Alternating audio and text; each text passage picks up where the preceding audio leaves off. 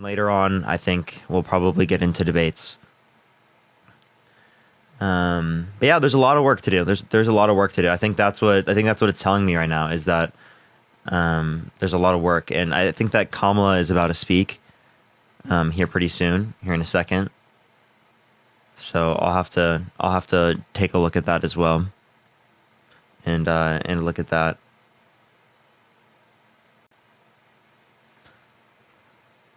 But what's up, everyone? What's up, y'all? Tell us it gets better, please. I appreciate that. Thank you so much. I can't. Like, he's won. That's what's happened, and he's going to be inaugurated in January. Appreciate the hand heart. And yeah, the I mean, we can hope our checks and balances are in place, but if we lose the House and the as well, that would be really bad. But we've already lost the Senate, so yeah, that's not good. I'm gonna add some people up right now. Amber also, I did connect with to come up. Hey, Parker. Amber, how you doing? How what are your thoughts about what's going on right now? Um, I'm. I guess I'm supremely disappointed. I'm very. Half of me is really shocked, and half of me is not. I think that we're not as different as a country today as we were 200 years ago in many ways. I know people don't like to hear it, but we were founded on the backs of people whose human rights we did not recognize, and we're still doing that.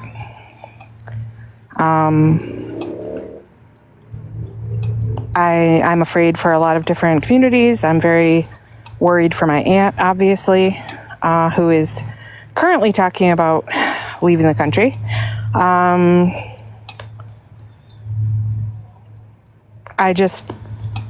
It's really hard to process even like what I'm thinking right now. I just wanted to thank you for how hard you tried and how much work you put into trying to spread accurate information, how hard you tried to teach people about the case, about grape culture. I appreciate it from the bottom of my heart. I always will. You'll always have a friend in me, Parker. And Appreciate that, Amber. you put in so much passion into it. I could feel the sincerity of you caring about that, and that meant a lot to me personally. As far as all of the fellow survivors in the chat, again, I know this is really hard. It's hard for me too. I'm not going anywhere. I'm still here. I'm going to keep fighting. So you can't give up either. We still have to keep talking to people. We still have to try to change people's hearts and minds about the things that matter and that are bigger even than this one election. I think I'm obviously like super disappointed in my fellow white women because we're the ones who overwhelmingly voted for Donald Trump again, and Gen Z didn't turn up.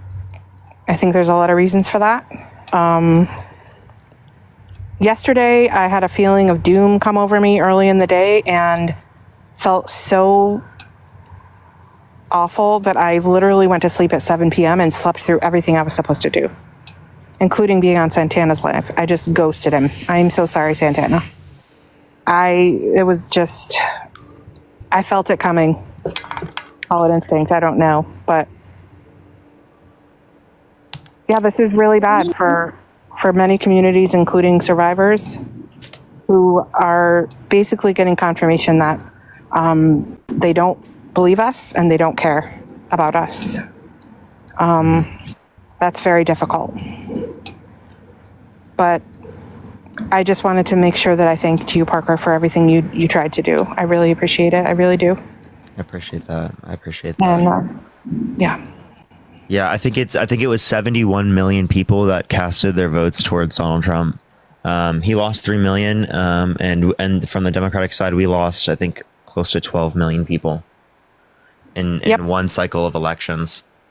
Yeah, I've said to people, it's not that It's not as if he like gained a ton of popularity. He didn't. It's the same He base. became less popular. It's just that the Democratic Party became even less popular than what it was, and even more than what Donald Trump did. Correct.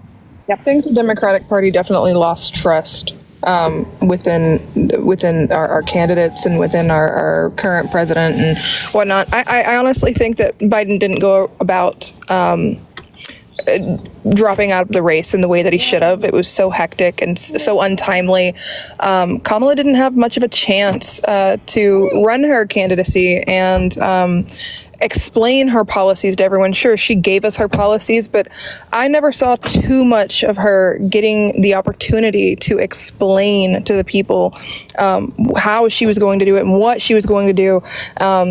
And the ins and outs of everything. And it wasn't her fault. I think she did great with the time that she was given. She did amazing. I am so proud of that woman. As a Black woman, I am extremely grateful that she was the one representing us. And Parker, I want to tag on along with Librarian. I've been here since the very beginning, man. You've always been there, and you've always been doing it for the people, and I want to thank you. I mean, dude, I remember watching you in like 2021-ish time period, and you had like maybe 100-something viewers, and dude, you've blown up. You have been one of the biggest spokespeople. Is that I don't know, whatever, you know what I mean, for this community. And I want to say from the bottom of my heart, from all of us, thank you. Keep going. I know that you're feeling defeated. We're all feeling defeated, but that's just a part of the game. Honestly, it's gonna happen. It's gonna continue to happen. It's gonna be like that in the future sometimes, but not all the time. So don't give up. I don't think you're the type of person who would do that anyway. But just don't give up. Keep pushing forward. Keep doing what you're doing. Keep fighting the good fight, and we'll get there eventually. We will. She can still run again. You know, this isn't our last opportunity. It's not a lose all. No, I really appreciate that. Yeah, it definitely does feel defeating because it's like, I don't know what happened with the Democratic Party that it could be the case that it's like literally so many more people have left like that. It makes it feel defeating in the sense that like, I mean, I feel like I'm not doing as much as I would want. But like, obviously I can't like change like the results of like the election on that scale, but like, I don't know. Yeah, it is defeating. It is very defeating. But obviously, I'm never going to stop. And I appreciate There's nothing that you could have done better. I think that's important to say. There's nothing that you could have done more or better to sway everyone's opinions. You're doing exactly what you can with what you have.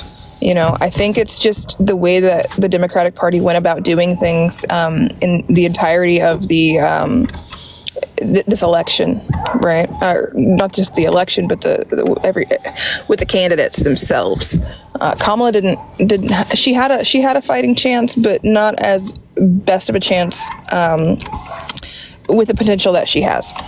And I think that's important to note. I don't think sorry for my kid in the background, but I don't think she was given the opportunity that she needed. She wasn't given as much time as Trump. He had a bunch of trust with the Republicans, and I think he might have gained some trust with the undecided. I think in a couple states there were a lot more undecided voters or like third party voters than there were last election, which I think is a big problem. Yeah. You know, Parker, one thing that I want to say is I literally had the exact same feeling as you, right?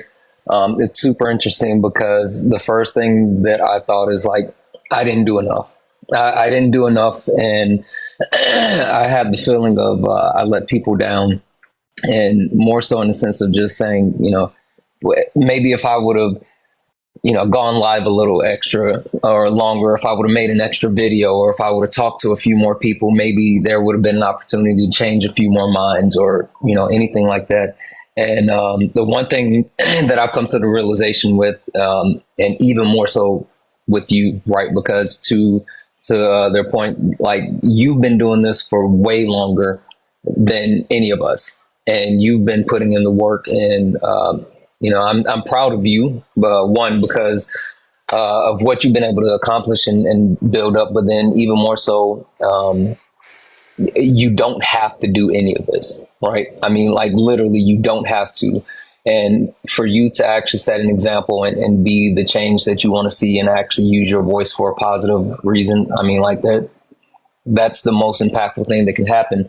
Like it was deflating in real time. And I went to bed and I was just like, I was defeated. But I woke up this morning and I felt defiant, right? More so emboldened, thinking like, okay, I have to do more work. I have to do more now. I have to reach more people. I have to fight harder. I have to make sure I can do everything in my power to protect those people that need it, because honestly, it's not about me.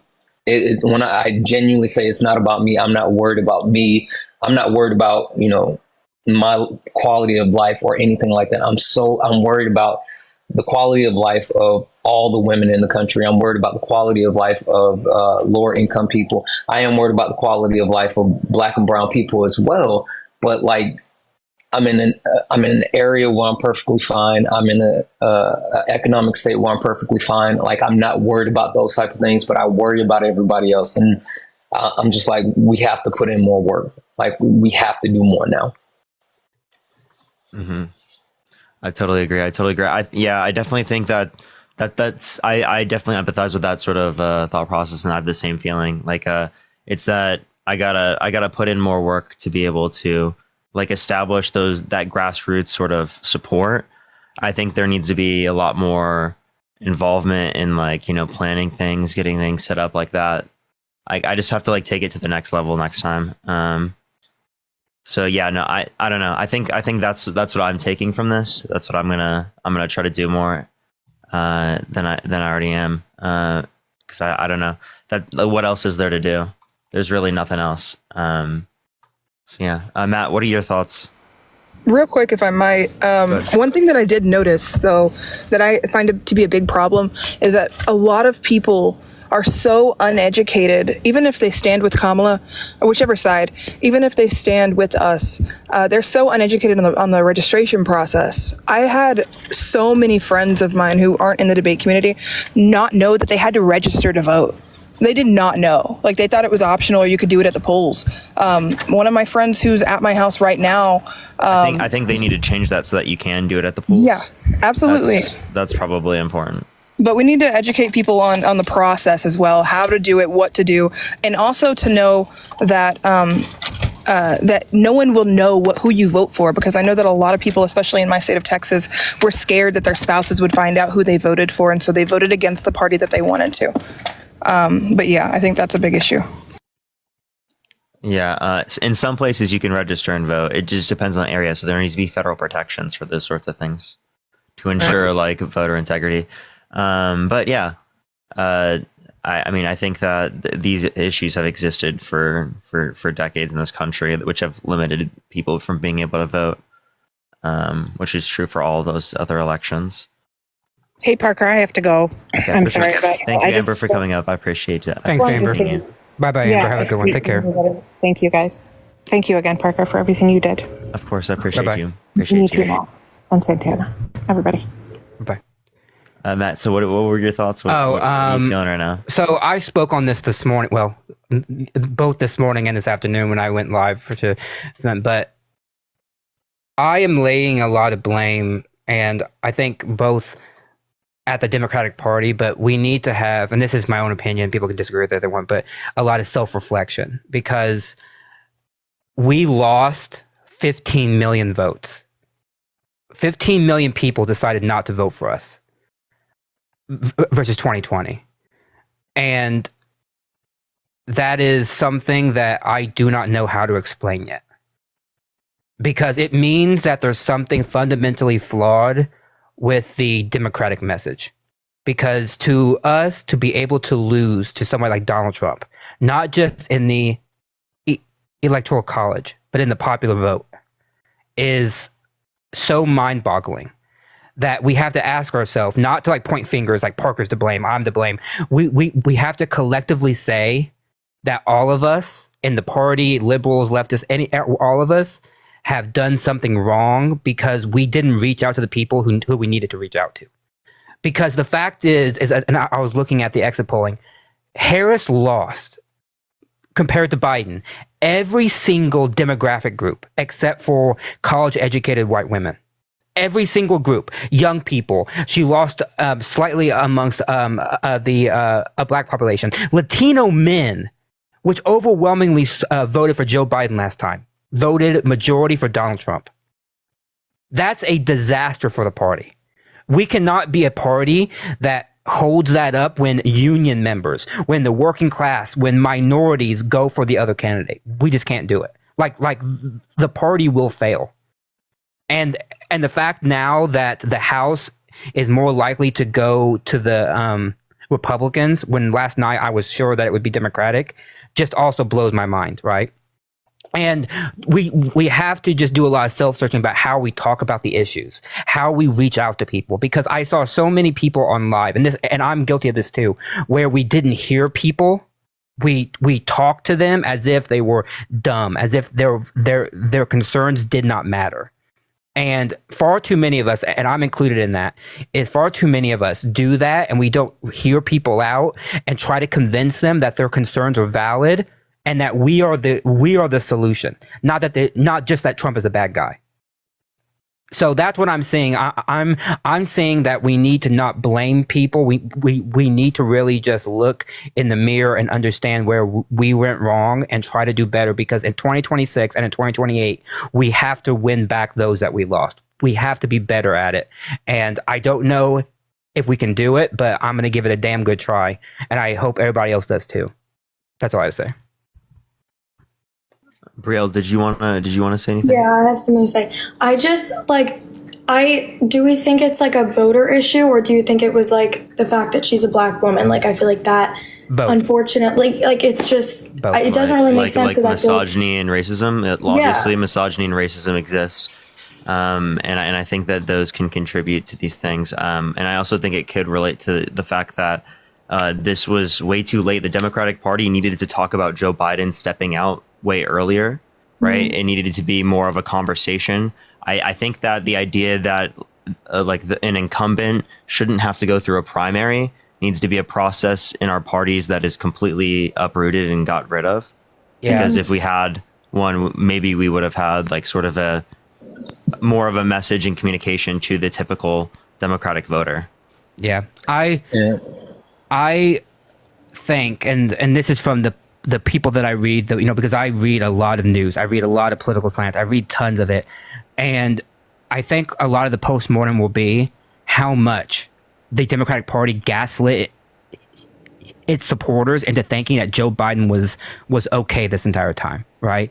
And I know that some people might be pissed at me in saying this, but it really does piss me off, because I was told for so long that Joe Biden's fine. Nothing's wrong. He can run the race. And then on June 28th or whenever the fuck it was, we saw it before our own eyes how bad it was. And by then it was far too late. And even then it took him 3 weeks to get out of the race, right? I mean, Harris did the best she could with the cards that she was dealt. She was dealt terrible cards, both from the party, but from Joe Biden, from just the way that all around the world, the parties that are in power are losing everywhere. She was damned if she did or damned if she didn't. There was nothing that she really could have done. And then you add on the racism and the blatant misogyny that we all hear about constantly, right? All of this shit. And you add all that in, and frankly, it's very demoralizing, because the party, in a way, did it to itself, because we gaslit ourselves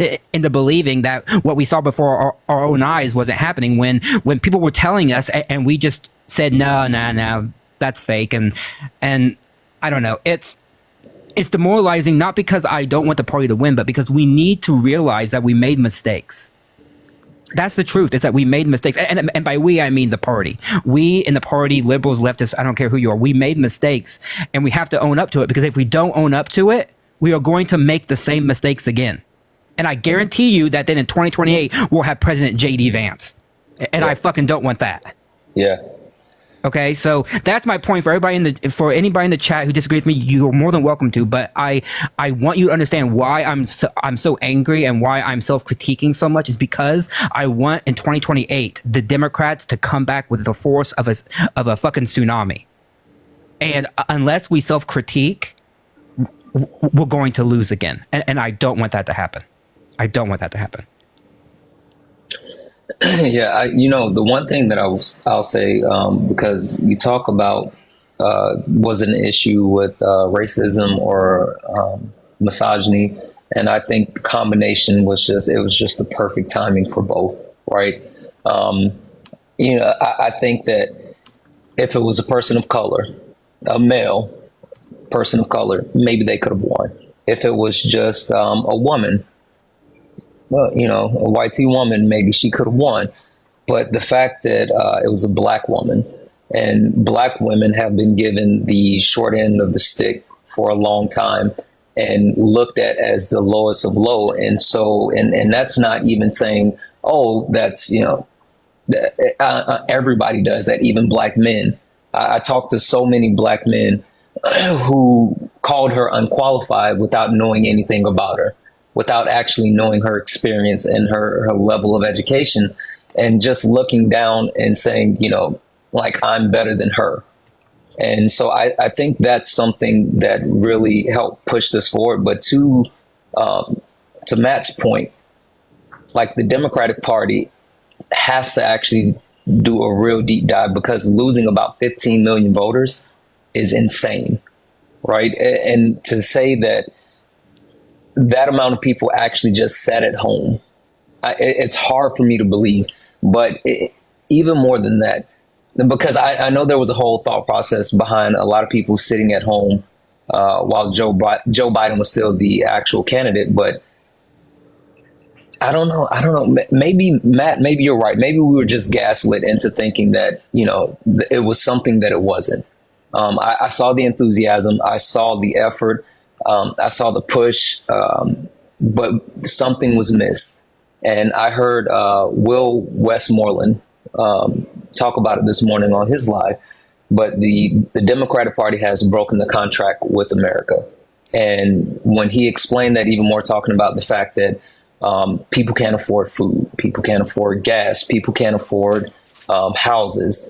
And it's a thing that isn't necessarily being addressed. And so you have a lot of people who think that this is going to be addressed under Donald Trump because they remember how things were, and their concerns and efforts aren't directly being addressed. And so, again, I'll double down on what Matt just said. If there's going to be a change, if there's going to be any type of shift in politics, then we have to find a way to actually improve on the everyday issues, the quote unquote bread and butter that Bernie Sanders talked about, that people really care about. It can't just be, those high level big issues. Yeah, I think the messaging needs to be, this is how we are going to help you, and we need to talk way more about that. And I think that because they, in a certain sense, wanted to shift more to the right in terms of economic issues, I think it made them look really bad. If we were talking about how we could provide people access to childcare, right, and healthcare, right, like universal healthcare, universal childcare, I think that we would have won a lot more. Right. I think that if we had policies specifically targeted towards, right, ensuring people had broader access to education, right, and help with their student loans, I think that we would have been able to do more, right, or like greater levels of stimulation for housing. Like we did have a good policy for that. I think actually the tax credit is a good idea and needs to be expanded more upon. And I think that message would hit home. But I just don't think that we talked about those economic issues enough, because of the fact that we're dealing with so many other things. And this isn't even our fault. It's the fact that there's so many bad things on the Republican side, that when you're calling out all of the things about his character and people are voting on what's impacting them economically, right, there becomes like a bit of a crossfire there. So I think that messaging, we should have kept the same on the character, but then also just targeted significantly more at like, this is what she's going to do for you. Here's what this policy is going to do for you. And here's what it's going to keep around. Whereas this is what they're not going to do. There should have been a heavily more economic based argument. You know what's funny though, and you say that, and it takes me back to all the conversations that I've had, and everyone that was like, I'm voting for Donald Trump. And it was always because, well, I'm voting for Donald Trump because he's going to do this for me. He's going to do this for me. And I kept saying, well, again, it's not all about you. What about everyone else? And you know, why aren't we thinking about taking care of everybody? And there's like, well, you know, I want my, you know, wallet to be thicker or things like that. And it was always I. And I never took a moment to stop and think, do they feel like if we take care of everybody, then that means we can't take care of them individually? And I, to your point, that has to be a message. Like, it's not just, oh, it's going to help other people. Like, specifically, we want to help you. I think that has to be addressed. I think that was like one of the major problems. Like, people didn't like that we were talking about like what we can do for everybody. Like, people wanted to hear individually like how they're going to be better. I think that was like a big issue, because every time you hear about people voting for Trump, whatever, they're only talking individually. I think that was a big problem with the messaging, like, because the people don't think that, yeah, like you said, people don't think that if we're helping everybody that they can also profit like individually. They just don't like believe that works. I think that was like a big missed mark. Is when there are economic conditions like this, we respond in that way. And because economic conditions like were like that, it's very likely for our party to lose on that message. Because that's what happened to literally everywhere. Every incumbency, like almost every single one, not every single one, of course, but almost every single one lost, right? So Yep. like that's what's expected in scenarios in which there's vast economic disparities, like in terms of things like inflation and whatnot. And people just don't understand how inflation works, right? They immediately will attribute it to like that particular administration. Mm-hmm. I mean, we saw this on our lives all the time. Think about the countless people that would have had that type of position or opinion without even coming on these lives in the first place. It's a vast percentage of the population. I would say too, and I'm curious what other people think, but I also too, the way, and I was listening to some of the talking heads this morning and everything, and the way that we talk about these people, and by these people I mean Trump supporters, just those who disagree with us, needs to change. Because one of the popular shows today, she basically called all women that voted for Trump uneducated. Like, that was her word, uneducated. And I was thinking, that's not helpful.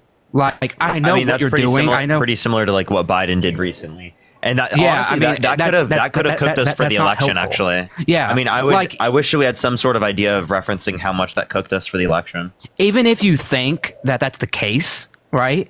Calling the people who you want to vote for you uneducated, isn't a good move. Wait. I'm just going to be sorry, chat. Like, to be totally honest, it's fucking true. It's true. Like, people who are voting for Donald Trump are very uneducated. Like, it is totally fucking true. But the messaging is absolutely, it's probably pretty bad, right? Like, I have to acknowledge that. But like, it is fucking true. Every single one of you in the chat right now that is literally like here happy that Donald Trump won. You guys are still literally, you guys supported a guy that was held civilly liable of sexually abusing a woman, tried to coup the country, called for a complete and total shutdown of Muslims in the country. You guys aren't talking all like strong right now because your candidate won, but you guys don't realize that you guys put in someone in office who's a terrible fucking individual. Right. And that's not me just trying to brand it in a particular way. That's the reality of the matter. And every single one of you are coping in that.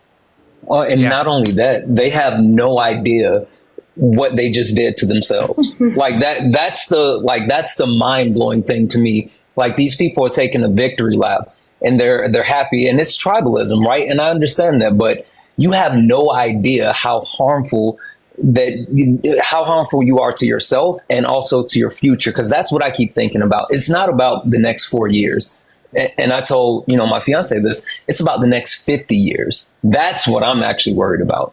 But anyway, Matt, I'm sorry.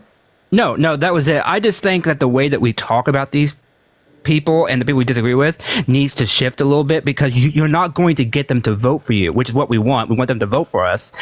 when you call them uneducated or you call them names, even though a lot of these people are uneducated in the sense that they don't know the issues. They don't know tariff policy. They don't know how Parker knows about the intricacies of like tariff policy, right? But some people, instead of talking to them and trying to explain it to them, and as Santana said, make them understand how this is bad for you, they would just the people in the media. That's what I'm mainly talking about. They would just immediately call them dumb or uneducated, or that they just simply can't understand it, right? And when that's simply not the case, that's also me. Like, I mean, I did that too. Like, I'm gonna be totally honest. Well, like, I mean, I do think I'm a part of that, and like, I see how that messaging definitely does not like apply to people, even though it's fucking true. And that's the reality of the matter. And that's what's kind of annoying, is that sometimes what's true isn't the most optical thing for an election. And that's what's really frustrating about politics. Yeah. And see, you can't just tell people what it's like. You can't just tell people how it fucking is. Right? You have to do some like walk around, sort of like run around sort of circus almost. Yeah. Right? In order to be able to like explain things in certain Parker, one thing that I remember you saying, or remember people saying in your lives all the time, was this: I feel like he'll make my life better. They used emotion, right? That's and we were arguing on fact. They were arguing on emotion. It is damn difficult to fight against emotion when it's core deep, like when it's deep in you, right? And trying to argue with somebody that has emotion but I think it's like emotion in relation to economics, because we did run like emotional based arguments, right? Like things that actually get to people in terms of the context of abortion, in terms of the context of the economics, yes. Yeah, all of those things. Appreciate the elephant. So, but like it's simply just related to what impacts me individually. That's literally how people are looking at this election. They're looking at it, oh, is this going to make me better off or worse off? And they're not looking at it in terms of what actually is going to make them better off. They're looking at it in terms of what happened. I mean, also, too, this election, I think, solidifies also, if anybody had any doubts, how self-interested we all are. Thank you for the gift, right? Absolutely. People are always self-interested, but the fact that this election kind of turned it up like a notch, because people were like not willing to look at the big picture, right? About the big. Yeah, we're not looking at like why. We're just looking at like what. It was so self-centered that people were saying I did not do better, even though all of the people around me, right? They didn't care about what happened here or here. They said, well, Trump won't do that, right? I don't believe him when they say that, but I know that he'll make my life better, right? And it was about me, when it's not about everybody else. When he wouldn't even make the life better, but there's no more critical thought than that. It's literally just it happened right under this administration. I felt like it was good because everyone just cut off COVID. Like for some reason at the end of his administration, everyone just forgot about it. Forgot that Trump was president. Humans have an incredibly short memory. I'll talk about the description. I had people on my live that literally thought that Trump was stopped being president in 2020. I know.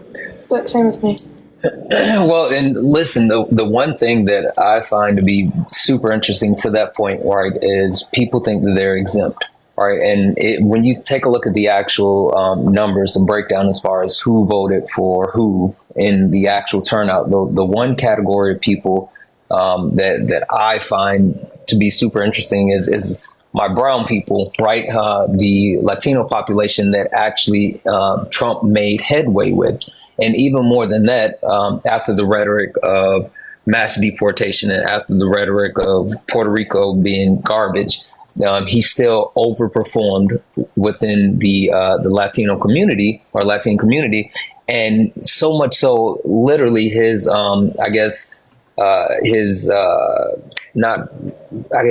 press secretary literally was on Fox News today saying on day one, they're going to start mass deportation. And again, that goes back to the whole point. I was telling Parker that. Yeah. I get that. I don't think people understand how harmful that is. And not only harmful to those brown people who are here legally and quote unquote illegally, but also to our economy and what that would actually do if somehow he could pull that off. It's going to be so harmful to the U.S. economy. It's insane. I don't think a lot of them realize that the majority of people that I talk to about the birthright citizenship thing that Trump wants to take away, they did not know about. And that's how a a lot of people have gotten citizenship in America simply by being born here. And Trump wants to take that away, but they don't. I mean, like Matt, I agree with you in what you said earlier, and in saying that we need to take a different approach in addressing people. But for now, they are uneducated. They are very highly. Yeah, I mean, as I said, I agree with the sentiment. Like I understand. Yeah. Yeah, it's just they don't understand, and they don't care to educate themselves. I don't know how we're supposed to get them to care to educate themselves, but I mean, I've seen it on Parker's Live. I was just doing it today. I had a couple hundred people in my live today for the first time in a while, and it's probably because my background, but I had a lot of people come up, and when I asked them to support their claims that they had heard Trump say or heard other people say, they couldn't. They simply couldn't. And I asked them to go Google it. There was one guy in specific who absolutely refused to go get a source. And I was like, dude, where did you hear this? Where did you hear this? Just tell me where you heard it. He was like, I heard it from Trump himself. And what better source to trust than the man I'm voting for? What? I'm sorry? So they believe anything that they want to believe. They refuse to do the research. They refuse to fact check. They don't want to look anything up, and I don't know how to change that. That's something that we need to come up with a solution I mean, for. that's a perennial problem because, I mean, I'm a librarian and I work in academia and trying to get people to understand media literacy and understand sources and like what's good and what's bad. I mean, I see it in, people of like Parker's age, right? They think, that they heard it on Joe Rogan, therefore like it must be true. Like, I'm not joking. Like, I'm totally serious. Like, that's exactly what people tell me, and I have to be like, oh my God. And then you have, and I don't mean this against any people in the chat, but then you have people like my parents who are boomers that get everything from fucking Facebook and think that that's God's gospel, right? I mean, we have a dichotomy here where half of the population gets it from Facebook and crazy shit like that from, their favorite right-wing uncle. And then we have some of the younger people who get it from podcasts when they're also not being fact-checked and sourced. So we have like dual problems, and everybody else is stuck in the middle trying to get people to understand that you need sources, you need to look it up, and it's not just about, feelings and shit. But this election was based on feelings. Like, it just was. This was not a fact election. At this point, it's just willful ignorance. They know that. I mean, Google is actually so free and on sale right now that it's at everyone's disposal. You can easily just Google reputable sources to get news from, and then you can Google whatever information you're trying to find out. But people don't do that. It's sickening. Well, No. Go ahead. You got it. I think a big part of the problem is that he's run on everything is fake news. Don't trust anything. Don't trust the media. Don't trust whatever you see. Like, he wants people to only believe what comes out of his mouth. And that's like been his whole problem. That's why people don't. I'll send people sources. They'll say, it's fake. This is fake. Don't believe that. That's a lie. That's a lie. Like, and you can't argue with that. Like, they're not going to believe it. And that's the problem. Like, it's also down to like the education system when I don't know how people don't understand how to like trust a reliable source versus an unreliable source. I don't know where that got lost. It's because he's been degrading the media for 9 years. Yeah, that's what it is. Like, That's fake, what the he enemy of the people. Yep. That's how you perpetuate misinformation, is by denying the media. That's the whole problem. That's Because whenever media that comes out that you dislike, right, you can just deny it. fake. Right, you can create whatever narrative you want. Yeah. Keeps people within the fold easier. Yeah, and that's I think that was like a huge problem. That's what we're talking about now. Yeah. And I think even more than that, you guys kind of hit on something.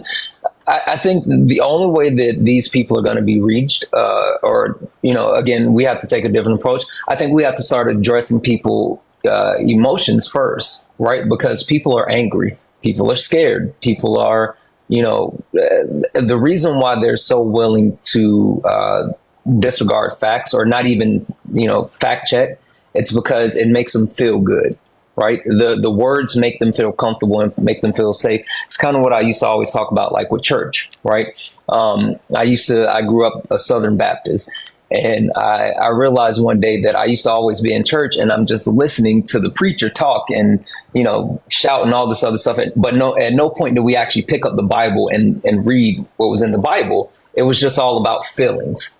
And Donald Yeah, Trump has. they would leave out those death stories and stuff. They didn't want to go for that. No. But Donald Trump has figured out the best way to actually tap into people's feelings and emotions, and then that overrides rational thought or critical thinking. And so I think that those feelings have to be addressed if we want to be able to reach people with facts. And I think that's just something we have to do. We have to actually make that emotional and intellectual connection in order to be able to change anything. Yeah, no, I fully agree. And what I'll say even more so, I want to put some bright spots up because I don't want to be all doom and gloom. Mm-hmm. We had 11 states with some form of pro-choice constitutional amendment ballot initiatives, and we won 8 of them. So that's a good record. So that's good. So now in some of the most conservative states, we got rid of, like, for example, in Missouri, their 6-week abortion ban is gonzo. It's gone because they have now constitutionally protected the right to choose. That's great. We should celebrate that. I'm sad about Florida. I really wish Florida would have done it. I was just about to say, Matt, we have to talk about that, right? I mean, because that's what happens when you have, so many Republicans in power and you have a Republican majority and that's the problem I have when they say, oh, they're kicking it back to the state, right? They kicked it back to the state, and in certain ballot measures, in Florida, they got enough as far as like over 50%. But they say, exactly. But they said, you don't meet the 60% threshold that we now hold. So we're not going to actually do it, even though the will of the people says this is what they want. Well, fuck Ron DeSantis because he basically did a whole like disinformation campaign to confuse people. Right. Yeah. This would have passed.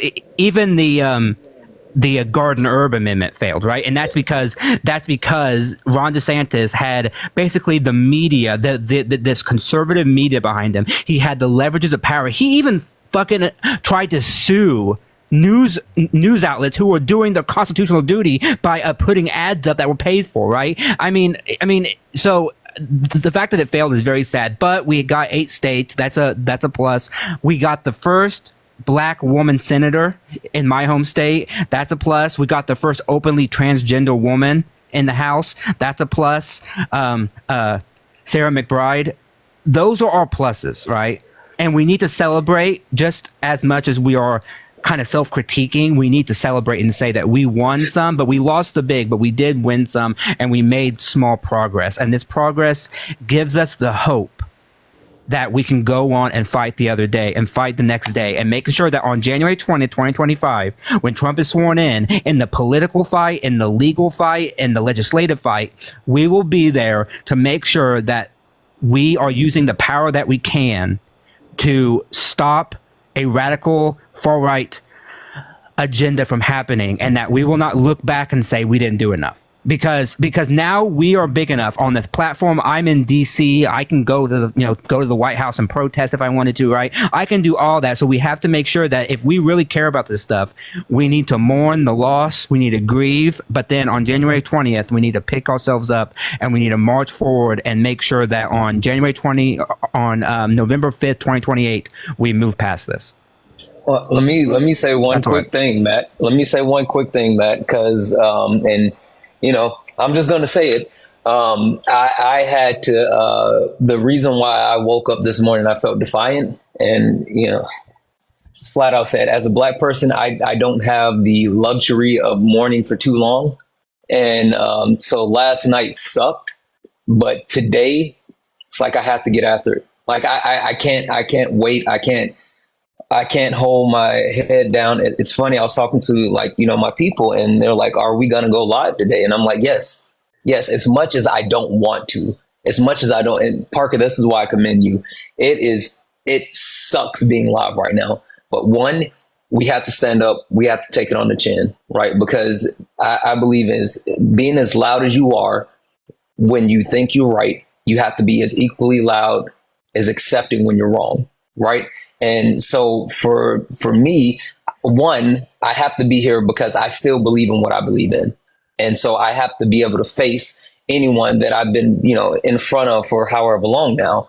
But also, two, I've started to cultivate a community of people who believe in me and use that space as far as being a safe place right? Parker, I mean, before I even knew you, I was a part of your community, right? I would watch literally every single day. I would watch you.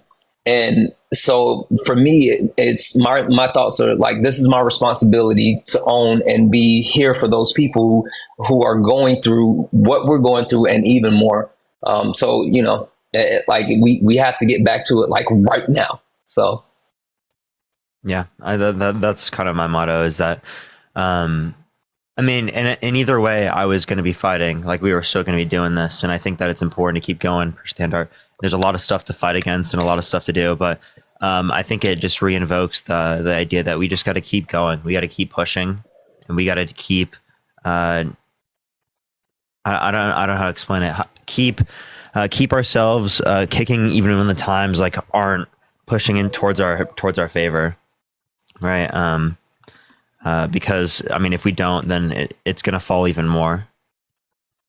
So yeah, I think that's really important. I agree. Matt, you got anything else you wanted to add to that? No, I basically have said my piece, and I've basically said what was on my mind. So people can agree or disagree, but that's what I had to think. So that's it. Yeah. Brielle, you have anything you wanted to go over? I don't know if this is just me or if it's just my social media or if it's just social media in general. I have seen I don't know if this has any impact in what happened or not, but I've seen a massive rise in Christianity somehow wanting to be a part of the policy. I'm wondering if that has anything to do with it. Even though Trump's not a Christian, he positions himself to be one or somehow. Yes. You think that has something to do with it? And I think Absolutely. so too. But that's because they're trying to involve this idea of Christian nationalism into politics, and it's becoming more prevalent. And that's the type of ideas that Donald Trump is perpetuating. And it's also because, historically speaking, we kind of have ignored Christian nationalism in this country. Appreciate the subscription. Thank you so much. As of recently, and kind of just let it simmer. And I think that's actually what I want to kind of argue against coming in the next few years is the idea that that religion is the basis of the United States government, and if that's going to happen, it's going to be through the context of Christianity. So that's what a lot of religious extremists are trying to do right now. They're trying to involve religion within the context of our politics and make all of our laws right in the basis of what this particular religious text says. So, well, I mean, Matt Walsh basically gave the game up. I don't know if you all saw his. He said that about Project 2025 right after. Yeah. He basically said, "Oh, I was just kidding. Now it's all about Project 2025." I mean, if these people are actually meaning what they're saying, then yes. I mean, I'm gonna have to be on the fucking White House lawn with the fucking Bible and throwing it at people and shit because they want to do Christian nationalist stuff. But I mean, all I can hope for is, as I said, is we have organizations. That's the big thing too. If people can donate, don't if you can't, but if you can, right? Donate to the organizations that are fighting the fight in the courts, because that's where the battle is going to be, right? The ACLU, groups like that, right? That are going to be taking Trump to court on every single thing that he does. That's where the fight will be, right? It's when they start pushing these right-wing, far-right Christian ideas, they're going to be challenged in the courts, and that's where we need to support them at. So if anybody can do that, if shit gets that bad, then we need to support those groups that are fighting the good fight within the courts. Yeah, definitely. But yeah. What do y'all? Sorry, up? go ahead. Oh, I kind of want to hear everyone's opinion on whether or not you think Trump is going to go along with Project 2025. I don't know if y'all spoke about it. It's my kid's birthday, so I was kind of off for a good probably 10 minutes. I would say probably pretty similar. Yeah. I am above 50% now. Oh man. Because I think he doesn't really give a shit about it. I think the people in his administration will. Right. That's the thing. Which is exactly what Date Right Stuff was saying he was doing. He was staffing the next administration. Yep. Oh yeah. They have a lead in everything now. which is honestly terrifying. But again, we have to keep fighting the good fight. Otherwise, they'll keep winning. What I think Kamala is speaking right now. Are y'all, any of y'all like caught up on that? I Well, saw No, it. no, Yeah. she's done. I saw it. She's done. She's done. Yeah. Okay. She Does conceded. anyone know? She just conceded. That's it. Yeah, she basically gave a very poignant speech, and she conceded, and she congratulated Trump, and has basically, thanked everybody who supported her, and it was very poignant. It was very sad. It was very just kind of. I didn't watch it all because I probably couldn't handle it because it was. There's a lot of emotion going on, and it's just one of those things that she did what she needed to do. She said the right things, and we look forward to tomorrow. That's really Honestly, if that's all she did, that's how you do it, guys. I don't like it, but I can appreciate the fact that she conceded gracefully. She thanked everyone, yet the MAGAs couldn't do this in 2020. I think it shows a lot. I think that tells a lot. Yeah. Listen, Thank you for the raid. Thank you, Dean. Yeah, the one thing that I'll say about that, and it's kind of, Parker, I follow you on the Bird app as well, and I saw what you were saying as far as like we have to accept it and move forward, and I think that's one of the biggest messages that we can take out of this, because I am not big on conspiracy theories, and people are pushing conspiracy theories and this, that, or whatever. But I think the only way that we can have any type of progress is by understanding what we did wrong. How do we be better? How do we move forward?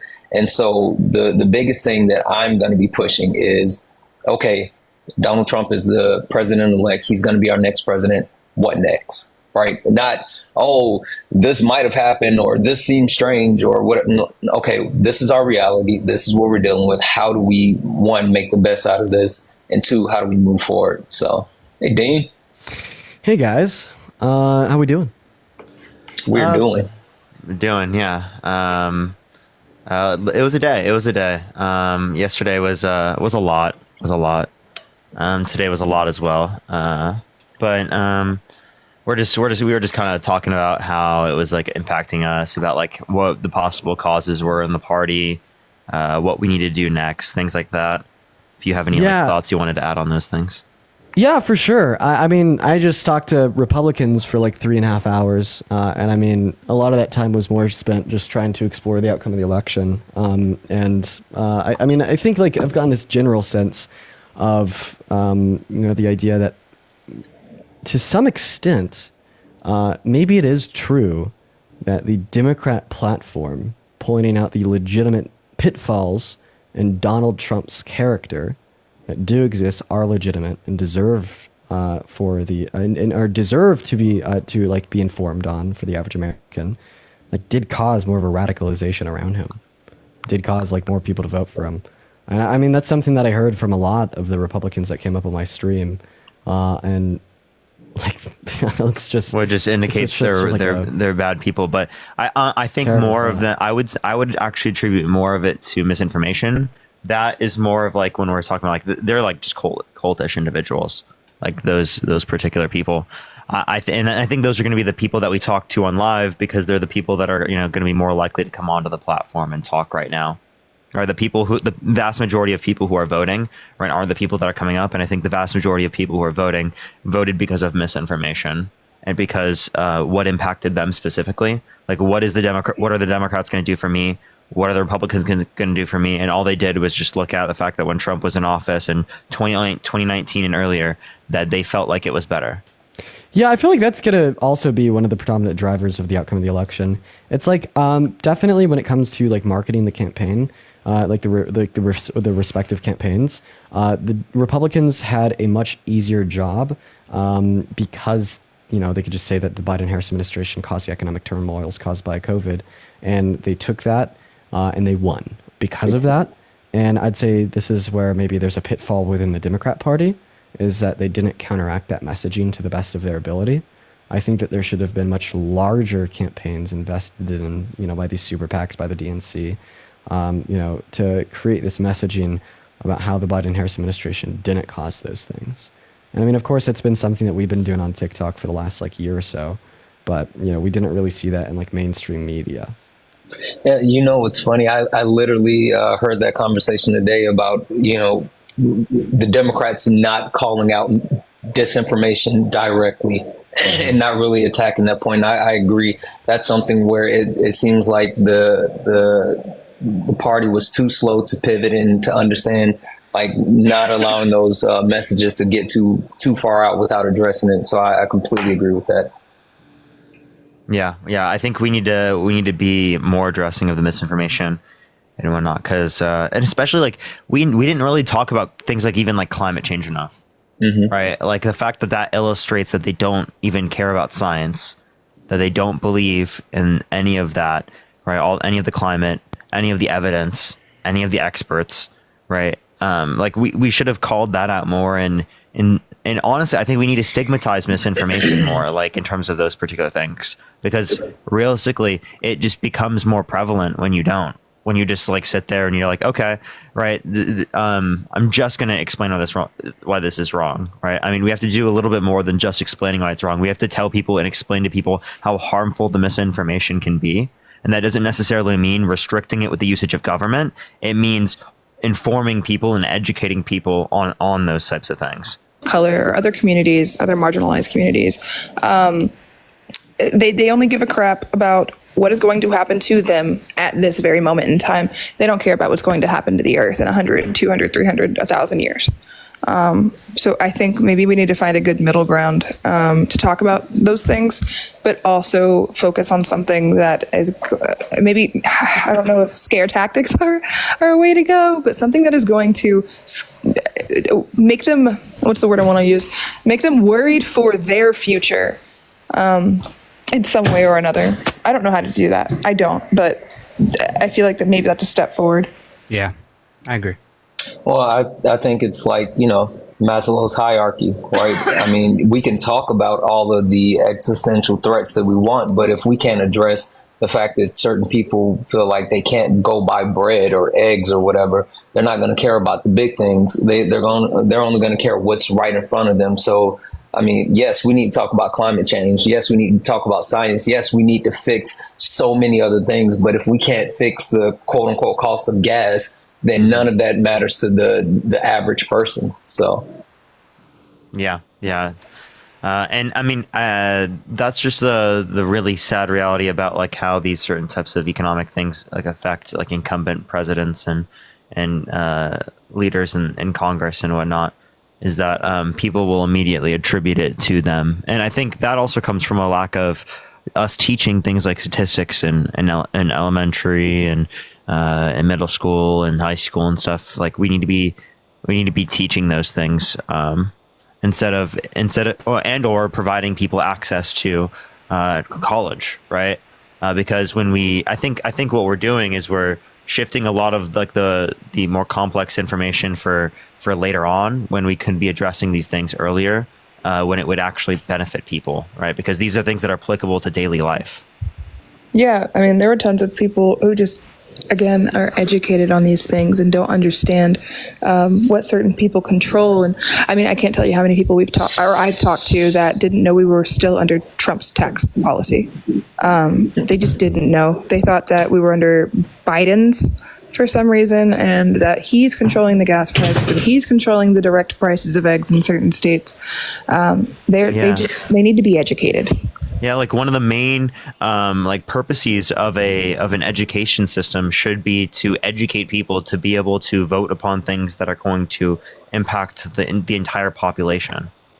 So yeah, it's kind of crazy that people only think of it on an individual perspective like that, and it's really hard to get people to view it from a broader lens. Yeah, I think, and the one thing that I always have to remind myself, and I was having a conversation with someone about this, for the most part, we live this, right? Every single day we're involved, whether it's, politics, social issues, things like that. But the average person isn't. right? They're not so ingrained into it that they're going to know specific policies or up to date information about what just happened in in Ukraine or whatever. Like they don't know, and so they're really susceptible to hearsay and susceptible to just really misinformation. And I think that's something that has to be taken into account. And again, I just keep thinking about like, what can I do moving forward? And that's like a big thing. I have to find a way to make sure that I'm not only combating that, but meeting people where they are. And because there's just not a lot of people who are properly educated in a lot of different things. So A new 4B movement. I've actually been seen seeing that a lot that. more. Yeah, I've been saying that. You know, one thing I will say about the 4B movement is undeniably one power and like levy of control that women have over men is access to intercourse. Nope. And I love the idea of the 4B movement because it is enacting, right, this one objective, undeniable power or levy of control that women have over men. One thing about 4B that I've always said when it comes up is that I think if implemented and exercised wrong, it can lead to further stigmatization of women who sleep with men more so than what exists with with misogyny. And I think the correct implementation and exercision of 4B would include not scrutinizing women who are not engaging in the 4B movement, but rather politely and kindly pushing them to engage in the 4B movement. Mm-hmm. I agree. We want to make sure that it doesn't lead to more stigmatization of women that sleep with men. I agree. I think that one thing that I would be worried about in regards to the 4B movement would be the potential perpetuation of grape. Less men would be getting, some the stuff, and so, men are very emotional creatures statistically. If they're not receiving these things, I am inclined to believe that they may just take them. I posted about this today. Oh. No. You go ahead. I posted about that today, and I got a bunch of comments being like, well, we weren't going to ask anyway. Like, really bad comments. That's so crazy. Yeah, like a lot of them are filtered, but like that was essentially the overwhelming statement. Yeah, and people like Trump being in office creates like a culture where people feel okay saying things like that. And I think that's such a ridiculous thing.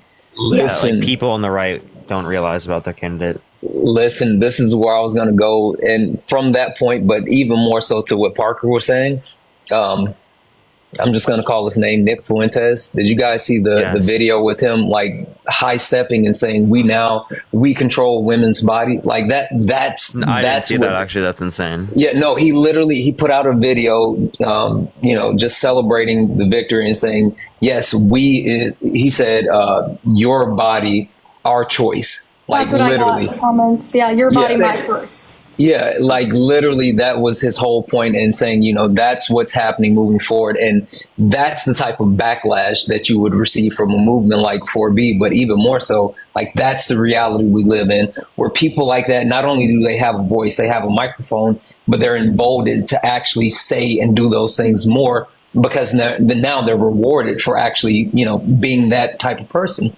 And that's what I saw on Twitter last night. Pretty much every piece of shit in the world that you could think of spent their night on Twitter talking about how the patriarchy is back, your body, my choice. Everyone, all the piece of shits were like, I'm so happy. This proves that women can't lead. I'm happy that we never got the woman leader because that would be an embarrassment for our country. There's like a lot of those alpha bros posting screenshots saying the patriarchy is so back, then a screenshot of them texting like 10 women to make them a sandwich. Yeah. I can't deal with this. Like, we are going to have a giant Texas, and as a woman who has lived in Texas for her entire life and can't leave because of my children and the geographical restrictions that I have. I am so worried for our country. We had 3 women just last week, pass away because they had miscarriages and were unable to seek abortion care because the doctors would not perform it. The fetus was gone already. It was gone, and it wasn't her fault. Their fault. They didn't do anything. It just happened. They just had a miscarriage and could not get care for it, and they passed away just in 1 week. 3 women. I want to make it known that number is going to be so much bigger in the near future. It's not just going to be Texas. I also want to make it a point that I've been trying to make for a very long time now. I haven't really been debating abortion much lately just because of the election, but rapists are allowed to choose the mother of their children in Texas. They are allowed to do that. We don't have a choice. God freaking, I don't even believe in God, but God freaking forbid that it happens to me again, or when it happens to me again, it more than likely will. It's not an if, it's a when. And when that does happen, I hope that I'm not ovulating, and I hope I don't have to go through that. I hope no other woman has to go through that, because at this point, we are on a path to every person, every man in America being able to choose the mother of their children without the mother's consent. And this is why 4B could be so vital. You know, like these shitheads tweeting out "Your body, my choice" are morally bankrupt A through Z. But the dystopian reality is that they're not lying. And the recognition of that dystopian reality should spark rage and a fight in every person watching this live to do something, anything about it. Honestly, guys, I hope that if this becomes a reality, that y'all really and truly utilize your amendment rights. If you get my drift, stay, if you can carry legally, because that's the point that it's going to have to come to. Protect yourselves at this point, because the government's not going to do it for you, unfortunately. Yeah. I don't really know what else I have planned for this live in particular. To be totally honest, there are people I can think. I haven't been thanking people who have been sending messages, so I probably could do that here in a few minutes. Is there anything someone wants to address before I do something like that real quick? And go ahead, Santana. No, actually, Dean, I was just actually about to give you your flowers. Dean, there's no way you're 20, right? You have a stone jaw, and literally, I saw you on earlier, and I was listening to your live, and I'm just like, again, I told Parker this earlier. I was live last night watching the coverage, and it was so hard to do, and for you to stand in the batter box and take those swings from those people today, I was just like, this guy is like way beyond his years. I don't know. I know being on live today sucks, and I know it's important, and I'm gonna do it. But yeah, that was it. Well, I appreciate you for that, Santana. That's quite a compliment, and I appreciate you for that. I was actually just about to bring that up. I don't know. So I mean, I kind of woke up this morning not really knowing what I wanted to do for the day.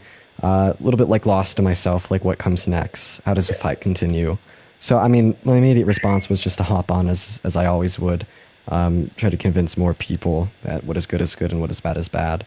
Yeah. But I mean, I ended up having a conversation with someone on my live, and I think some of the points kind of made sense. I don't know. I feel like these conversations right here, right, reflecting on, what has happened, what moving forward is going to look like, are the more important conversations to be having than talking to the like outrageous Republicans that just want to boast and gloat about how they won the election. Yeah, and I just as a start, I mean, we don't have to only focus on this. We can still fight that fight, right, and still argue against that. Yeah. But I think it's important to acknowledge, like, the way that we feel, the way that everyone is impacted, what we're going to do next, right, to sort of aid like the concerns that people have, right, with this election, because a lot of people are scared. We need that support. We need that community, right, and if we don't,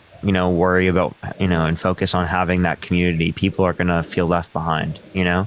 and I totally understand that, and I feel that. So, like, I think it's important to address this, and we can have time to fight that. We might even do that later. We'll have time to do that. But I mean, yeah, it's really important to ensure that we have this time to like dedicate to like ourselves as a community. Because I mean, realistically speaking, we need this community, right? That's what the left needs to realize, is that everyone on the left needs to be unified this next time.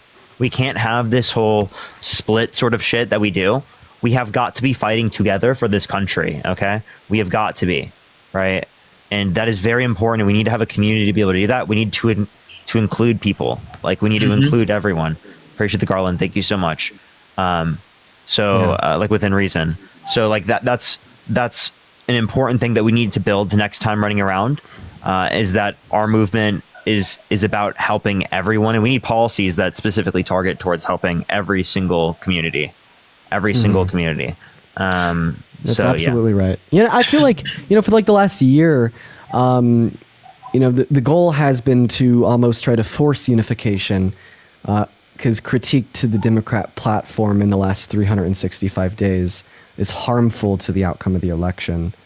But now, more than ever, is the time for internal growth, change, shift, and shifts to occur. Like, I think now it is really important for us all to introspect on the Democrat platform, what we believe in, what we are propping up, what we are platforming, what direction the platform as a whole is heading on, and consider, where we've gone right and where we've gone wrong. Critique ourselves, yeah. Critique ourselves. Be quick. Don't be overly quick, right? But be quick enough to critique yourself so that you can fix the things that are going to restrict us from being able to win next time around and being able to help people out. Yeah. This is a really good chance to hear from like a lot of the leftists that were very divided from a lot of the liberals voting for third party, not voting for Harris, to actually build a more constructive, unified platform moving forward. And I'm very excited for that, because that's actually something I talked about a lot on live, was after the election, let's grow together. Yeah, no, listen, there was a real third party vote. I mean, not a clear and concise third party vote, but there were a lot of people that voted for Jill Stein or even RFK, Cornel West, and then others. I mean, there has to be a way to bridge that gap. So I think you're absolutely right with that one. Yeah, I mean, it's also getting new people involved in politics. I think we do need to bridge that as well, especially because it's so important. A lot of people kind of just like forgot the implications of a Trump presidency as well, and it wasn't as like close in our memory as what it was last time.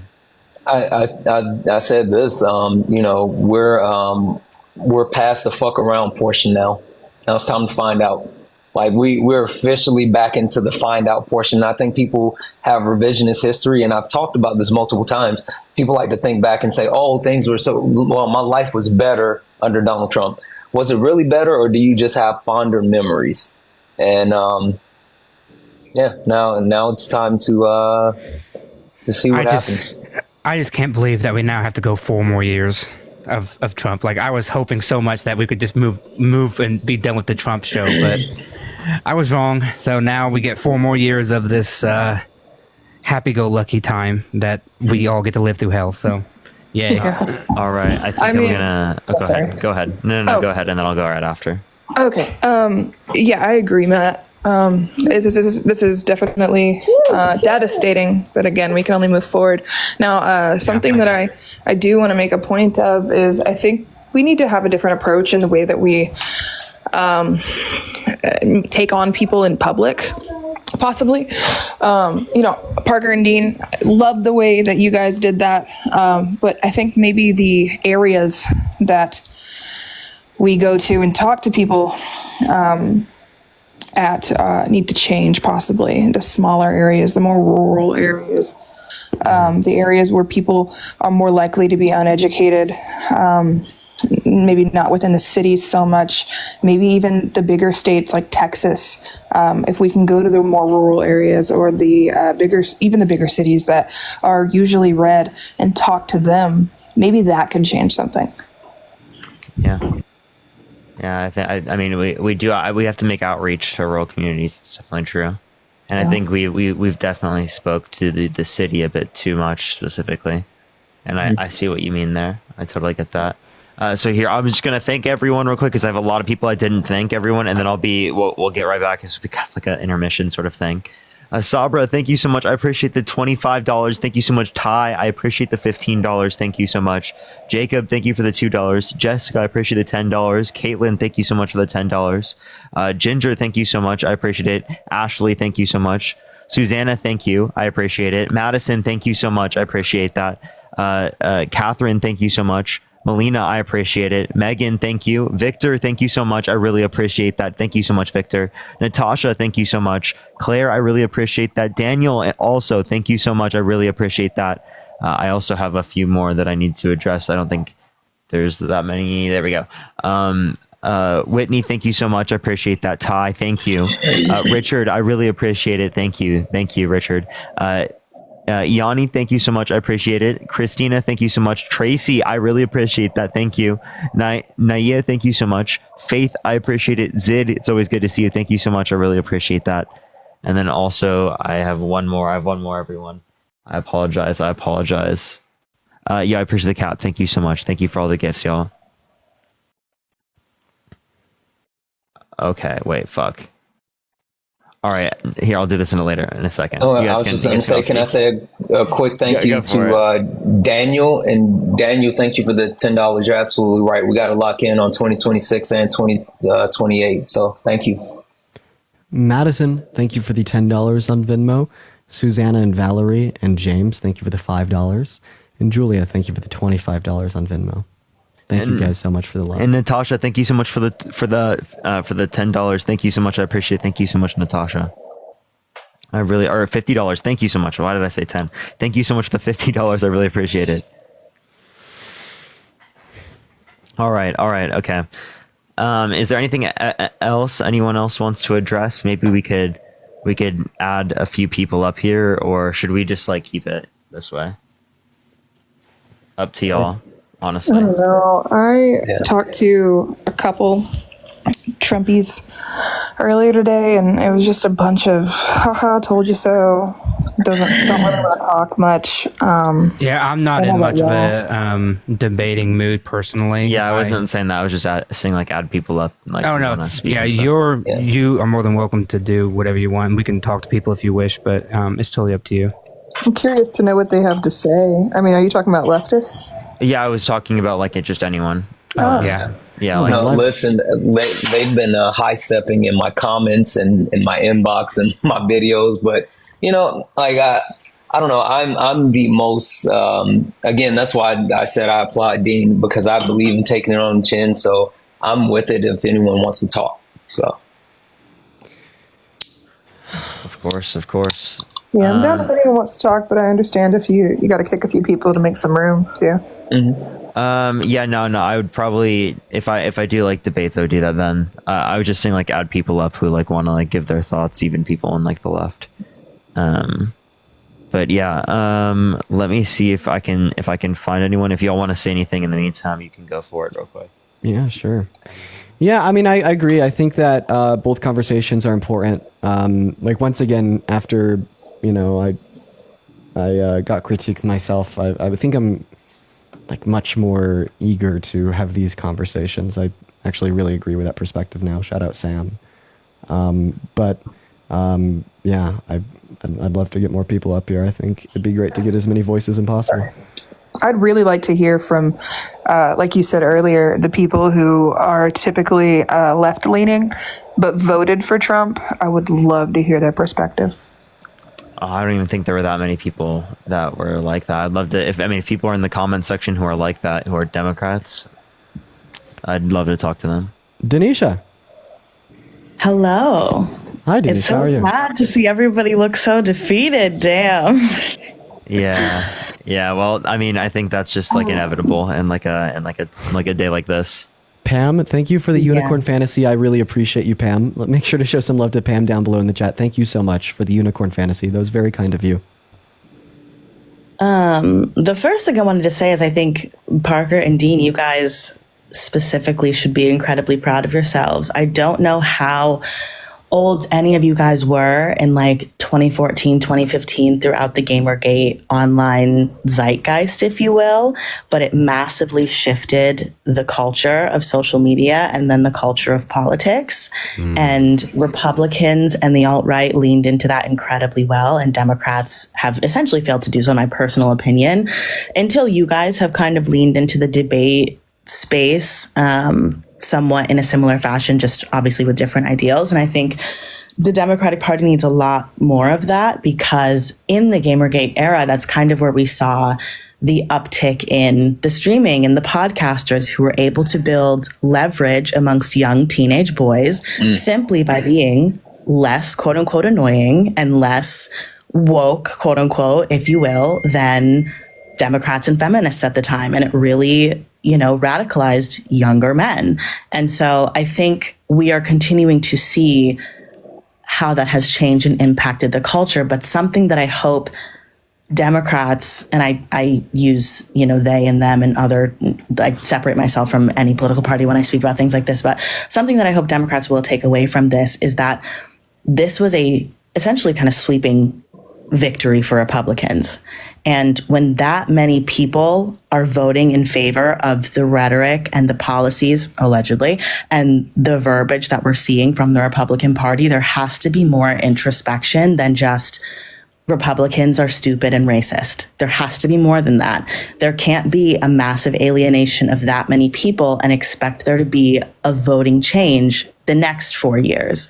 And so I think more conversations are good. Those moderate spaces, people who are regular Republican voters who aren't on 4chan and aren't on Twitter and cheering for Nick Fuentes, who are essentially getting off on making other people upset, because they do exist, obviously, which is very much so in line with the Gamergate culture of just finding it funny to be edgy and countercultural and making people upset. That is a big, unfortunately, part of why people have supported Trump.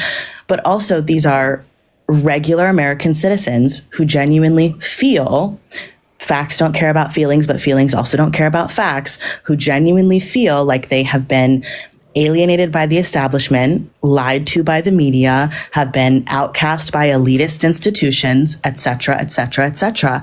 And if Democrats do not look inward and find a way to combat that without stomping on those people, whether it be, circulating memes calling the entire Midwest dumb fuckistan or whatever else, it's gonna keep happening. Whether how I feel about it or how you guys feel about it, like, obviously I am not a fan of people who routinely vote against their own interests and decimate this country in a multitude of ways either. But we will not make any headway with those people if they're labeled because they politically disagree and vote in ways that we don't favor for valid reasons is racist, misogynist, Nazi.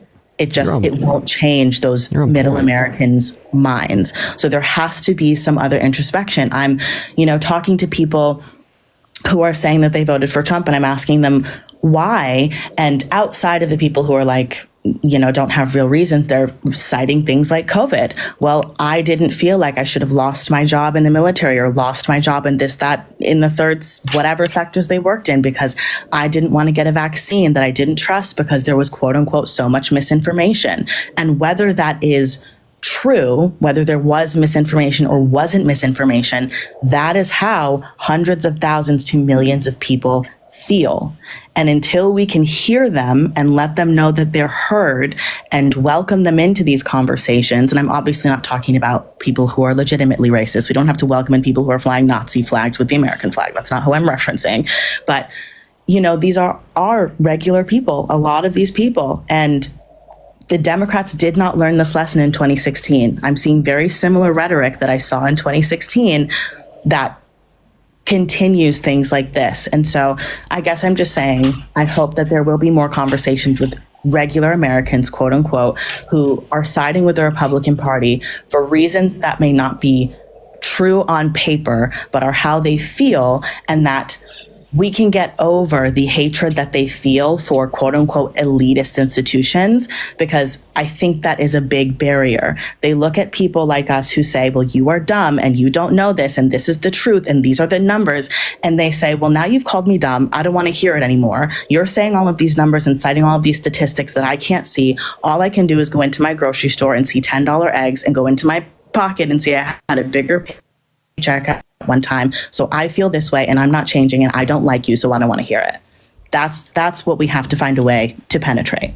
Yeah, and the way that we address that, I think, is through the context of having these types of conversations, critically thinking, and educating people very early on, because people will fall into the misinformation and disinformation simply because they don't know how to evaluate what information is accurate, what information is not. And when people like Trump specifically come into these spaces and they're very, very, very much like cutting the edge on like what's right, what's wrong, what's misinformation, what's not, right? A lot of people don't have an idea of who to trust, all right? Which means that they're more likely to just trust random people who are seemingly strong to them and crazy and stuff like Donald Trump.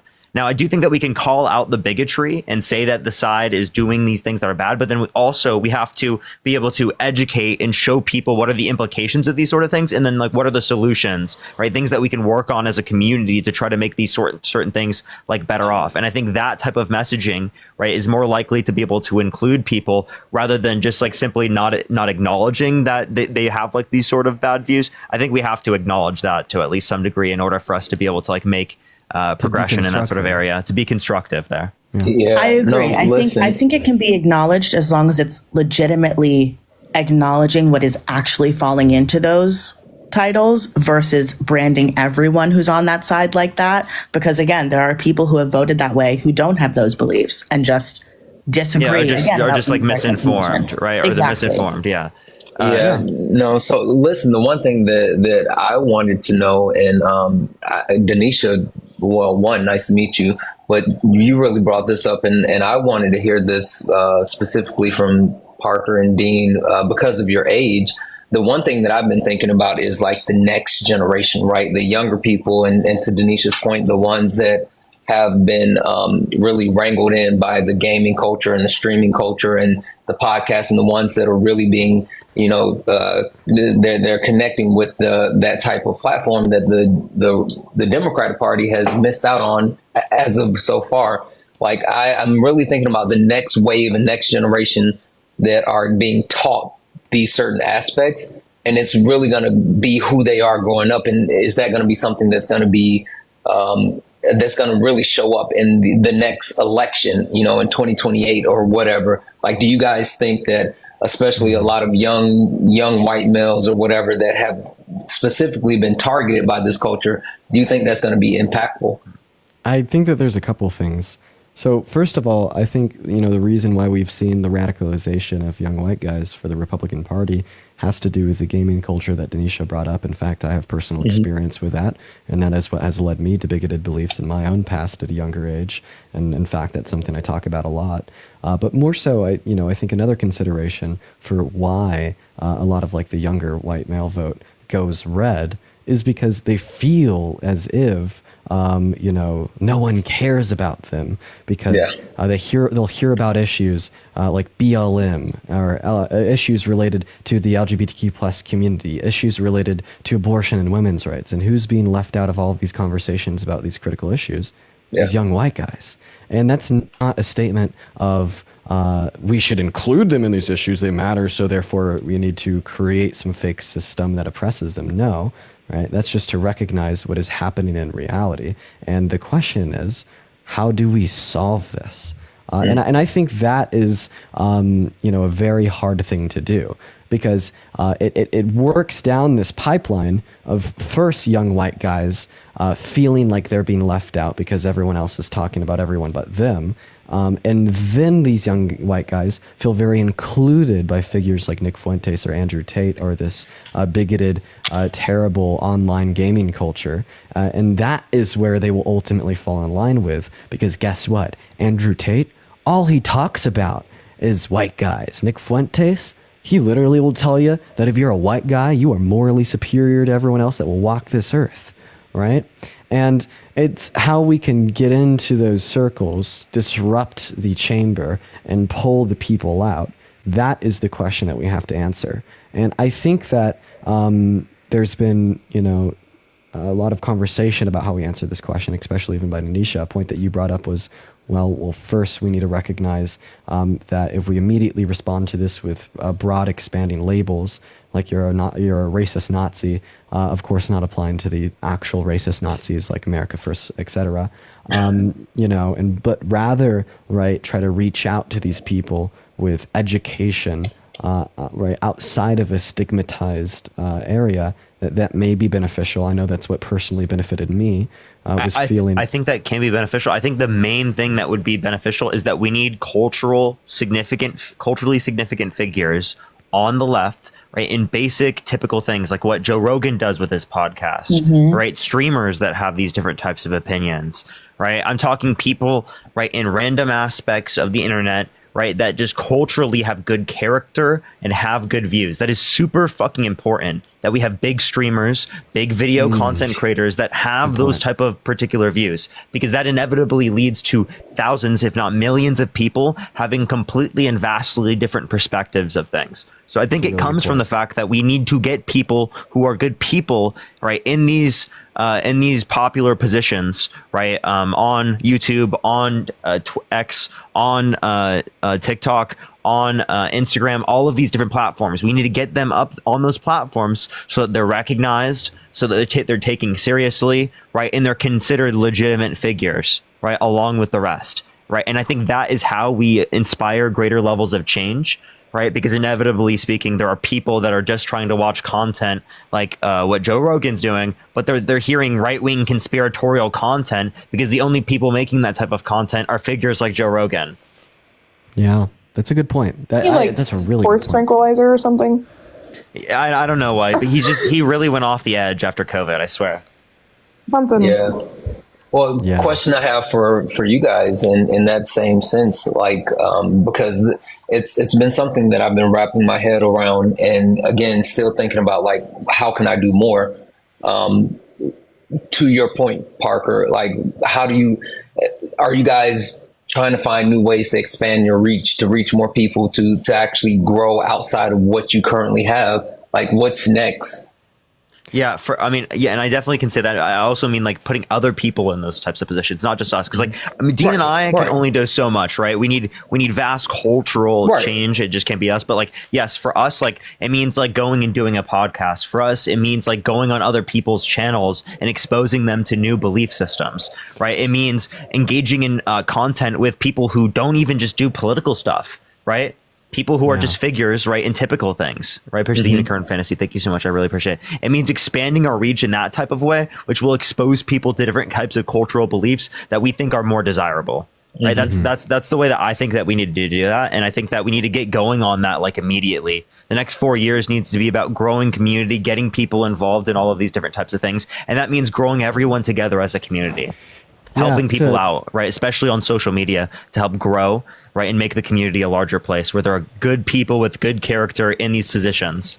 To add on to that, apart from everything that Parker just said, because everything he just said was spot on, something personally I'll be doing over the course of, the next year or so, hopefully, is slowly introducing more of a lifestyle brand to my online presence, because I feel when you're positioned as lived out young debater, right, that falls in line with everything the Democrat platform says, right, there's automatic animosity and a barrier that exists between you and anyone that already isn't co-signed to the Democrat Party, right? So over the next year or so, a goal of mine will be to expand the reach of my platform to places beyond lived out debater for the DNC, and try to reach more into those communities of people that may be more interested in personality-based content, right?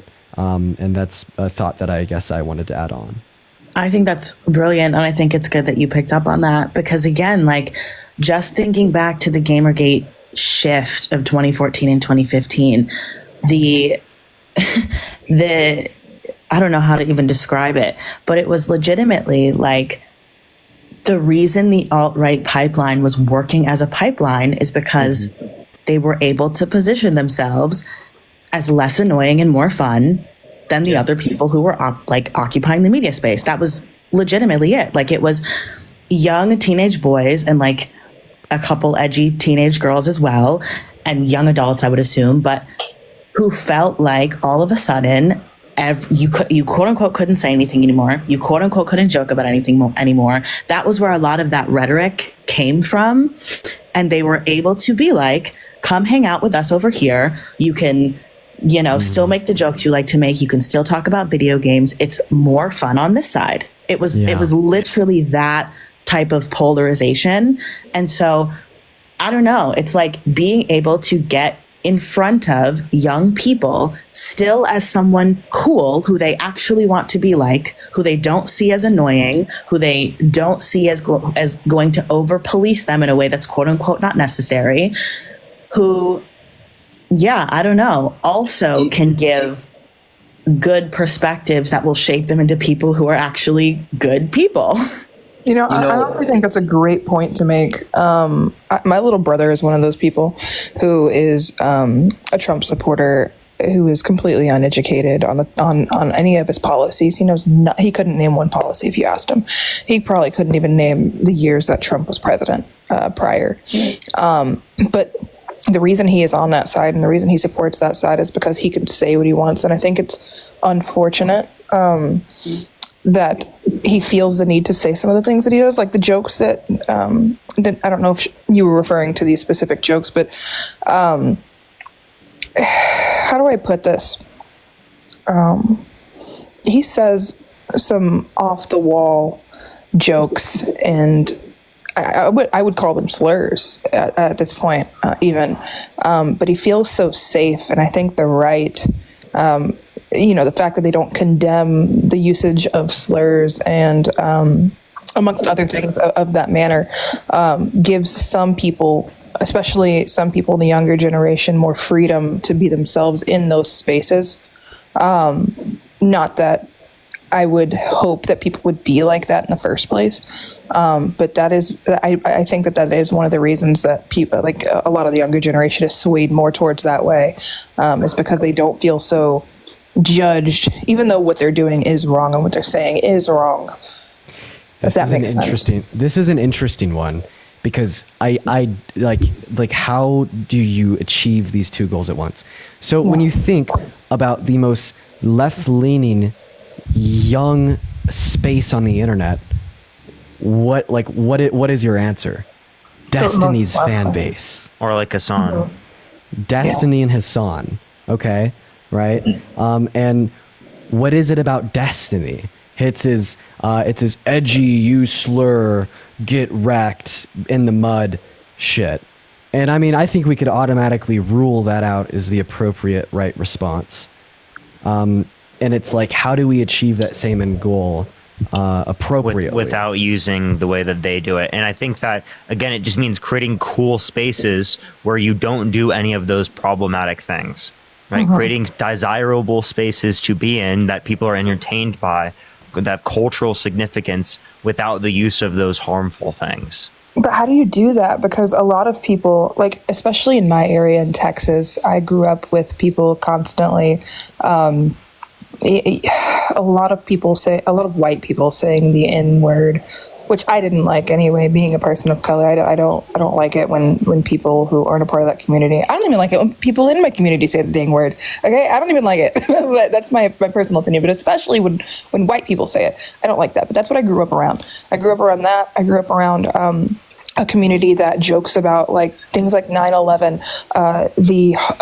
How do I put this? How do I censor this word? Schmalamost, I guess. Things like that. And I don't agree with that, right? but that seems to be the type of people, or those type of people seem to be the type of people that would more than likely support Trump in the younger generation, that feel comfortable in that community and that want to be in spaces like that. And when they aren't allowed to, and when they're constantly told, you can't say that, that's a slur, da da da da da, which I agree in saying in the first place, right? I don't agree with any of this stuff. I completely condemn it. They don't want to go towards that side of the arena. And I guess, like, yeah, Dean, I wouldn't even know how to answer that question. Well, I don't know how to find that middle ground. Go ahead. Sorry. Let me hop in and say, I think that I have a unique position outside of, and I don't want to take for granted because I'm just meeting a few people, but I actually have a community like that, right? My community exists of not only people that were voting for Kamala Harris, but literally Trump supporters. I have Trump supporters who subscribe to me, Trump supporters who actually send donations to me. But that's because my community is exactly that, right? We're built off having that actual conversation and trying to find a way to bridge that gap. And yes, we don't, I always start off and say, we don't deal with any of the isms, racism, sexism, classism. We also don't do phobias, homophobia, transphobia, none of that. And then we have those conversations, and I'm going to get my jokes off, right? Anyone who knows me knows it's going to be a good time. We're going to laugh. We're going to joke. But then it comes back to when those things happen, because I think a lot of things, I'll just probably say I'm the oldest person on the panel, right? I'm 37. So the one thing that I have had to learn is a lot of the things that I didn't know before. Right. And a lot of the things that I've had to call out and say, oh, you know what? Can't say that, can't do that, but then also understand the why behind it. And building a community of so many different people. And I'll give a specific example. I tend to struggle with like misgendering people. Right. Because that's a newer thing for me. And so I struggle with that often, but I do have people, a part of my community, that are in the trans community. And so every time that I do it, they're like, hey, you want to address it this way, or you want to, it's a she or a they or whatever. And I'm like, okay, that makes sense. And they explain those things to me. And I find that the best way to reach those people, even literally people who were voting for Donald Trump that had this whole opposite opinion of me, were super receptive to what I was saying because of, one, how I delivered the information, but two, I never made them feel bad about it. I never said, hey, you can't be yourself, you can't have a good time. But like this is why it's harmful, right? This is why you don't want to say those things, because you're not an asshole. You're just like, this is what you're used to saying or used to doing. No one's trying to censor you, but the things that you're saying or doing are harmful. And they seem to be kind of really receptive of that. So I've literally so far been able to actually build my community off of taking a bunch of people who don't agree on a lot of things and bring them all together under one umbrella. I think that makes sense. I think that the difference is, or what we need to do is, like you said, I think a good way to word it would be to find and explain and somehow figure out how to get them to understand the difference between wokeness and weakness and empathy, because those two things are entirely different to that one. I think maybe they're confusing the empathy with weakness, when the fact of reality is that we're just trying not to disrespect people, and that's just it. I think like another big issue, I'm sorry, I didn't mean to cut anyone off. I think another big issue like with social media is that if your platform is either hyper political or it's just like centered around yourself, like there's really not that many people that have like a constant integration of both. Like we can be multidimensional. We can talk about fashion and whatever, like talking about, and I'm talking about from a girl perspective, obviously, but like I like fashion too. Yeah, I like right. fashion You too. should do it too. Like it should be. You shouldn't have to only be like locked into one niche, and I think that's the problem. Like we don't have this many people like talking about multiple things at once. You know what I'm saying? Yeah, and I that's do for think sure. And that'll also. good. No, you got it, man. Yeah, I think that we just need to have that overlap in terms of communities, and that's why I was talking about like I need to get involved, and this goes for Dean as well, right? We need to get involved and like bridging out to like YouTube communities, bridging out to X communities, bridging out to Instagram communities, to the people who are content creators over there, and building some brand that isn't just like debate oriented, right? Having like a debate orient. I fucking love debates. I want to do this every single day. I'm still going to do that, right? I literally, I will never turn away from debates. I love debates way too fucking much.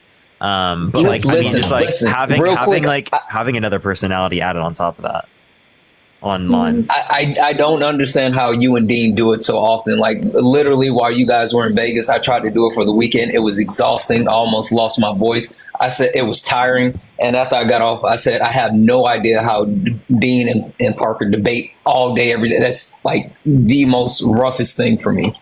I don't know. I'm literally like, I love it so much. Like, I don't know how to explain it. Like, I was always like throughout my whole life looking for some type of outlet, like kind of what I have right now. And I've Just never apply had your that brain. type of outlet. Like Think I used to about like it. literally debate random people on Omegle, right? For Me that too. type of outlet. And now, I'm able to like have an outlet on this and have so many other people here to like support me and literally what is my passion and what I love doing. And that what I'd be doing regardless of the scenario. Like I fucking really love this shit. And I'm so happy that there's a space for this, but like I also just need to like realize that I've got to branch out to other things to like if I want to make an even greater impact, right? Yeah. And I mean, to be clear, this wasn't me saying like, I need all of you guys to start making it acceptable for young teens to say slurs. That's not the vibe. Definitely not gonna happen. But I think I talk about optics in politics a lot, and the optics that the Democratic Party are fighting is that there are still many people. The reason why we still hear I identify as an attack helicopter jokes is because it's as if 2015 and 2016 and all of that was cemented in our culture.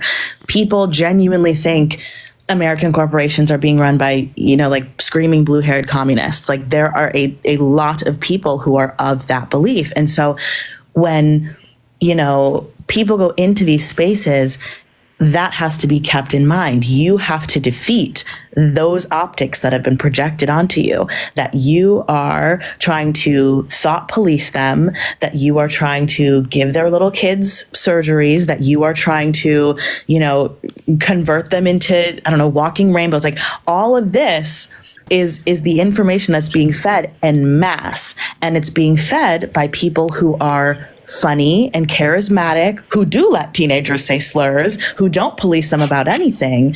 That's who they're going to want to go and hang out with. And so it's like figuring out a way, and that's the younger crowd. Obviously the older crowd are the people who are who you kind of can fight with about policy a little bit more, but think that you are part of an elitist institution that has been bought and paid for and is reading a script every single day by Bill Gates and is trying to vaccinate them and kill them. Like that's the level of conspiracy on the other side. So it's like, it's very easy to want to hate all of these people and attack them for what they believe. A lot of it, is interesting, so to speak, but we have to find a different approach. Otherwise, they're just going to further being sucked into whatever that is and not want to hear it because we're all elitists and hate them and they are for the country and for the working class and this, that, and the third.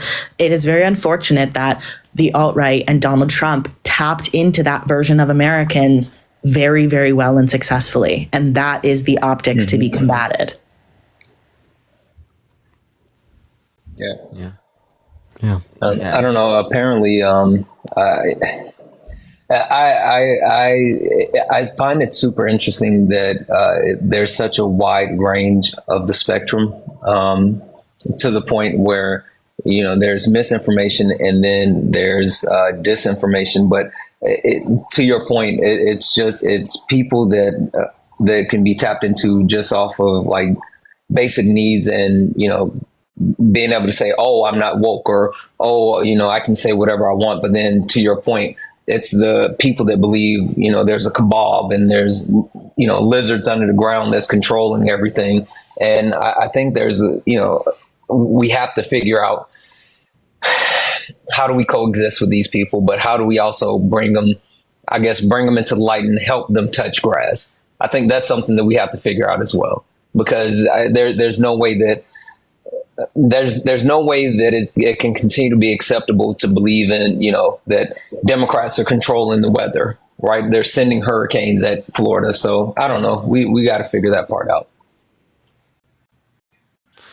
Yeah, I don't know how we like kill the conspiracy like that. I don't think it's possible just for us to do that. I think that just because of the power that Trump has, that he's able to like convince so many people of just random crazy shit.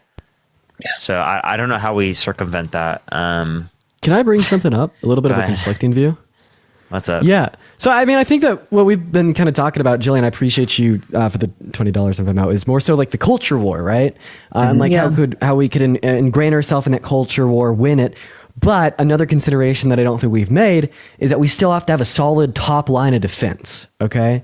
Right? Like, I mean, I feel like what we also have to do apart from winning the culture war is have that solid top line in the Democrat Party, right? That actually resonates with voters, right? Resonates with the people. Yep. And I feel like that is a massive consideration that we should be making, especially after the last 4 years. Dean, like I think you weren't here for that part, but I think what we were saying is that like there's a few things that we need to do for voters. We need to talk about things that directly impact each individual person. Right, like a lot of people are saying, like, oh, specifically, whatever impacts me, I'm just going to vote on that. Like, it was better off during Trump's administration. I'm just going to vote on that. Yeah. There's the description. What's going to impact me? And we need to make it very clear. This is what Democrats are going to do for you individually.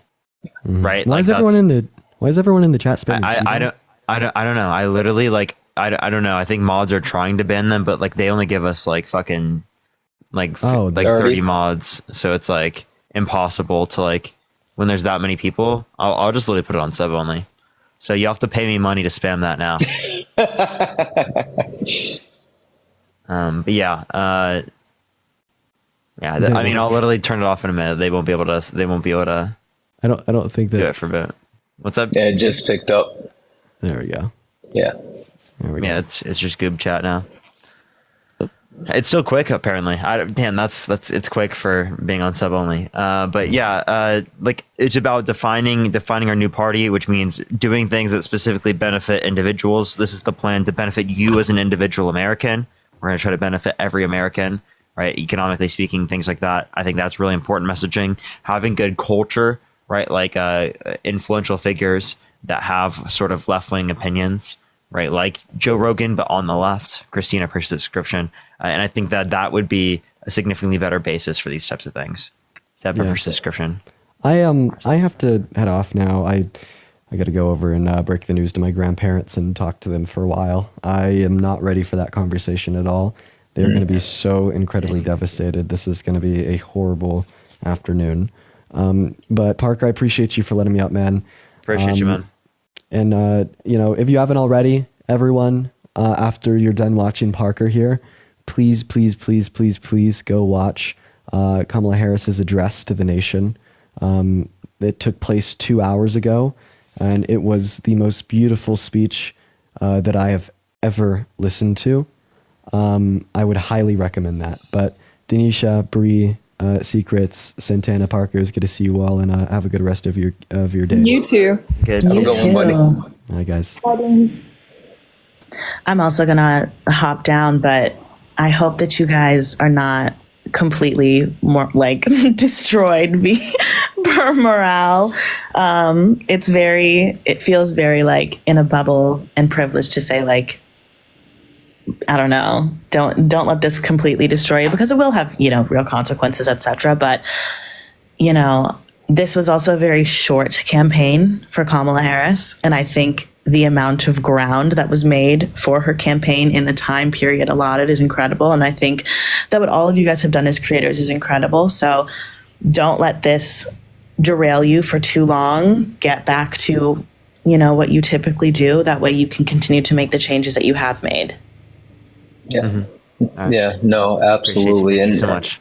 I would say to that point, like everyone, make sure you do something to take care of yourself, right? Do something that'll make you happy. Do something that you can at least find some solace in, like myself and my fiance. This evening we're going to Hot Pot. All right, we're gonna go get some Hot Pot. So find a moment to, find some happiness in the day, because it's not all gloom and doom. And it is a situation where we have to actually move forward. We woke up, the sun came up, we have to keep moving forward. So like, just do something that can create a little bit of positivity in your life. Yeah, definitely. I think it's important to make sure that we have we have a community for everyone, right? And we want to be able to support people, especially people who are disenfranchised by the Trump administration. Okay, we need to have community that are looking out for each other. That's really, really important. And honestly speaking, I'm not trying to plug like my Discord or anything like that, but I'm just telling everyone, like, if you need community, if you need people to talk to, like, I'm serious, right? We have seriously a community you can come to and you can talk to. I come in there every once in a while. I'll be in there and talk to people. Seriously, there are good people in there, right? And if you need community, if you need people to talk to, even to vent to, right? There are people in the Discord that seriously care, right? And are good people. So I'm not trying to like call out the Discord or be like, oh, yo, check out my Discord. I don't make any money off my Discord. I'm simply just saying this because, trust me, my friends have met people that they're dating, right, from the Discord. There are people in the Discord. There's community in the Discord, and it's really important to have that, especially in circumstances, in situations like this, everyone. So it's okay to plug your Discord, Parker. Okay, I'm not trying. No, but I'm not like trying to be like, this isn't like sponsored by my own Discord. No, Tessa, thank you so much for the $40. Thank you so much, Tessa. Parker, as long as you don't say, buy my gold shoes or I got my new NFTs coming out, then I think it's okay. it's okay. That's that DNC narrative, Parker. They were right. Seriously. You're asking what it is. Is it in your bio? Yeah, it's in my bio, everyone. Or you can just look up discord.gg/Parker get a job. I recommend copying it and putting it in Safari, because if you just click on it, sometimes it doesn't work. Or it's the other way around. So try both. Okay. But yeah, seriously, good space to go, everyone. Good space to go. But yeah, is there anything that anyone else wants to like talk about? Can I just throw out two things real quick? Yeah, for sure. Phil, thank you for the $5 on Venmo. I'll take a look at your message. Daniel, thank you for the $20 on Venmo. And Faith, thank you for the $1 on Cash App. And the second thing is, Parker, apparently now I'm paid by Palette Media as well, because I've done apparently enough lives with you that I'm getting those messages in my inbox. So seriously, I just need to figure out where I collect my Palette check from, apparently. So I figured you might know. So I don't know. I gotta do that now. So yeah. No, we'll have to let you know. I'll make sure to let Taylor know to contact you, because Taylor is the one that hands out the checks herself. So got it. No, sorry. Go ahead. No. I was just about to say thank you for having me up and having an opportunity. This made it easier for my live this evening. So I appreciate you, and I appreciate the people on the panel. I appreciate you. Yeah. All right, everyone. I don't know what to do. Oh, it's good to see you. I don't know what to do now. Like, chat. What are the ideas? Discord. Let me know. What should we do for the rest of the stream today? Because I've been on for like about 2 hours, everyone, so far. Genesis, thank you for the subscription. Thank you. What should I do? Just fight the good fight, man. Just to debate a lot of different, policies and topics like abortion and religion. Yeah, I also like, the thing is, like, I mean, we're still like at the election point. I don't know if it's like the best time to swap back to my other topics right now. I want to do those things too, but Haven, for subscription. Thank you so much. Yeah, do religion. Maybe I don't know if it's too early to swap to those things. If I were to do debates, it probably would make most sense to do like related to politics. But if your mind could be changed, what would change it? Like to the left or something of that nature. What would it take to change your mind? Or like, why did you vote for Trump? What would it take to change your mind, or something like that? Yeah. Why didn't you vote at all? Yeah. Why didn't you vote? That would be a good one. That would be a good one, Brielle. Yeah. Thanks. I didn't mean to sound like a teacher. Yeah, that might be. And earlier, sorry for my chewing. I was like subconsciously chewing. I was eating a cupcake. It's my son's birthday, so I was like, my bad for y'all hearing my smacking. I apologize. You're good. You're good. Don't worry. There was like 60 comments about it. They're like, stop her immediately. I'm so sorry. Didn't mean to hurt your ears, guys. But Prescription. Thank you. maybe Yeah, I would have to 20 make a background right now. I don't have the ability to right now, chat. Let me see if I can get someone to help me out with that real quick. maybe Project 2025, something in regards to that. Do people think that that's going to come into fruition? What do people think about it? Something like A lot that. of people don't think that it's coming. Like a lot of people that voted Trump don't think that it's coming. They think it's like a conspiracy. Yeah, maybe I'll just I'll talk to people about like why they didn't vote or like what would change their mind who are Trump supporters. Push the description. I'll probably do both of that, and then depending on how everything goes, I'll probably then decide to do stuff after that. Push the blood painting. But yeah, no, I appreciate y'all. I appreciate y'all. All right, thanks, Parker. Yeah, dude. Thank you. Thank you. Good Good, talking good to you seeing both of again. you. Bye. All right. Peace out. Peace out. Peace out. Tara, thank you so much for the subscription. Thank you so much. All right, everyone, let me turn off sub only chat. I don't have a background right now, so maybe I could just talk to people. If not, I might just hit a restart and talk to people then. Push the little crown. But we'll add up some people right now. Right, for people like who didn't vote or like what would change their mind. I'll do stuff like that, but I don't have a background, so we'll see. Yo, what's up? How old are you? Hello? All right. Let's see what people are saying today.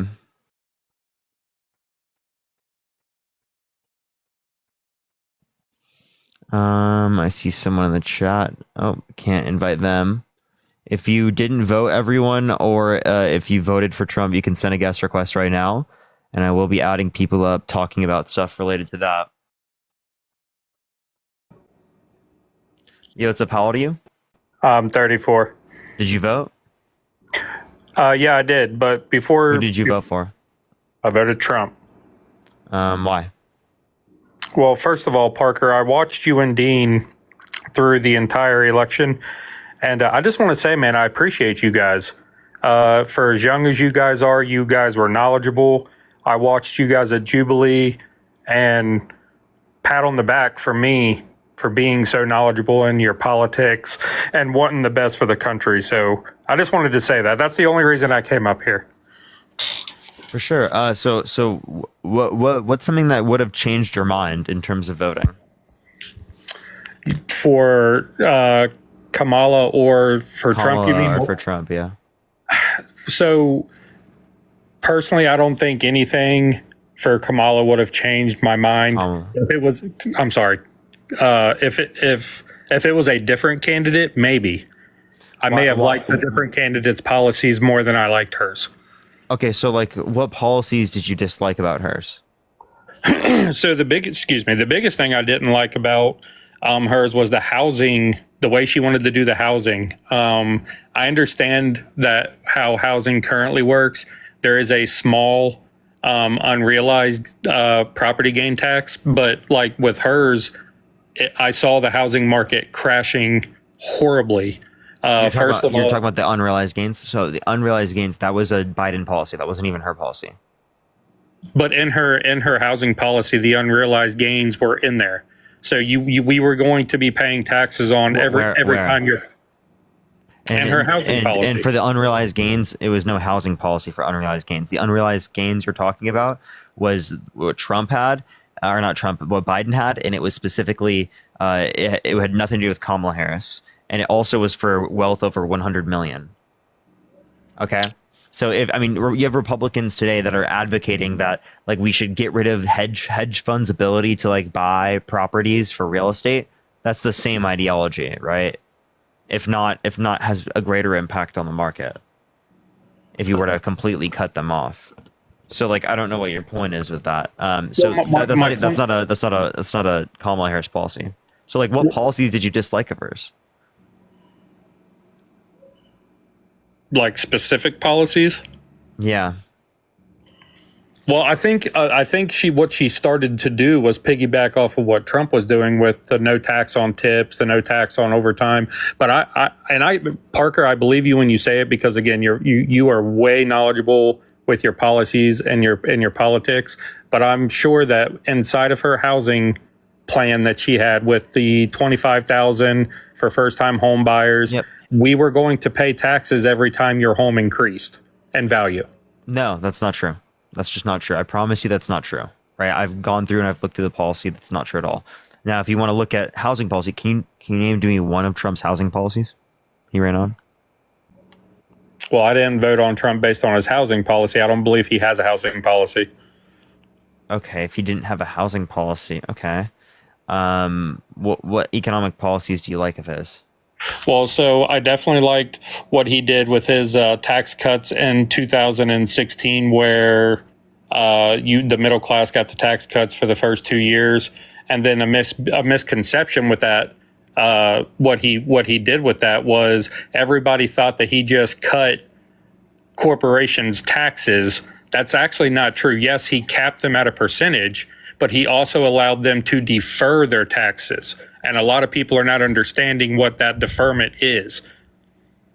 So Yeah, he just allowed them to defer it for 5 years, or I think it was 5 years. Yeah. So again, as it relates to this, in terms of taxation, most of his taxes went to the top 1%. Most of the taxes. So you could say, yeah, there were some taxes targeted towards people who are low income. Most of them went to people who are rich. And what he's doing is he has the Tax Cuts and Jobs Act, and then he has tariffs. Tariffs will predominantly increase taxes on poorer Americans, whereas specifically the Tax Cuts and Jobs Act will predominantly cut taxes for people who are rich. So which means it's going to shift the burden of taxes from people who are rich to people who are lower income. Well, so my question is, and I hear you talk about tariffs all the time. Wait, here, before you ask the question, let me just say thank you to a few people real quick. Jessica, thank you so much for the $5. Samantha, thank you so much for the $20. Natalie, thank you so much. I appreciate the $5. Thank you. Jack, I appreciate the $1. Thank you. And then also, one second. Thank you so much. I appreciate it. Actually, I don't know, I've caught up. Go for it. Sorry, what were you saying? No, you're fine. I hear you talking about tariffs all the time. And my question to you is, I guess, why are you so against tariffs? Because tariffs pay for our deficit. That's how we get money in. That's how the country makes money. Well, is one of the best ways to make money. So, and I'm always hearing you and Dean down tariffs. What is it that you just don't like about these tariffs? They destroy export jobs. They cause prices to go up. Right, they devalue the U.S. dollar by making less countries less likely to engage in trade with us, which lowers demand on the U.S. dollar, right? And it causes prices to go up for American consumers. Okay, it's really bad. Also, does it? No, and I don't argue any of those facts. What I'm asking you is, does it also not entice corporations to then bring their product to America and build here and give American jobs because they don't want to pay the tariff to transport the product into the country? So is that not enticing of them to come to America to build their products, which will then employ Americans? Wait, say that one more time. Okay, so with the tariffs, right? I don't deny anything that you have said. However, with tariffs being put on other countries to import their goods, would it not entice the corporations to then build in America and employ Americans to make those products? Yeah, sure. So they don't have to pay the high tariffs. Yeah, sure. So, like, I have a question. Like, would you want to decrease all imports and get rid of all imports of gasoline to the United States or oil to the United States, specifically so that there could be a greater production in the U.S.? Because that would massively cause the price of gas to go up. Because you're essentially arguing to decrease imports. You want to decrease imports. I'm not saying to decrease all imports. That's exactly what you're arguing for. When you argue for a 10 to 20% universal tariff, that will decrease imports, which will cause more of the American goods to become competitive, right? That's the way you're arguing. That's why you're saying it will increase domestic production. That's how tariffs work. Right, and that employs more Americans, does it not? Which then makes our dollar actually overall, it is the case that it's going to be worse for Americans because it is the case that the GDP is overall going to decrease. Right, so actually, the economy won't be as strong if we have these tariffs. my point is though, with those tariffs, if the corporations that we were putting the tariffs on, or the countries that have the corporations in it, if those corporations move to America and produce their products in America, that would employ Americans, which would then make our products more valuable, right? Yeah, which, So what means, is the- which means that we're going to be spending more. We're going to be spending more money on basic goods that prior we didn't have to spend as much money on. Is it that like the big issue people voted on as to why they didn't want Trump or why they didn't want Biden? Here's the money gun. They didn't want Biden. They didn't want Kamala Harris because the prices were too expensive. Where's the money gun? Thank you so much. Mods, please, everyone. But I'm saying I would pay more for an American-made money gun. product because it makes our dollar Why is it keep? more valuable. If it's made in America, it's more valuable, which means our dollars would be more valuable because it's being spent on American product. Push the Galaxy, thank you so much. I appreciate Michelle, thank you. Again, what you're not understanding is it hurts the U.S. economy, right? And it makes the products that we buy more expensive, so it's harder for people in the U.S. to afford things. Where's the turkey face? Okay, this is why most economists are against these types of tariffs. But we would still be because they're making the money on the inflationary. tariffs. It's Yeah. a two birds, one stone. I understand you're saying you're making money on the tariffs, right? I get what you're saying, but what you're not understanding is that making money on the tariffs doesn't replace all of the money that you took out when you tried to pay for the Tax Cuts and Jobs Act. So again, it doesn't pay for the Tax Cuts and Jobs Act, and it increases the tax burden on lower income individuals when prior it was placed on higher income individuals because of progressive tax systems, right? That Donald Trump reduced. Okay. I'm seeing where you're coming from. I'm just saying with the tariffs that he's currently set and that were kept there for this entire administration, to my knowledge, it would just entice those corporations to then move to America, employ Americans to make the product. I know you keep thinking that, and I understand why you keep saying that, but that's not the best way to do that. The best way to do that would be through, say, tax credits. Right? Here's a tax credit, right? If you decide to produce in the United States rather than produce otherwise. Right? But he's okay, For but with his, specialized manufacturing. That would be a better way to incentivize production in the United States, push the money gun, rather than tariffs, which devalue the US dollar inevitably and make conditions worse for middle class Americans. okay, You want to but make conditions better for middle class Americans. You want to Correct, increase the 100%. productive capacity of our economy. And tariffs diminish the productive capacity of our economy. Push the crown. okay. Well, either way, Parker, I did not want to come up here and yeah, I'm sure a lot of you guys who were, trying to sway people to vote Democrat or whatever way for your party. I'm sure you guys have taken a lot of heat today. That's not what I wanted to come up here and do.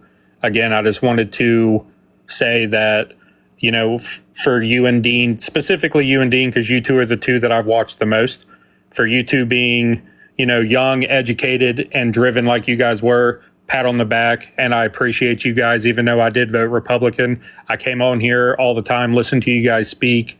And so I just want to say thank you. I appreciate the lot that you listen, but one thing I want people to reflect upon right now is I know you voted for Republicans.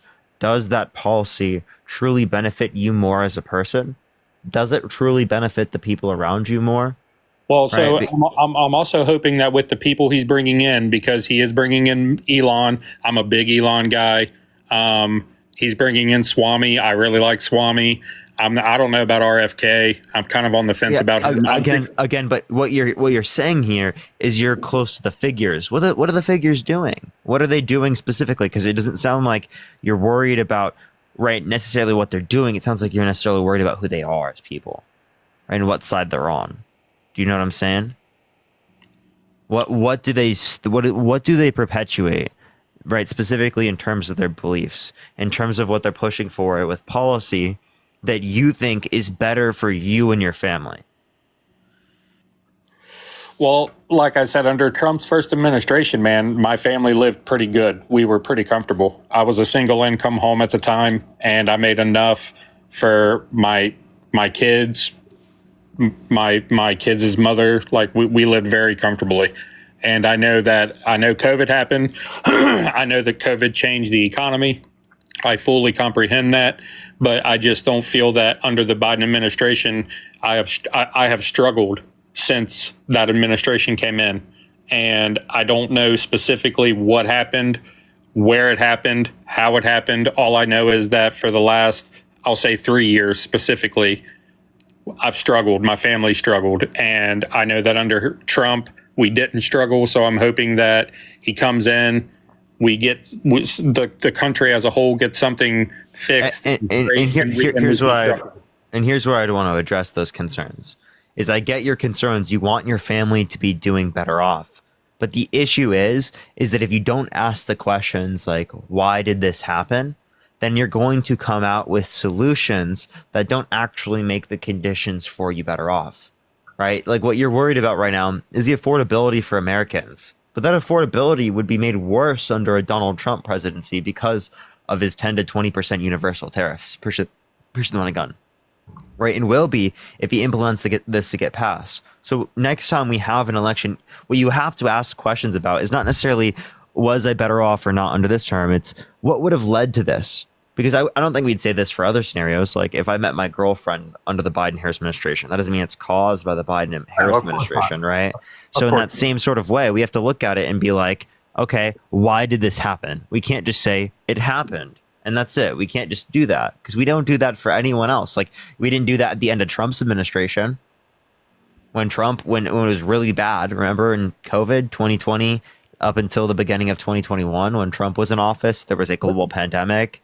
There was 14.8% unemployment. But that was due to the country shutting down. That unemployment was due to the country shutting down. Yeah, exactly my point. So what you just identified is that you have the critical capacities to ask the question of why did it happen when it comes to a Donald Trump administration. But when it comes to Kamala Harris and Joe Biden, for some reason, we turn that switch off. Right? Like we don't question why did it happen? Like you brought up literally in what you were saying, you were like, I don't care why it was happening. I just know that it happened. But then when I brought it up with Donald Trump, you immediately had the reason of why it happened. Well, what I'm saying is I don't understand why the Biden administration could not pull us back to where we were previous to 2020. I understand 2020 happened, and that was COVID. I understand that inflation rose from like 1.9% to 8% from 2021 to 2022. I understand that it went down to 4.5% in 2023, and I understand that we're currently at a 2.5 sitting in 2024. Now, when you sit back and you look at that, though, okay, Trump's policies were in effect in 2022 and 2023.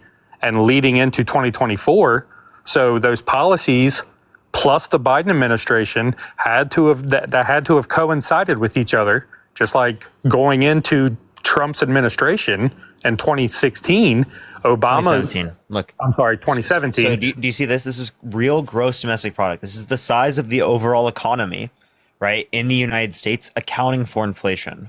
So it's GDP minus inflation.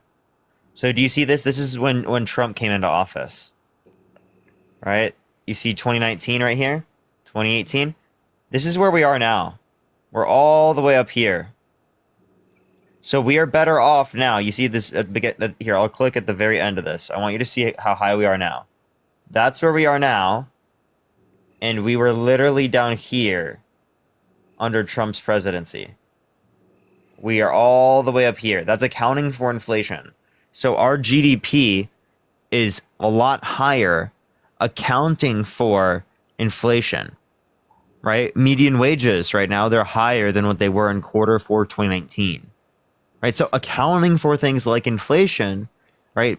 Wages in GDP have gone up accounting for those things. And also, I just want to clarify, that's not necessarily caused by the Biden-Harris administration. That has to do with trends in the American economy.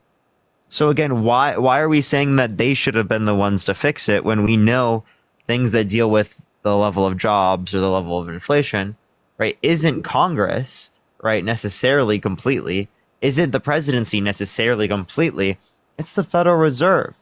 So we've got to ask the questions of why. And if we don't know the questions as of why, we shouldn't assume them. The same way that, like, when we're going to the doctor's office, we're not diagnosing ourselves. We're waiting to hear what professionals that have studied this say on the matter. But for some reason, when it comes to economics, we don't do that. We just assume because it was better now, that means it's because of them. Or because it's worse now, it's because of them. And that's not the way that we should look at these types of issues. Keith, thank you so much for the $5. Faith, thank you so much for the $1. I appreciate that. Amanda, thank you so much for the $5. Sajan, thank you so much. I appreciate the $3.44. Brad, thank you so much for the $1. Emma, thank you so much for the $1.25. Jennifer, thank you so much for the $100 on Venmo. Thank you so much, Jennifer. Can we get some W's for Jennifer in the comment section right now? Thank you so much, Jennifer. Monica, thank you for the $5. Dylan, thank you for the $5. Samantha, thank you so much for the 20. And Jessica, thank you so much for the $5. Thank you, everyone. Understand what you showed me on the phone. GPD is up. Okay, but why? Like, what were they doing to make it better? So, for example, the bipartisan infrastructure bill. Trump ran on infrastructure, but who actually got it done in Congress was not Donald Trump. It was Joe Biden and Kamala Harris. We can reference the PACT Act. They expanded veterans' access to health care. We can reference the Inflation Reduction Act, the largest investment in renewable energy ever, and the $35 cap on insulin for people who are seniors. Right? There are policies that we've mentioned, that I've talked about, that plenty have referred to, right, that they've done in the past 4 years. But the point that I'm making is that that wasn't what you were looking for. You weren't looking for the policy cells. You would have looked those up. What you were looking at in this particular scenario was you were looking at what was the effect on your life directly, right? Like, your life is not as good now as what it was then.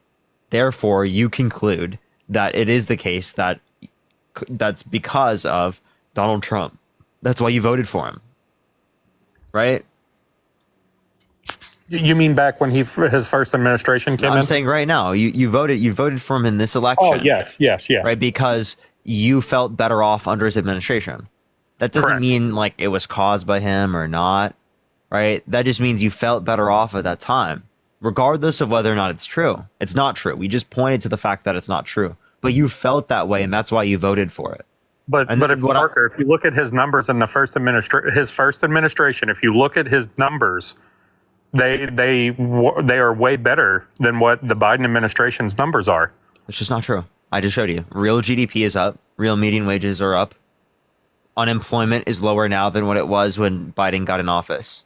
But wages are up because the cost of living went up. I'm saying accounting for inflation. Real median wages means median wages have gone up, accounting for inflation.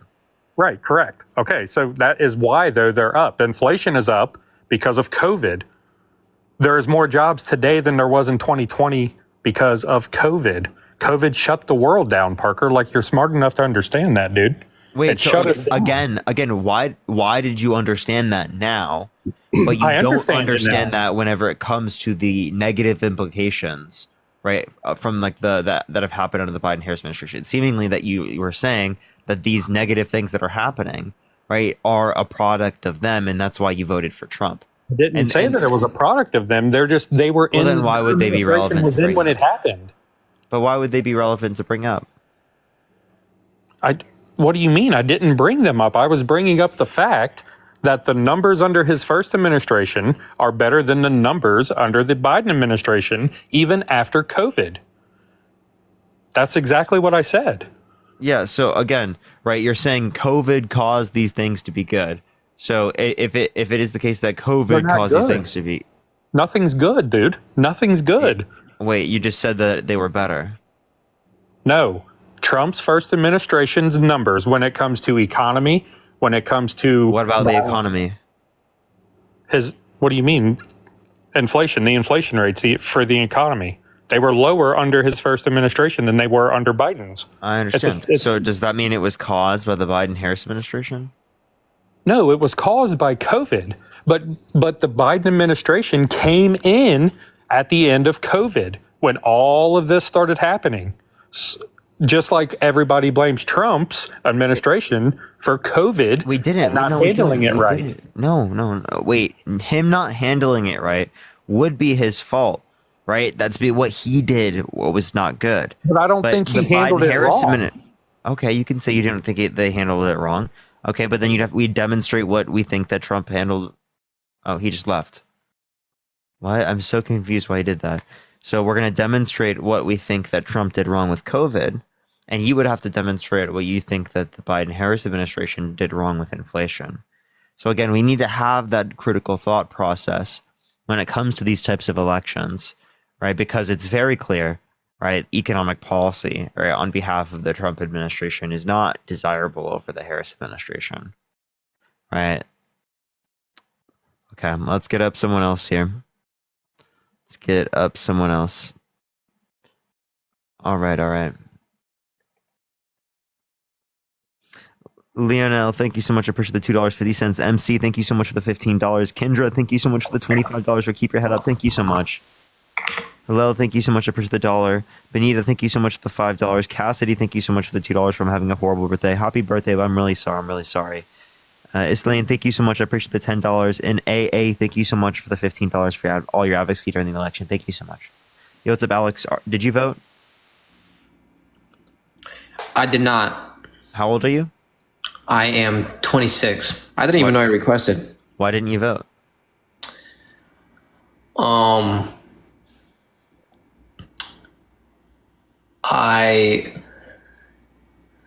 not sure. I don't think I really aligned with either candidate enough. Sure. Did you do any research at all? Push the dinosaur. Thank you so much. I did. I mean, I voted for Trump in 2016. I didn't vote in 2020. With Kamala, part of it is I feel like they kind of pushed her into the position instead of like, so I feel like Biden made a mistake by running a second time when he said he wouldn't. Sure. I mean, I agree. I think it was a mistake, but I'm asking, like, is it because of policy? Because if you're saying like the way that they got into that position, that doesn't necessarily make them a worse or a better candidate than the other side, right? You would evaluate like the character or the policy that they might have, right? Yeah. I just didn't align with either of them. My bad. I didn't know I requested to join. I mean, but the point is, I'm doing this live to talk to people who didn't vote as well, right? Like, do you see some of the issues that were brought up in this election as like reason enough to like want to do something about it? Like inflation or just any of these things. Inflation, so immigration, abortion, stuff like that. Yeah, abortion. The fact that someone running denied the last election results, or tried to send false people to the electoral college so that he could try to steal the election, or like someone who has been held civilly liable of sexually abusing a woman, right? Like, I mean, I feel like those things are like reasons why you should think that like one side is like one that you wouldn't align with, because like, I mean, I don't align with those things, right? You don't align with those things. Do you align more towards those things or more against those things, or are you indifferent to it? If I had to say, my views would probably be like more moderate, left leaning. Okay. I'm not super progressive, but overall, I think so. So yeah, hearing what you're referencing, it sounds like your positions more or less align with Kamala Harris's positions, right?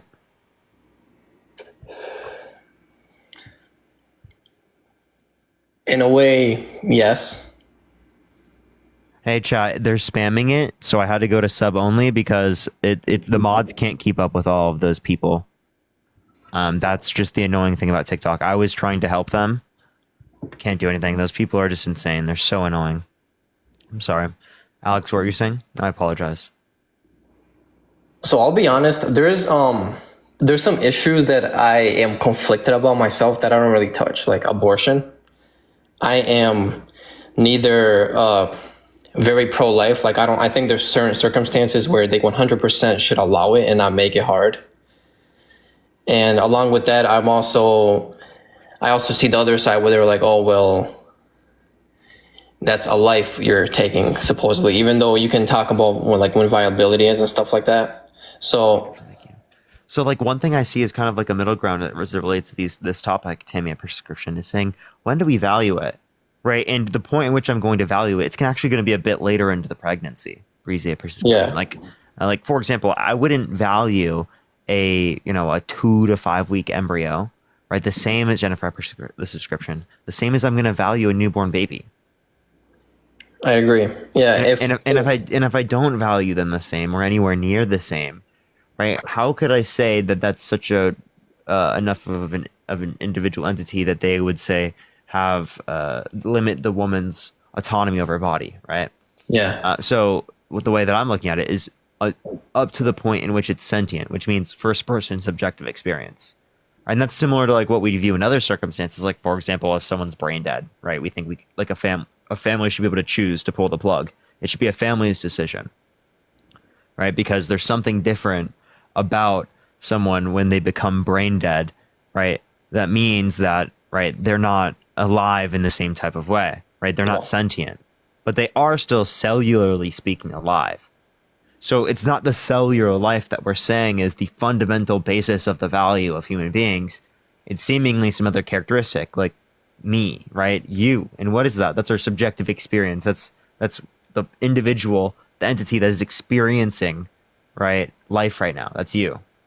Yes. Prescription, thank you so much. So that's what we're saying we value. And if that's what we value, not only can we protect the autonomy of women throughout most of pregnancy, basically every single abortion, right? But we can also, right, ensure that we retain the value we have for human beings. So until couple questions. Do you see it okay to do for any reason that someone wants to do it? Yeah, like no matter what? Prior to sentience, any reason. And when is sentience for you? Like how many weeks would that be? 18 through 26 weeks, most likely between 20 through 24. So after that, it would be off limits for you essentially? For elective reasons. In instances of grave medical complications, of course. Things like that, obviously there would be like the ability to get access per this prescription, but medical reasons and those reasons, obviously for elective, no. But the thing is, no one's doing elective abortions after that point. First the cap, that's just not a common thing. And then also attribute of this, we need to increase access to these types of medical resources so that people have the ability to get that type of health care prior to those particular types of weeks. The subscription, thank you so much. And that mothers and fathers have the resources to adequately take care of their children, right? Through expanding the child tax credit. Where's the hat mustache? Do you know what I'm saying? Yes. Right. We gotta help our families, right? If we want to ensure that like there are better conditions relating to abortion, right? Yes. So obviously I didn't vote for Trump. I don't necessarily align with him on a lot of things. And I do all the things you listed about him. I don't really want to be like, oh yeah, I voted for somebody that got convicted of this and was held liable for that. But at the same time, I think my vote in a way, and as you know, I think Trump got either the same amount of votes as in 2020 or less. He got a little bit less. And I believe the Democrats had 15 million less. Yeah, it's a lot less. It's a lot less. So like one thing that I would say with this is that at the end of the day, it's either one person or the other person in these types of elections. It was either Donald Trump or it was Kamala Harris. I know some people always are like, oh, third party candidates can vote. You can vote for them. They might win. They might get to the 5%. You saw it here first, right? Not only did they not even get 1/10 of the way to 5%, right? But they had nowhere near the ability to win the election, right? If we're talking not even to 1% for these candidates. So the point that I'm making is that it's one side or the other. It's the Democrats or the Republicans until we have a multi-party system. So when you don't vote, your voice doesn't get heard, right? And you might actually have a preference towards Kamala Harris, push the hand heart, right? And towards her policies and towards her character over Donald Trump's, but your voice isn't heard because you didn't go out to vote. Which I understand. Yeah, I got, I went and voted. I just left it blank. Mm-hmm. So I voted on other issues in my state and stuff like that. The thing is, I do agree with you. If I can ask, what state are you in? I prefer not to say that, but it was a red state. Okay. Is it a swing state? I can just ask you that. No? Okay. Yeah, you don't need to tell me the specific state if you don't want to. I don't mind about that. I was just asking, like, is it in a swing state? In a way, I do feel like a lot of people that was, I know their voice wasn't heard, but that was kind of their way of protesting. They kind of. Yeah, but Alex, the reality of the matter with that type of protest is it does nothing. You seriously, like, I'm serious. No one realizes that you're protesting. When you don't vote, no one knows it. Push the money gun, right? What you're doing when you're talking about an election is you're saying which one is closer to your values. That's it. That's literally the only thing you're doing. In the primary process, we can say, oh, this is the candidate that I like the most out of this whole group of people, and they're going to be your best possible chance for this particular election. You might not even get someone perfect for those. But the point I'm making is that in the context of these federal elections, it's literally just whatever one's closer to your values. And it sounds very clear to me that Kamala Harris is closer to your values, right? And we could have seen a different world if, right, everyone who thinks that way decided to actually show up to the polls and to mark, right, Kamala Harris, right, because they're closer to that in terms of ideology. Because again, she's not perfect. I don't agree with her in plenty of scenarios. I have plenty of disagreements with her. But what we're going to see here in the next coming years is that she would have been vastly better for the country. The other aspect, and I feel like a lot of people felt this way, she did the 60 Minutes interview, but she never really sat down for like a long form podcast or anything where people can really see her as like a person, where it's not something that's scripted or edited, or, you know, like Trump went on to Joe Rogan and he went on to Bill Belichick's podcast. I believe he was at the Nelk Boys at one point. Yeah. I think that she should have done more podcasts, more interviews, and I feel like that would have helped a lot. I think that would have helped. But the thing is that Donald Trump would only go on podcasts that are like nice to him. He did, right? yeah. He wouldn't go on my platform. He wouldn't go on Pod Save America. He didn't do 60 Minutes, right? But she went on Fox News, right? She went on 60 Minutes, right? She did those types of things, and she only had like 100 days for her time. She didn't have that much time to be able to do those things. So one, I think that's a fault of like Joe Biden staying in the race way too late. Two, I think that people could have seen these types of things if they went to go look for them. The issue is that they're only willing to do it if it pops up in front of them. Those same types of platforms do not exist on the left. So I think that that's something that the left needs to build. And I think that probably the Harris campaign would have benefited if they tried to get in contact with more of the left-wing individuals, right, across and on the interview sides of the media and things like that. Right, I think that they should have done that. Absolutely. Kyler, thank you so much for the $15. Thank you so much. Harmony, thank you so much for the $15. Thank you. I really appreciate that. Thank you. Maybe someday. Kenichi, thank you so much. I appreciate the $100 on Venmo. Thank you so much. I really appreciate that, Kenichi. Thank you very much. I really appreciate that. Thank you so much. Thank you for being a force for goodness and justice and educating the masses. Your efforts will never go unnoticed. Praying for you. I really appreciate that. Thank you very much. Thank you. Thank you. Marty, thank you so much for the $25. Thank you so much. I really appreciate that. Thank you so much. That very much means a lot. Hope, thank you for the $5. Cassidy, thank you for the $2. And Claire, thank you so much for the $2. Thank you so much. If I do see you, Claire. But yeah, what were you saying, Alex? So I'll be honest, I didn't think too deeply into it. I do not live in a swing state. I'll make that very clear. My state has been red, and it was pretty much guaranteed to go red because Trump wins by a decent margin. And Alex, and I would say even in those scenarios, you want to go out and vote. Not only does it add to the popular vote, but it makes it more likely for your voice to be heard when it comes to electing Democratic candidates in the primaries. Right? So, like, I promise you, like, you want to get out and vote even if you're in that type of state. Like, for example, I live in California. I know that it's going to go blue. Yeah. But I still went out and vote, right? My siblings still went out and voted, right? My girlfriend went out and voted. Right, and that's because we want to be the ones that are determining the Democratic nominee, and because we want to add to the popular vote. Okay. I understand. And it's there anyway. I mean, like, all you had to do is like just mark it. You know what I mean? Like, you already marked out everything else, right? Yeah. So I'll give my honest opinion. You can disagree or agree, but I feel like what happened with this election, they didn't learn enough from 2016. Obviously, because he did better this time. I think just the way Democrat Party approached everything here basically ruined their own chance of taking this. I know they didn't have much time. They couldn't hold another primary or elect another candidate. But everything that happened leading up to this loss was... Do you want me to give an example of what I think would have made you feel better about that?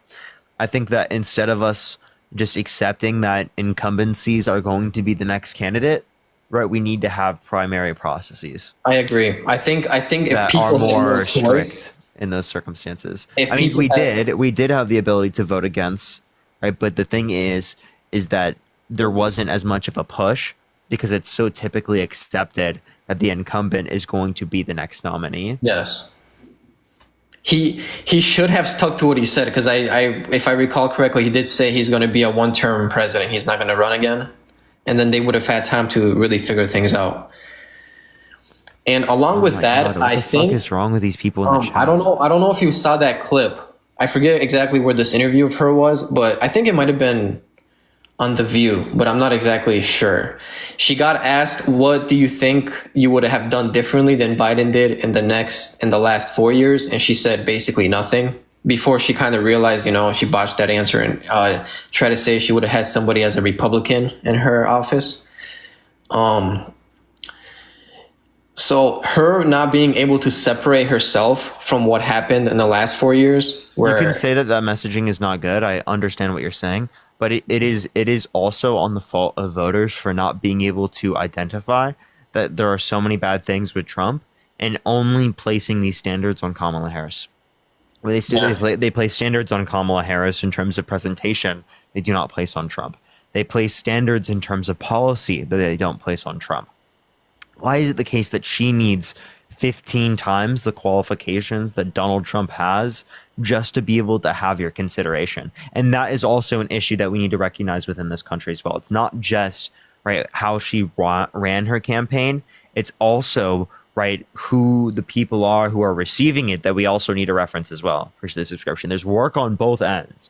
I think we need to do better messaging from the Democratic Party aside. I'm not disputing that. I think we need to do better social media work in terms of cultural work, right? We didn't do enough of that, right? That needs to happen to a significantly greater extent, and it did not happen to the extent necessary. But we also need to address why people are asking for qualifications for Kamala Harris that they are not asking for Donald Trump. And I'm not saying you do that because you didn't vote for Donald Trump. But what I am saying is that that shouldn't be like a disqualifier for you for voting for one candidate when you know it's either one or the other. And I know you weren't looking at it in that type of way, but that's the way that you need to look at elections in the future, is that it's going to be one or the other, because the only reasonable way to look at it. Slush, thank you for the subscription. I agree. So here's the thing. So your viewers may be more into politics than, the average person. But I think even though if it's not causation, and I know you made your point against a lot of people that I've heard you talk to about this, I think what people tend to do is they correlate their grocery prices, their gas prices, and how they're living, how comfortable they are with whoever is currently in office at that time. Yes, and that's exactly that is what they are. That is what they were doing now, because they feel as if Kamala would have just been a extension of Biden's term. So I think that was part of it. They didn't want... And there's not even good enough reason to blame Biden. There isn't, but they do. Because the average person they just correlate, this is where I am at in life right now, and this is who is in charge. And that's exactly what I'm saying. And that's exactly why we need to get people to be more critical. Because people like Donald Trump, right, and whoever is on the opposite end of the incumbency in office at that time, can just utilize that message. He didn't even have to talk about what policy he's going to implement very much. All he talked about was tax cuts, right? And immigration. Tariffs. He nailed about the Tax same cuts, three or four tariffs, things. and immigration. That's Yeah. it per standard. Those are the only three things he ran on. Tax cuts, tariffs, and immigration. That's it. Right? There are so many other things we could mention with Kamala Harris.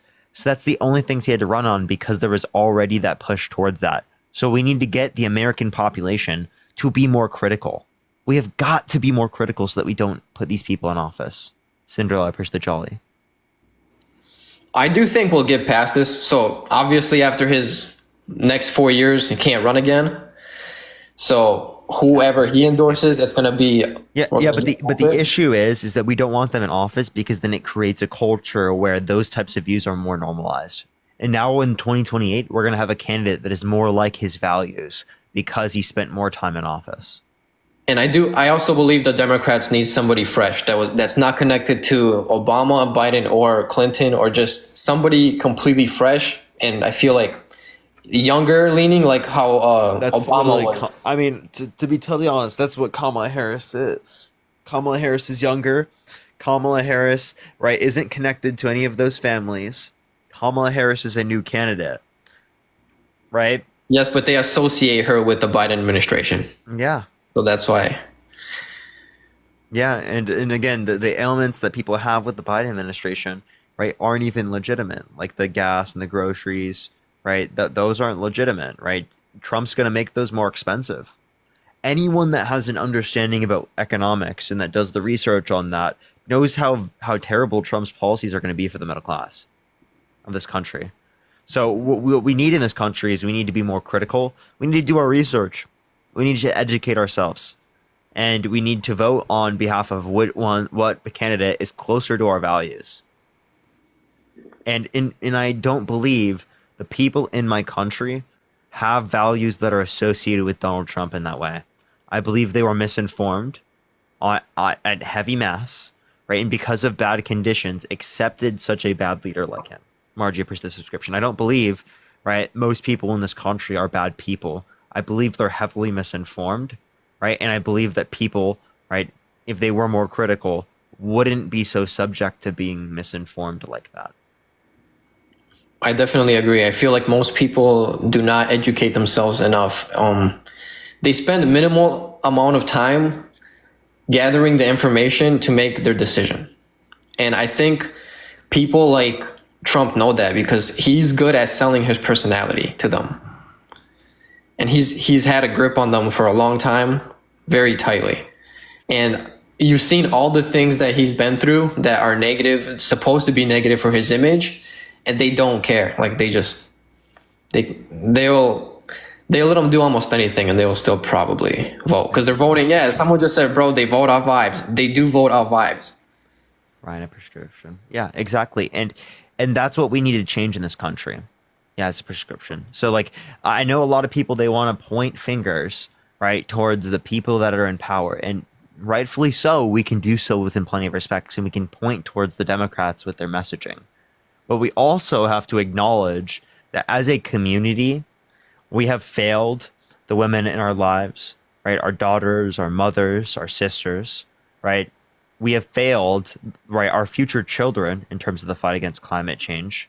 That we failed the people who have pre-existing health conditions, right? Who have more of a threat towards their particular pre-existing health conditions not being covered, right? Because of harms against the ACA or standard.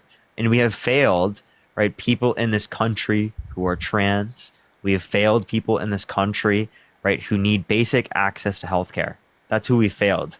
And we cannot stop. We cannot like sit here and not acknowledge that we did that. We have to acknowledge that we failed. We have to acknowledge what we do to make it better. And we also have to acknowledge within our own communities, right, family structures, at school, at work, we need to work on, right, to get other people more likely to engage politically towards things that are beneficial towards us. Next election cycle, we need to get our sisters, our mothers, our daughters, our sons, our fathers, right, our husbands, whoever, right, to go out and to be educated and to critically think.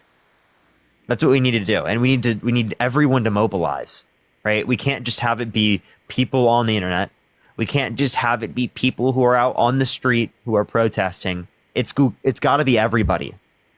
right? If we want to prevent these types of harmful people from being in positions of power. Because that's what Donald Trump is. Donald Trump is very harmful. And I'm not trying to make some partisan message or trying to be that liberal on the internet, right? But Donald Trump is exactly that. He's almost like, he is so bad that he's villainous, right? And that's why people on the right are like, oh, you guys are just trying to vilify us. No, what we're doing is we're identifying the characters that exist within Donald Trump, versus subscription, that actually are villain-like.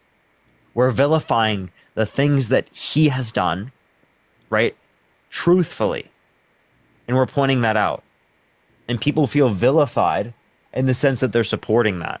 And instead of acknowledging, right, maybe what I'm supporting here, right, is something that is villainous, right, they immediately assume that the other side shouldn't be villainizing them because they couldn't possibly be wrong. And that's exactly the type of mindset that we have to erode from social life, from cultural life, because it gets rid of our ability to progress as a country. Do you mean like his charges and everything that he was convicted of that you're talking about? Or His charges, his policies, denial of the election, his rampant misinformation with the eating cats and dogs, and the climate change is a hoax, push the GemCon. Right, like all of those things, right? We need to be more critical. We need to question things more. We need to get people to understand that when people are calling out behaviors, that we probably in some circumstances aren't just trying to do it to be partisan, but we're doing it because certain things are bad, right? And there seriously are enough places to find this information. And people are just seriously not wanting to look for the information. And it's a purchase subscription. I think they all know all these things. They just they probably don't care enough as much as they care about the other things that that they vote based off of. Yeah, So- it's about getting people to care.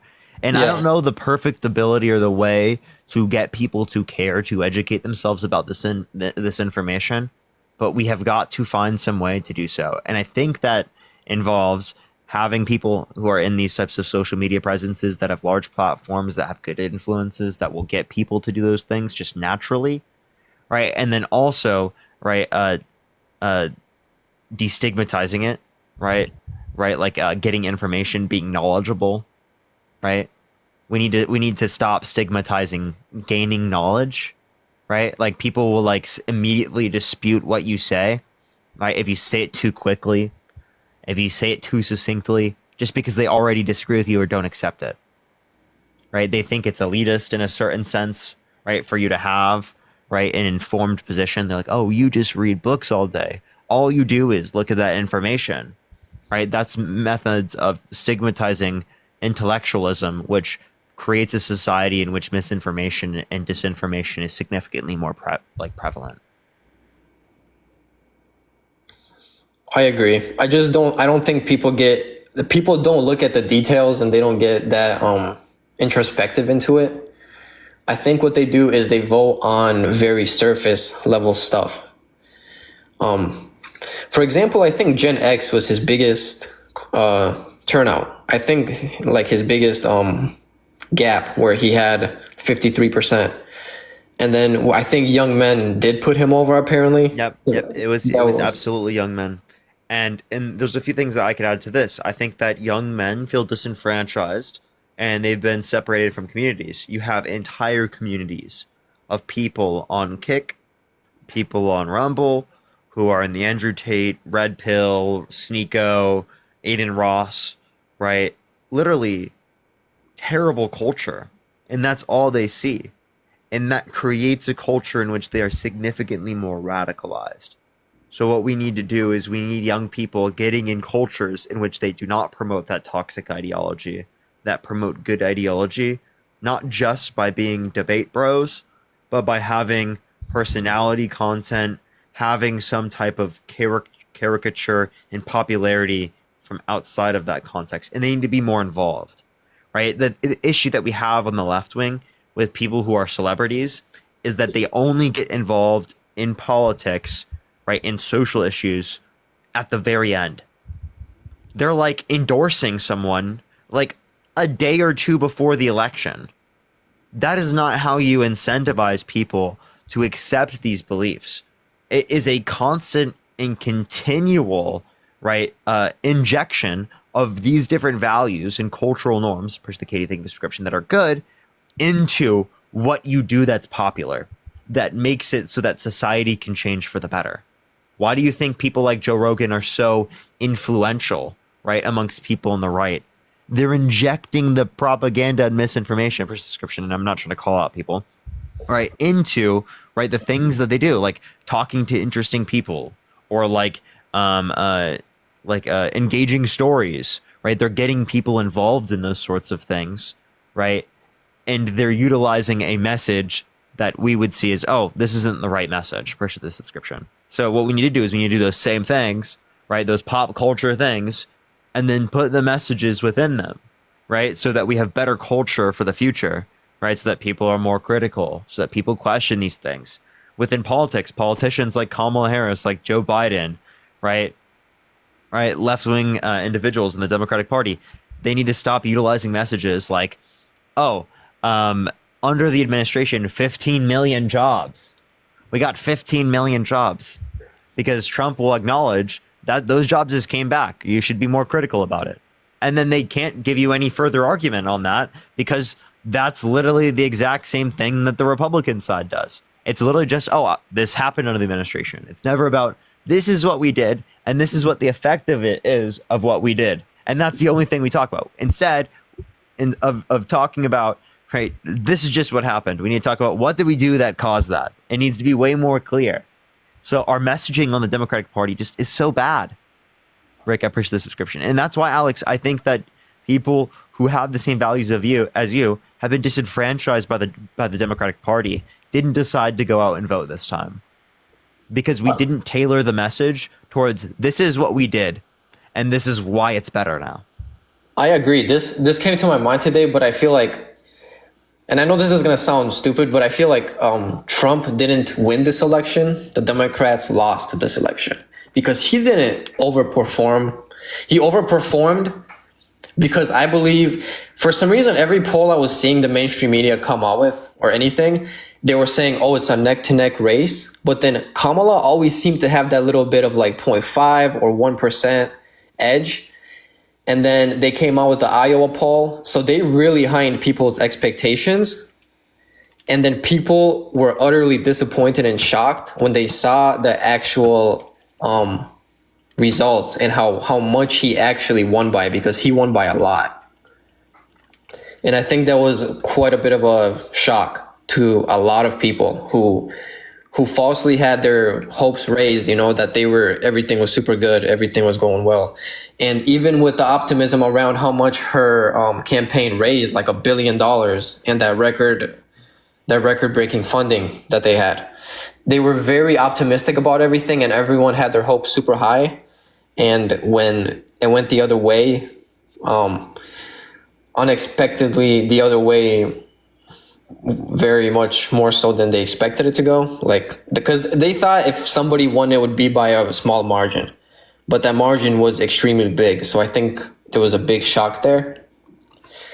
And like I said, I feel like if the Democrats didn't get themselves into that position where they had to, they kind of lied about Joe Biden's health, saying that he was in great health, he's capable of being president, until we saw that first debate. And then they were too late to do anything about it, so they pushed her.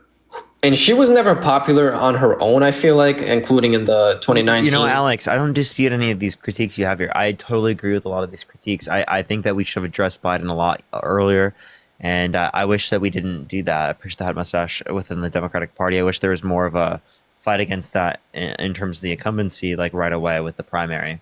Appreciate the watermelon love. Thank you so much. I'm just saying, I think that's what lost them the election. I feel like I also think that like these are such minimal reasons to allow for Trump to win, and that it doesn't make sense. So like not voting for them out of spite, right, doesn't actually help people. Barry, I appreciate the description. It doesn't do anything. So a lot of these people who are like, oh, they didn't do enough. well, actually, who aided to people not doing enough are the people that decided to sit out. And I'm not trying to call you out for that, Alex. I'm Oh not yeah, trying I to like understand. be. I'm just saying that like what they were trying to do, they didn't uphold their own goals, right? Of getting the Democratic Party to do the right thing. What they actually did is they shifted the party to the right. Ton of five, appreciate the subscription, because the conversation that we're going to be having 4 years from now is going to be more right wing than the conversation we're having now, because of the extra time that someone like Donald Trump had in office. I Right? agree. It ultimately makes that conversation worse. So if we want them to go more left, if we want them to, do things that benefit more Americans, right? Like universal healthcare, universal childcare, right? Actually give help to people who are struggling in need in this country, right? Then we need to help shift the country to the left, not to the right. Because if we get Harris in office, we can argue from the left, right? But if we have Trump in office, we're arguing with people on the right. I understand that. Yeah. Another part of that, of what I was saying, is I feel like, and this is kind of a psychology thing. I don't know if you know, like in sales and stuff like that, when you make people feel like they have a choice, they're more likely to do what you want them to do. And I feel like, and the numbers show this, I feel like a lot of people felt like they didn't have a choice, and those people all voted for Biden. And I didn't, honestly, I sat out in the 2020 election as well. So I was very shocked when I heard that 15 million less people who showed up for Biden did not show up this time. I think part of it is also that little psychology trick going on where they felt like they didn't have a choice or a say in what they're going for.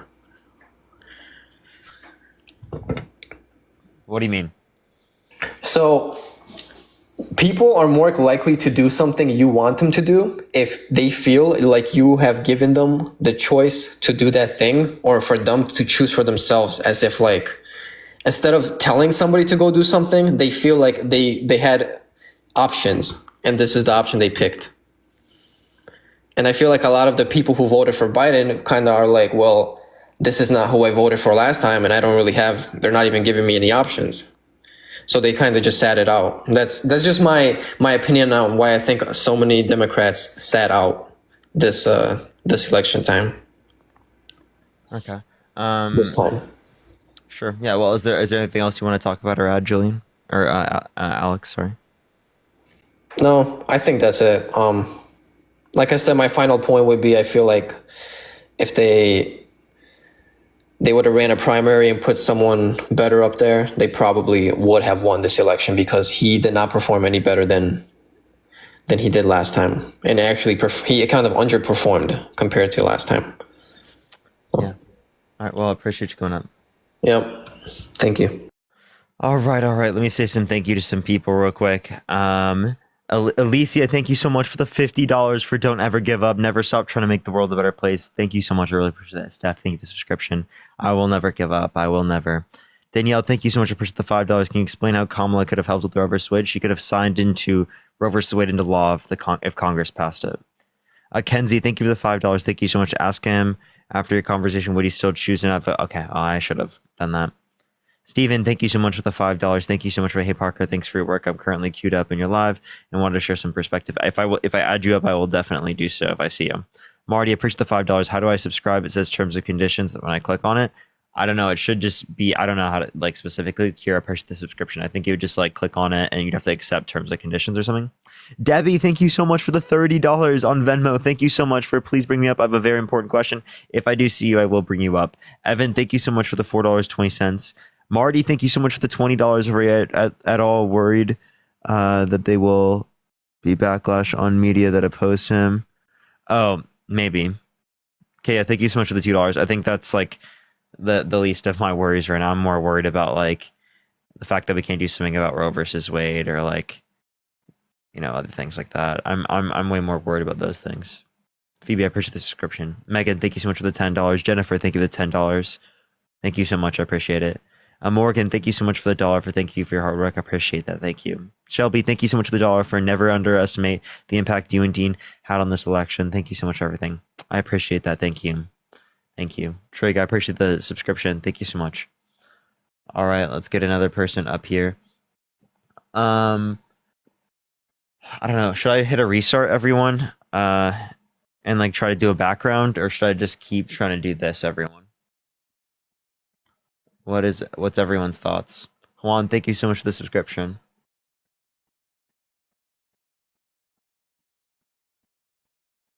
All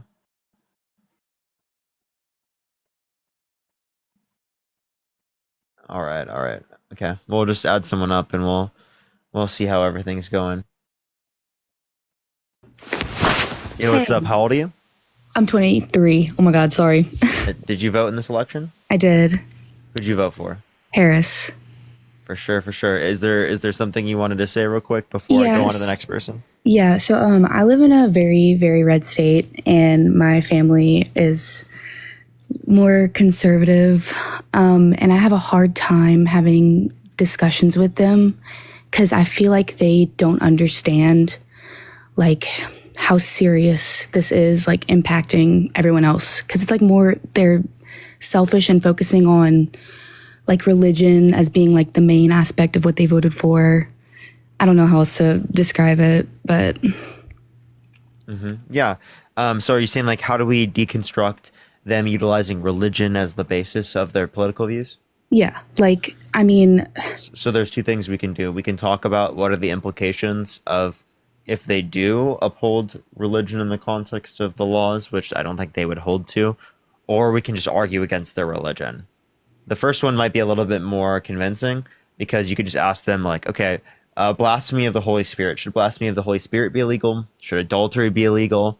Right? Should lying to your kids, telling them that Santa Claus or that Santa Claus exists, should that be illegal? Because that's a lie. The oftentimes wouldn't say those things. You can ask them why should some sins be illegal but not others per subscription. And if it's not working that way, you can just argue against like the religious beliefs in that respect. yeah, it's just difficult because I was raised in the Catholic Church too, and within the past few years, I haven't attended church with my family, and I still live at home with my parents. So they make it like a major thing. Like just now I had a conversation with my mom, and she did get upset with me being like, well, I want my kids to go to church. And I couldn't really put into words the reasons why I don't really go anymore. It's not that I fully like don't believe, but I guess disagree with what most of the Catholic Church stands for, especially seeing how most of the people I know who are very involved in the church post on like social media such hateful like rhetoric and stuff, you know? Yeah, and because religious extremism inevitably pushes things like hate and violence. So like, yeah, I do think that it can have that type of effect. So it just depends on you. Like, is having that type of thing like beneficial to you, right? It could be, right? But oftentimes I would argue that it gives you nothing. You don't get anything extra from engaging religion. And this is coming from an atheist, so like you could take it with a grain of salt if you'd like. Right? I grew up in a Christian conservative household, right? I went to church twice a week as a child, right? I know what that's like, but you don't need any of those things, right? In order to be able to have the community that you need, have the support from people around you that you need, and to feel good about yourself and to be a good person, right? None of that is required to do any of these types of things. A lot of people will try to fear you into that, right? If it truly were loving, right? If it truly were accepting in that type of way, there wouldn't be that type of response if you don't truly accept it right away, right? Like if you don't accept the religion, you burn alive for eternity. That's insane. So a lot of religious perspectives will try to interpret it differently. So if the view is just different based upon your interpretation, what justifies one interpretation over the other, right? Yeah. So if they just want to take whatever interpretation, you can take whatever interpretation, but then they're always going to stay within that view. Yeah. Their view's never going to change. There's nothing else that will change them. So the only way to restrict them from that religious extremism in that circumstance is to dispute the religion. Yeah, I guess the thing like that gets me, I'm sorry, I don't mean to keep you. I know you have other totally guests. fine. You're fine. But I guess the thing that confuses me is like how I was like able to get out of that mindset from being in like a Catholic school throughout my entire life, like from preschool through 12th. And also going to church about 2 to 3 times a week, depending on how my school mass was. And even in religion class, like it just being pushed that for example, their main focus is like abortion and how wrong it is. And like whenever I was younger, I believed that because that's what I was told. But I think about as soon as it was like my senior year, I guess I understood more about how it's not actually murder. I'm also in school for nursing. So like learning more about our biology and like everything about the development of a fetus, you know? I kind of lost my train of thought, but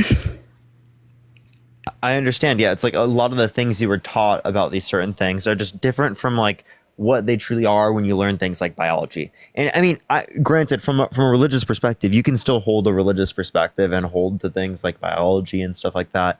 And but like, yeah, in terms of the ethical views, if you're like Christian, you essentially do have to say that these things are bad. And I don't think that's like what our intuitions are about it. Like, I don't think that we intuitively say like a non-sentient embryo is the same thing as a newborn baby, right? We don't think that, right? We don't, even the latest stages in pregnancy, we still think it's valuable at the latest states of pregnancy. Nowhere near is it the same value of that when it's a zygote, a single cell organism. Like, I don't think anyone serious views it that way. So obviously, I think that we can see the distinction. And then it's about like, where is that defined, right? What is it defined by? And all of these processes that we're thinking about, this is ourselves being critical. This isn't religion. And if we were just to use religion or what just a book says, that goes against that critical thought about what's reasonable, what's best for people, right? Yeah. And I'll say, I really don't consider myself religious anymore. I still kind of believe that there may be something, it's just hard living in. I don't disagree with you. Yeah. That's the great thing about being agnostic and atheist, is that there may possibly be an explanation. There may possibly be some afterlife. There may possibly be anything. I just don't know what it is. And I'm not going to claim about something about me not having any clue, because none of us know what's going to happen after death. We have no clue, right? For someone to prescribe that is the same as for me to prescribe that I'm going to be a Pokemon master when I die, right? And I'm going to like go to the Unova region, right? And be a gym leader, right? Like, that's just as valid as anyone else's prescription about what's going to occur. Yeah. Well, thank you. I don't want to keep you. Appreciate you coming up. Thank you so much. Have a great day. Thank you. Emmy, thank you so much. I appreciate the subscription. All right, let's get the next person up here real quick. All right. Let's see what people are saying. Claire, thank you so much for the $1. Emily, thank you so much for the $5. Doreen, thank you so much for the $20. Thank you. Amy, thank you so much for the $5. Rebecca, thank you so much for the $5. Shelby with the $1. Morgan with the $1. Thank you so much. And Emily, yes, I do. I'm going to be talking a lot about religion after the election. Rice Saucer, did you vote? I did vote. Who did you vote for? I voted for Trump. And why'd you do that? So my biggest reason, I feel like a lot of other people that voted for Trump, there was a big reason, is the border policies. Okay, which ones? Just that Kamala wanted to, she was saying, not really let a lot of people in, but I feel like Trump was more like serious about what he wanted to do, and when he got into office, a lot of people saw that he was trying to close the border. So what policy? Well, there was the wall. And so, did you know that the bill that he called people in Congress to undermine, the bipartisan border bill, it would have built more wall than any piece of legislation he influenced to get passed? Here's the cap, or did by executive order. More wall would have been built by the bill that he called for people in Congress to undermine, because he didn't want Democrats to get a win, because he wanted to run on immigration as an issue rather than solve it himself. Because he would have, if he just let it happen. Yeah, I got that. But seeing the Biden and Harris administration, it seemed like they kind of just wanted to open more of it up. Even I can see, I don't really like Trump that much, but kind of like you were saying earlier, no vote does no good, really. And I didn't really like the Harris and Biden administration, how they were dealing with that. And so even though I feel like Trump is a little corrupt, I feel like the left is more corrupt than the far right. Thank you so much. Be specific so- with what you're saying. What is more corrupt about them? Them Anything description. letting more, for instance, I feel like California is super blue now, and a lot of people are moving out of California. And I feel like the reason why a lot of people moved there in the first place was like the gold rush back in the day. No, like be specific with what you're referencing in terms of them specifically. Just the people from like the census moving out. Wait, your only perspective on this is just random. That's just like very vague. Josie, I prescription. That's not the only idea of what people are on the left. It's just people leaving California. That people leaving California can relate to various factors that have nothing to do with them being left wing. Yeah, I just think it's Americans, the thank you so left much for the wing subscriptions. Thank you so policies much. that make Like which people one? leave California. Which one? Well, for instance, the housing market is kind of ridiculous, and all the gas prices That's in not California. Okay, so the prices for houses have nothing to do with the policy. What policy caused that? That just is how many people want to live there. Push the glowing jellyfish. Thank you so much, Kimberly. Yeah, see, I see that, but that's just how it looks over a lot of blue states. Besides ones that haven't been as far left as California. Okay, so you're just saying that they're like far left, right? You've yet to reference like the policy that you're referencing. Yeah, it's just what they do as a whole. I think a lot of right people like me that voted for Trump aren't necessarily people who have dove deep into the policies. They just see what the right does and what the left does. Yeah, these are just vibes. These are just vibes. This isn't like I like this policy that they did. I disagree with this policy that they did. Famous, appreciate the subscription. Alyssa, appreciate the subscription. Thank you. Appreciate the And the thing is, over the years, it's not like like Clinton hasn't been like Obama, and Obama hadn't necessarily been exactly like Biden, and Trump wasn't like Bush, and Bush wasn't like Reagan. A lot of them have different policies which can switch people that are in the middle, switching to different candidates. But I always feel like the candidate of the party is usually going to do what the party wants them to do. And so, Kaya, thank you so much for the galaxy. Thank you so much. I appreciate there's it. so Okay. many. Okay, so like And in you're- Washington, like what the- specific? So if you don't know any of the specific policies, then how can you make a determination of what you like and what you don't like? You're just making vague generalizations about what you like and what you don't like. So then, like, my question is, out of all, like, the blue states, for instance, Washington, I think it's kind of weird that they're trying to teach No, let's not multiple talk about genders states. Let's in talk- elementary. Whoa, what? Like, wait, what's the issue with saying that there's multiple genders?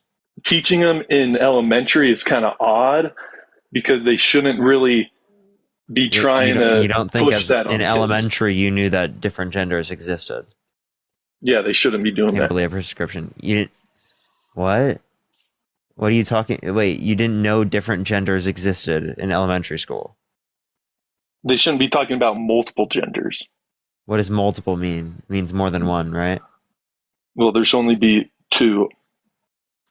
Okay. What other? Okay, I appreciate the galaxy. Thank you so much.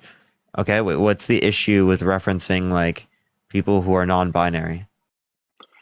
Because back in the day, That's not like a gender. there it's, wasn't like, not a bunch of having a people. gender.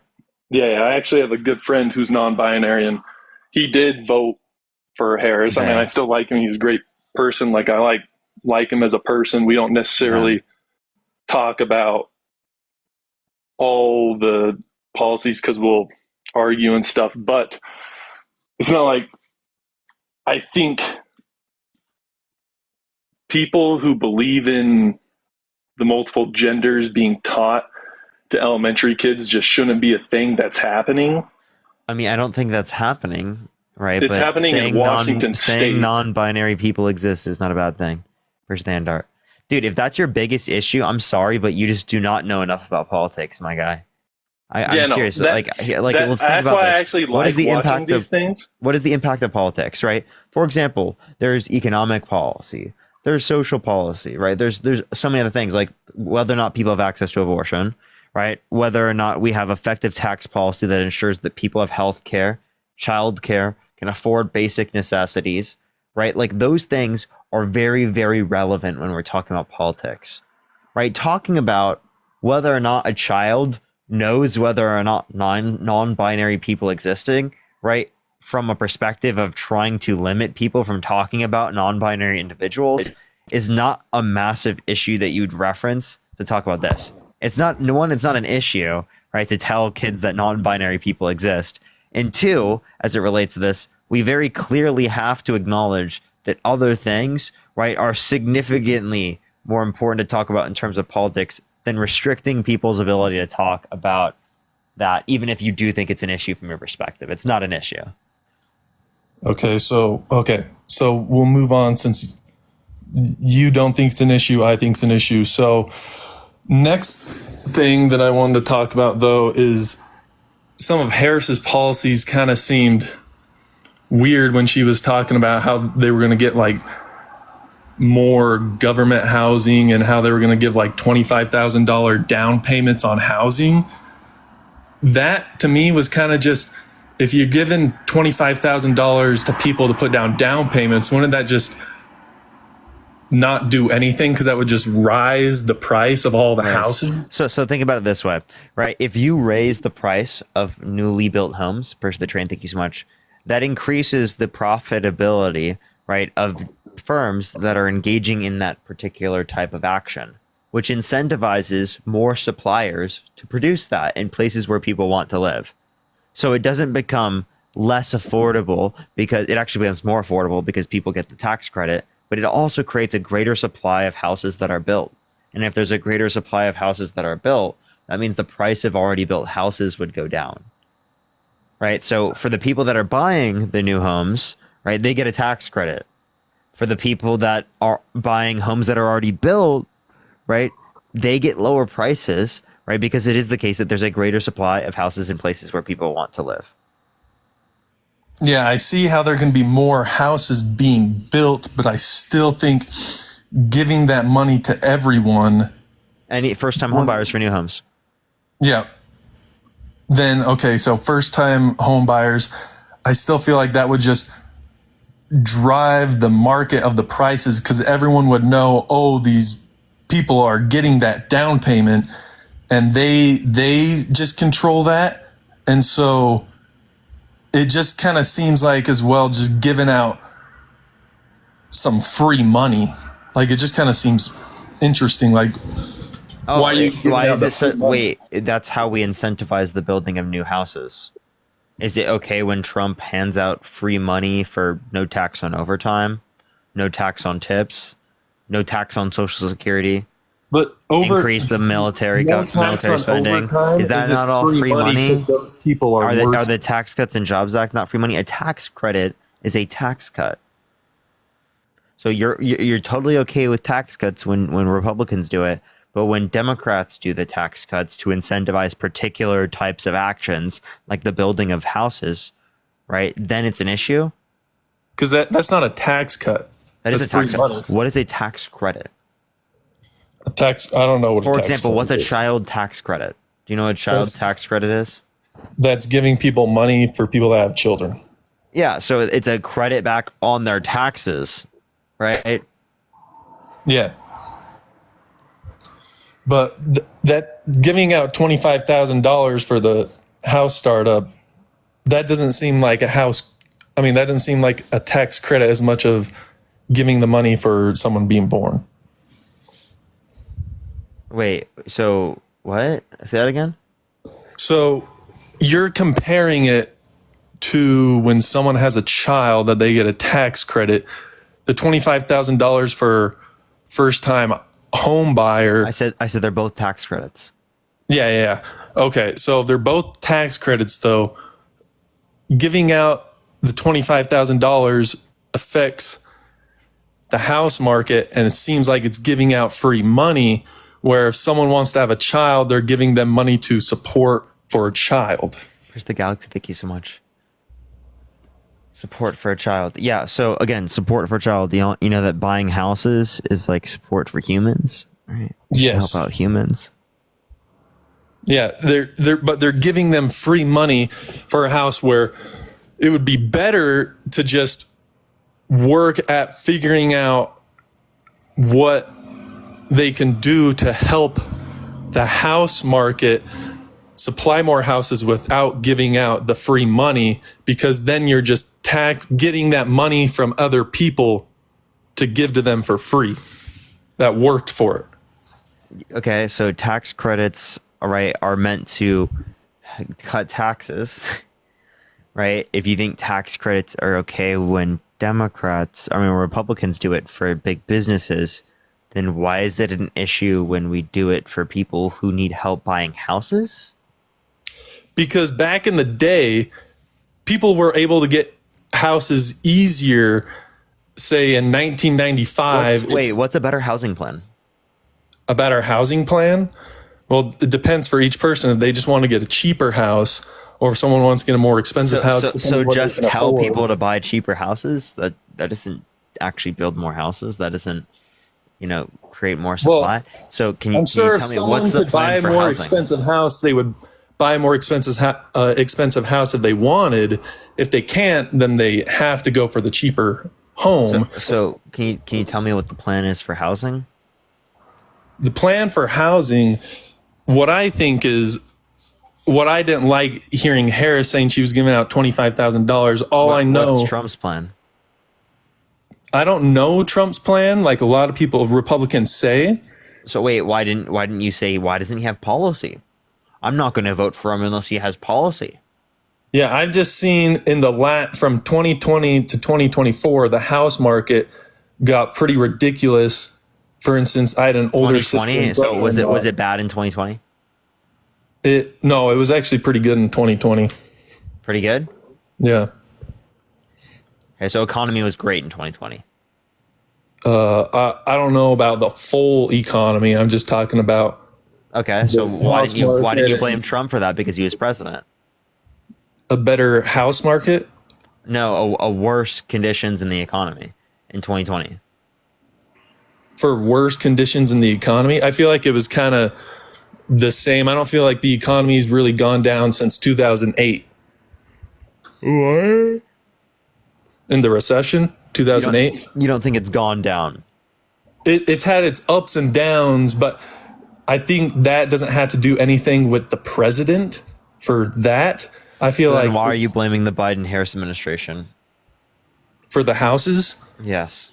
Because they are not doing anything to really just let the house market go if they're saying they want to do $25,000. But what's Trump's plan for housing? Trump's plan for housing is better. When in 2016 to 2020, it was just cheaper. Yeah, in 2016, Obama was president, but that's not a plan for housing. You gave me no plan. You said that they're not doing enough for housing, but then you said that Trump doesn't. You don't know Trump's plan. So then again, why is it the fault of the Biden-Harris administration if they didn't have a plan, even though they do have a plan? So this is if what it is the case that Trump himself doesn't have a plan. Yeah. So what I think is the reason why the economy can be looked at as still being the same, but yet people's lives can be different with presidents, they say, but the economy hasn't gone into a recession since 2008. Those big numbers take, I would say, let me say isn't it like thank you to some GDP people or real something? quick. Yo, Darcy, thank you so much for the $5. Thank you so much, Sammy. Thank you so much for the $5. I really appreciate that. For keep fighting. Thank you so much, Lily. Thank you so much for the $30 on Venmo. Thank you so much. Can we get some W's for Lily in the comment section right now? Thank you so much, Lily. Carolee, thank you so much. I appreciate the $50 on Venmo for thank you for all your hard work. Thank you so much. I really appreciate that, Carolee. Thank you so much. Leah, thank you so much for the $2. I don't think it will be. Nan, thank you so much. I appreciate the $20 for childless but never catless. Thank you. I really appreciate that, Nan. Thank you so much. Marty, thank you for the $3.33. Thank you so much. I really appreciate that. Seriously. And then Michaela, thank you so much for the $2. I really appreciate that. Thank you. Thank you. And Alexandria, thank you so much for the $3 on PayPal. Emily, thank you so much for the $1. Yes, Emily. Jasmine, thank you so much for the $1. Daniel, thank you so much for the $5. Sarah with the $50 on PayPal. Thank you so much. I really appreciate that. By the way, everyone, I just want to let y'all know I'm not accepting people up who are sending me money. I am just accepting up random people from the guest box. But I really do appreciate it, y'all. Evie, thank you so much for the $5. Yeah, sorry. So Ryan, what were you saying? So I was saying, I know I follow like Alan Lichtman, and he's talked about how the economy was still doing good, and I feel like a lot of that is based off of just like the GDP or something. And so just those big numbers. But what I feel like is when tax cuts are gone to those who have more money, it's usually because they've started some business or so again, something like that. Tax cuts are good for business individuals, but they're not good for working class individuals that want to buy new homes. That's Yes. And to me, that makes sense because then those people, if they have more money, they're able to put it more into their business. And for those other people working for them, if it's making more money, they also get more money without having government come in and say, oh, the wages got to be this much. We got to rise the minimum wage to a certain amount. And then I feel like that just flows, the money flows better, and it won't drive up the houses. Flows the money better and it doesn't drive up the houses. What? Say that one more time. So what I was saying is I think why houses have gone up now, even though the economy is better than when Trump was in office. Would tax cuts give people more money to spend on houses? So it would raise demand for houses, therefore increasing the price?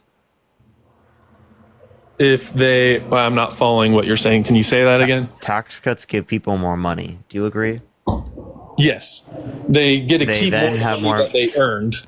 They then have more money and they demand goods more, which means prices of houses go up.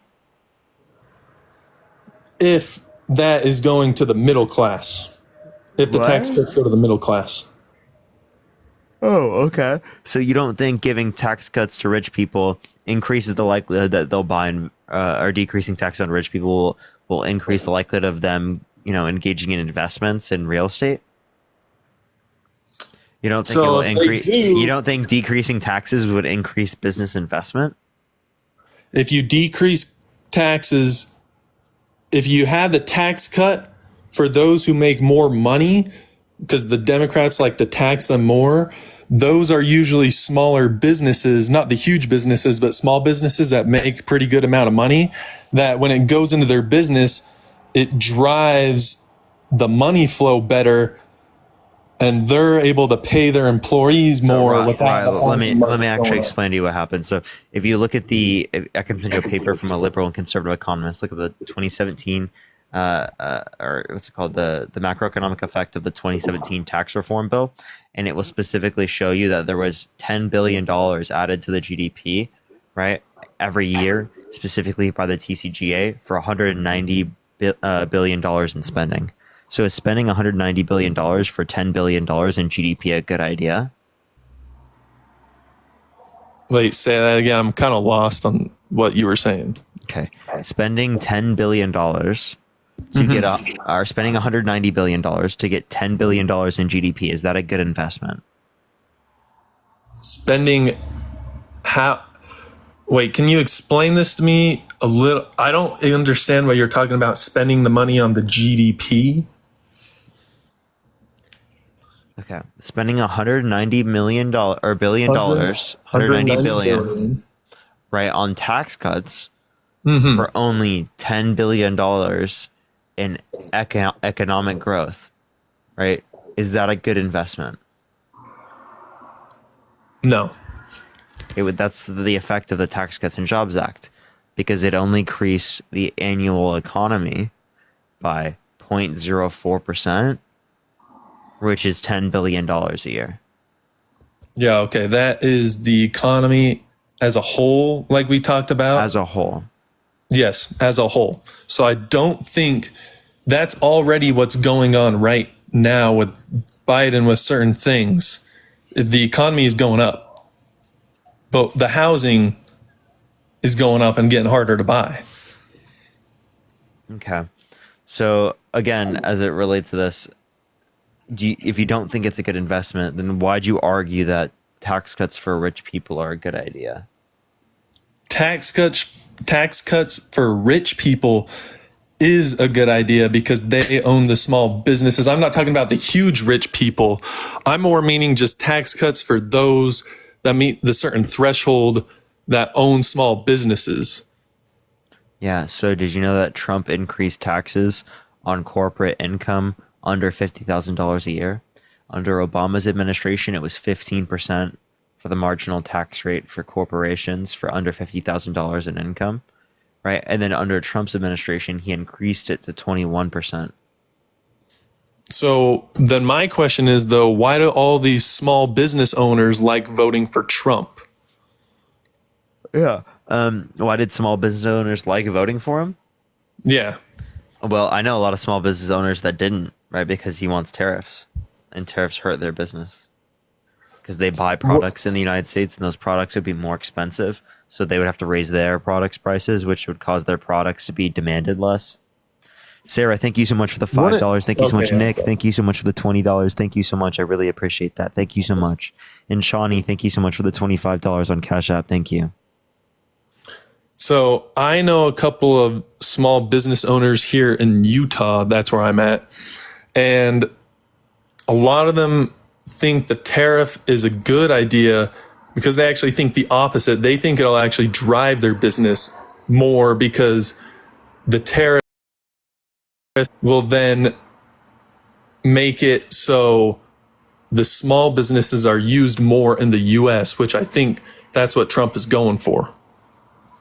Yeah, so again, it actually decreases the size of the overall economy, which would make it less likely for their business to do well in the long run.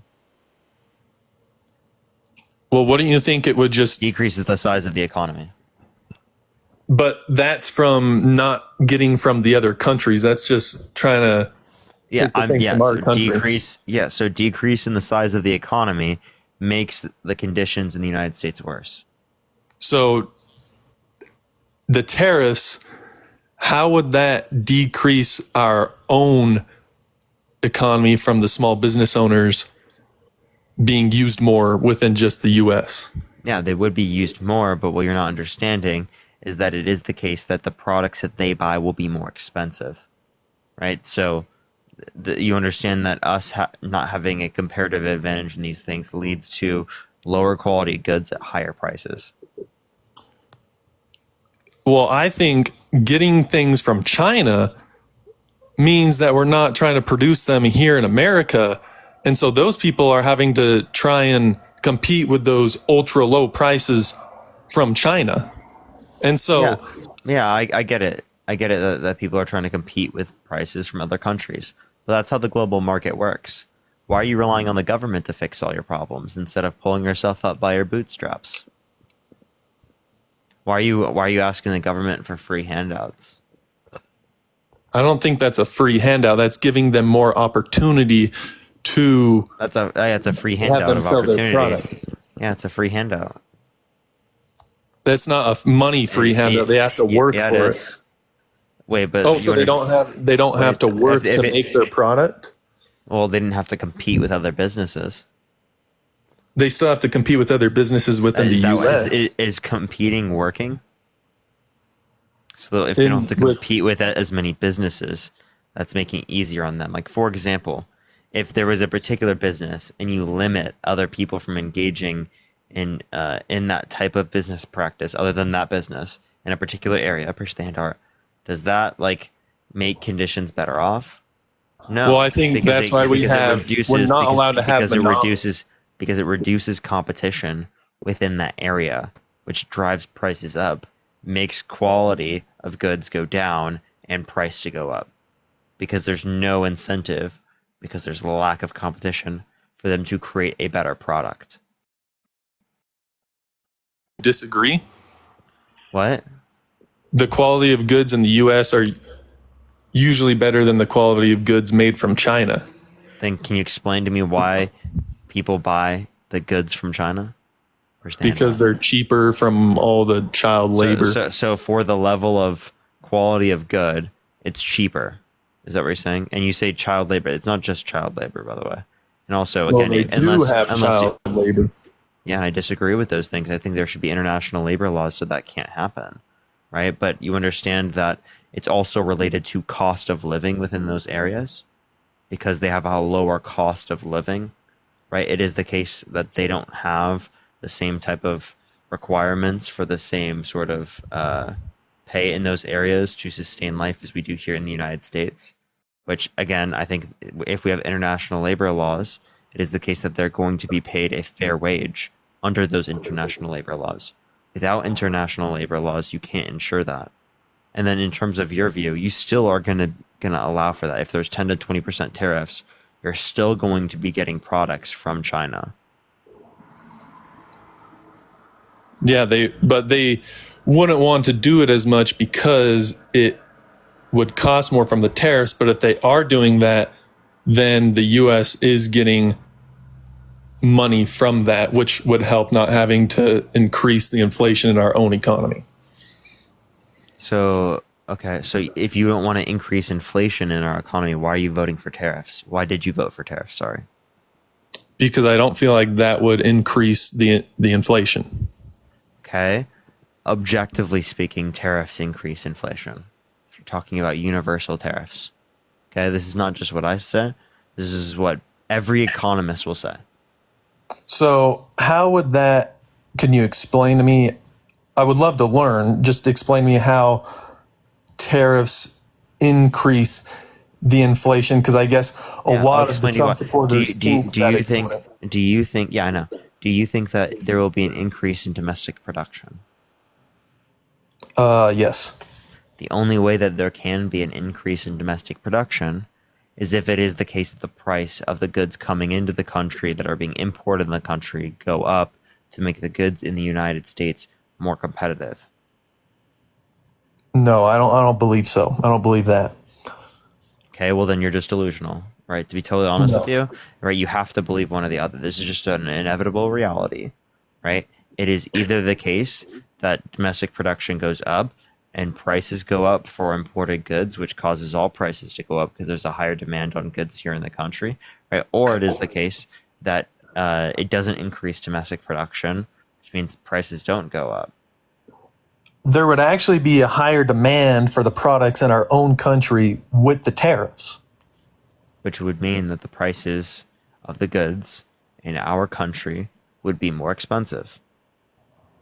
Yes, and then the smaller companies get more money from that and are able to produce more things from the people buying them because they're getting more money, and they have to then produce more because the demand is higher. Yeah, so you'll say that they want to produce more. There's an incentive for them to produce more, but that wouldn't inevitably yield greater outcomes. The same way that when there was a decrease in the supply of goods being sent to the United States in terms of oil, right, which led to the oil prices going up here in the United States, it did incentivize the production of oil in the United States, but not enough to make the price go back down to what it was prior. So what you're not acknowledging is that you disagree with that in certain scenarios as it relates to, say, for example, gas, but then for some reason you agree with it as it relates to tariffs.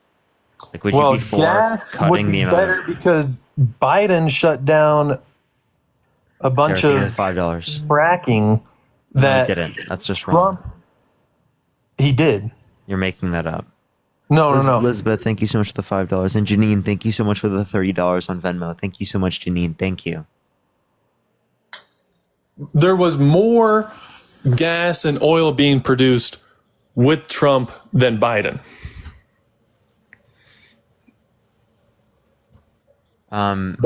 No, there was a greater level of oil production right now than any point in American history or of any country ever. You're wrong. According to the Energy Information Administration, you are wrong. Trump. What's that? I believe there would be even more. If Trump had gone in office, there would have been even more. And it continued to still go up from Trump. And that's why we can say that now. But if Trump was in office, he's going to make it go up even more. Because he's not against the climate change like the Democrats are. That's why they're not as much with fracking, even though they believe they know they still have to do it. Yeah, so they do that until they have to transition. But you understand Donald Trump, you think you just branded him thinking climate change is a hoax as a good thing. And that's exactly what's problematic. Climate change I want you to let me finish real quick. I want you to let me finish. Yeah. So that's exactly what's wrong right now, is that people won't believe in basic science. This is basic science. This is climate science. If you dispute climate science, you are the same as a flat earther. Okay. Okay. So I would not do that if I were you, because that is just delusional fairy tale land. So what I'm going to say is, reality. I believe a lot of people that say climate change is a hoax they're not meaning that it's not a real thing that's happening. I know it's a real thing that's happening, but the reason why I believe it's a hoax is because a lot of Republicans, I feel like, are Christian, and I don't want to get into religion or anything like that, which I'm not going to, but I'm going to say the reason why a lot of people don't care about the climate changes that are Christians is because they believe in the second coming, which... Yeah, and Rice Sauce, I'm going to be totally honest, that's insane, precise you, because what you're doing is you're assuming that your religion is going to be applicable here when you have no evidence indicating that. Right? You have no evidence indicating this is religious. Nothing. Yeah, but what I'm going to say is religious people will believe that. And that's insane. That's an insane thing to say. Even from a religious perspective, people would say that's insane. You can't just attribute that this is going to happen right now. You have no evidence indicating that. You have no evidence indicating that Jesus is coming back then. He's coming back because of this, right? You do not want to risk the planet and the habitability of this planet for your children because you think for some reason Jesus is going to come back because you hurt the climate. That is a terrible hypothesis. You should not do that. It's going to harm the reality for your children, for your grandchildren, for the people that you care about. Every single one of them will have a worse off life, environmentally speaking, if you do not acknowledge this, that we have to transition at some point. That does not mean cutting everything we're doing right now. It means actively trying to do something for the future. And Donald Trump undermining it, acting like the climate is going to start cooling and that science just doesn't know it yet, is delusional. It's insane. And we should not be accepting of that type of behavior. And again, I don't accept that within what you think. I don't accept that within what a presidential candidate thinks. I think you have got to live in accordance with science. That's what's factual. I don't care about the feelings, about the conspiracy theories. I care about what the facts are and what the evidence is, and you should as well. So, yes, I believe that people should believe in the science and all that. But what I'm saying from my side, which I know that you completely don't agree with, but I'm just saying that people that are religious, that believe in that, they will vote a different way because they sincerely believe that. They believe, like, for instance, I'm a part of the LDS church. A lot of people here in Utah are, and I went on a mission, and a lot of missionaries around me kind of believed the same thing, and that's just what we believe as a culture, as a religion. And so that's a way that we vote because we sincerely believe certain things like that. So all that I'm saying on those things cannot be changed in certain people's minds. I have a question. Right. Appreciate the galaxy. Thank you so much. If God commanded you to kill an infant, would you do it? If God commanded me to kill an infant? Yeah, would you do it? God would never command me to kill an infant. Okay, 1 Samuel 15:3, God commanded Saul and his men to kill men, women, children, and infants that are Amalekites. If God commands you to kill the Amalekite infants, would you do it? If they were evil purposes, certain times that God has commanded people in the Bible and the Book of Mormon to kill certain people because he said... Do you see how you just switched up there? Do you see how it was God would never command someone to kill an infant. I gave you explicit It's Bible because verse you said where God it's commanded just them like to do you it, were and you see how saying, your view if there's changed. an infant right, because you explained if there was an infant right here, would Okay, you so kill it? if you were alive at that time period and God commanded you to kill those Amalekite infants, would you kill them?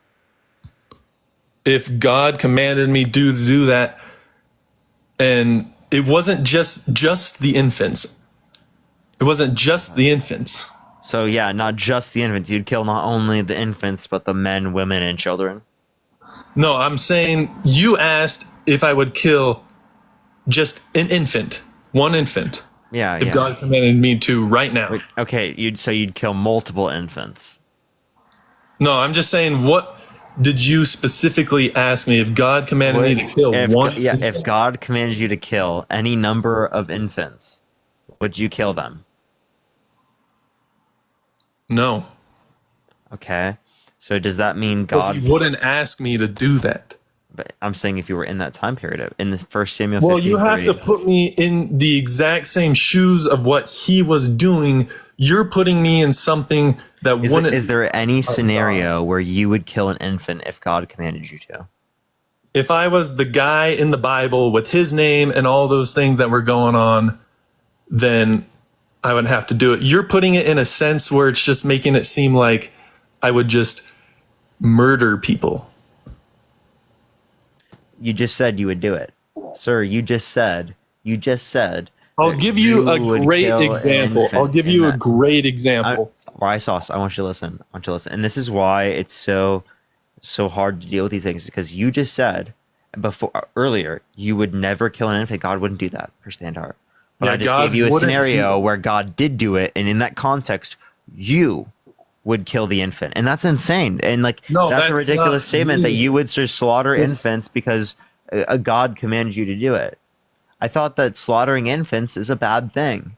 Aren't you pro-life? I don't think it's very in certain pro-life. situations. I don't think it's very pro-life to command the slaughtering of Amalekite infants, of Amalekite children, of men and women that are Amalekites. I don't think that's very pro-life. That was in a context where there was evil people. Does that make sense? Okay, well, you could say that they're evil people. Are infants evil?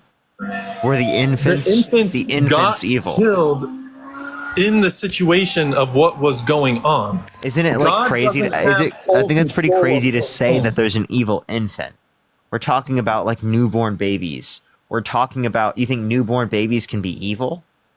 No, so they didn't. No, then they didn't- weren't. They weren't evil people that God commanded you to kill.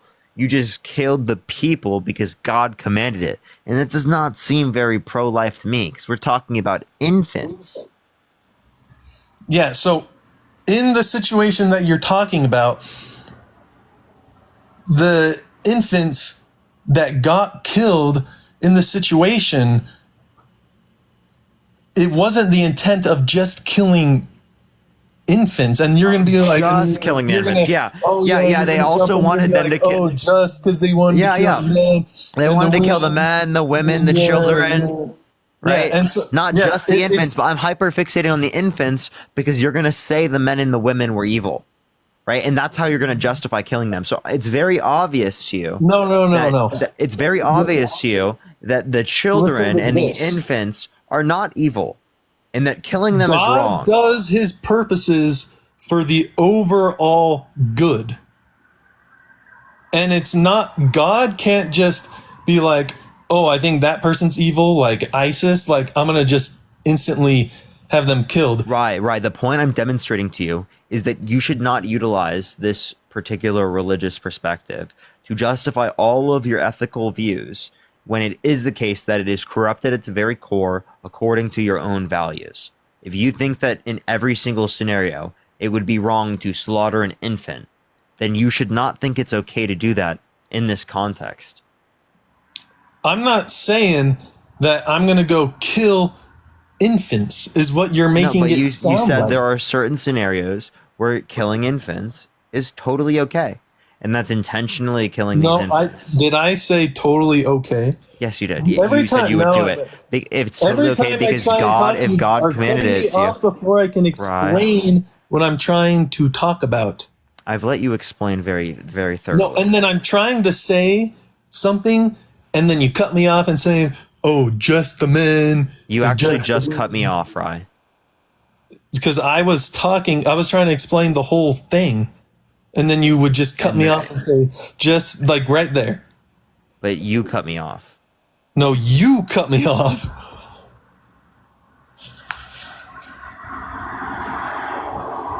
Okay, will you let me explain? Okay, so what I'm saying is instances in the Bible and what we believe in the Book of Mormon is not a perfect book. It is written of God's dealings with the people.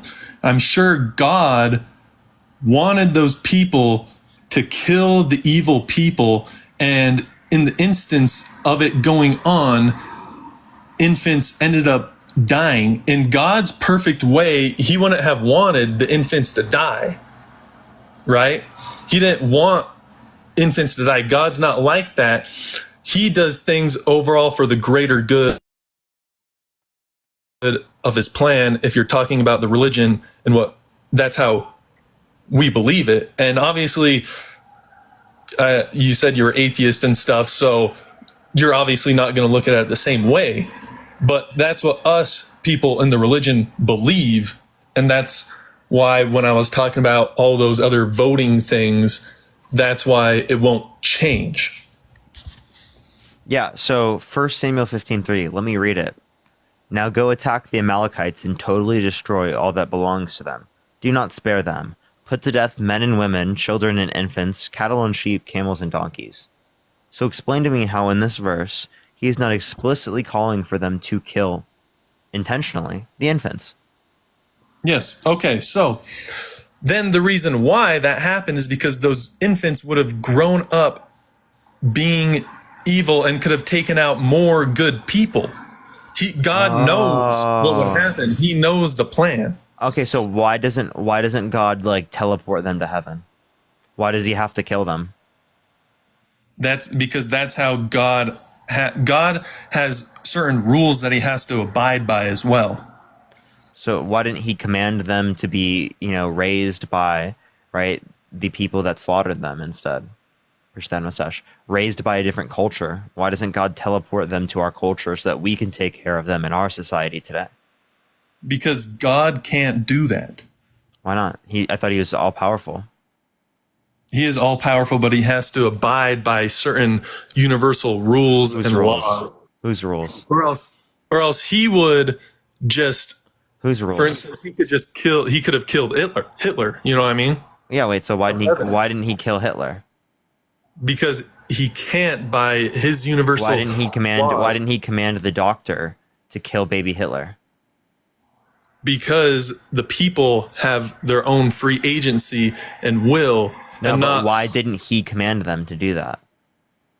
Because he can't have those. But he commanded Saul and his men to do it, and that was okay. Yes, because he was a part of the promptings from God in that situation. So why can't he tell them in one scenario, yo, do this, but in the other scenario he can't say, yo, do this? Yes, because those people that if during the time, say if there was someone who was an apostle or a prophet when Hitler was around there, I'm sure it maybe could have been done, but not everyone.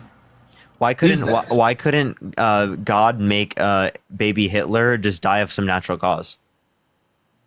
Because he can't with the universal laws and rules that he has to abide by. Okay, why couldn't God have created a tornado that killed him? God creates other tornadoes and they kill people. He doesn't create tornadoes to kill people. That is what causes tornadoes? How the earth works. He doesn't. Why does the earth work this way?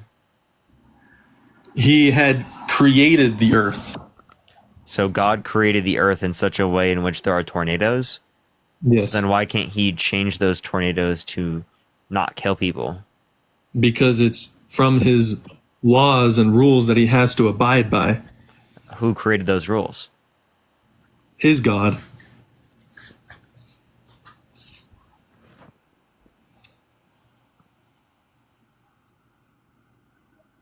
Yes, that's what our religion believes. And it's this whole circle of time that our capacity of minds can't understand, and that's why we believe in faith. Okay, Rye Sauce, I'm just letting you know. Are you monotheistic? Monotheistic? Yeah. What does that mean? Which means there's one God. Yes. So you're monotheistic. I appreciate that mustache. You're monotheistic. You think there's one God, but then God also has a God. Yes. Here's the head mustache.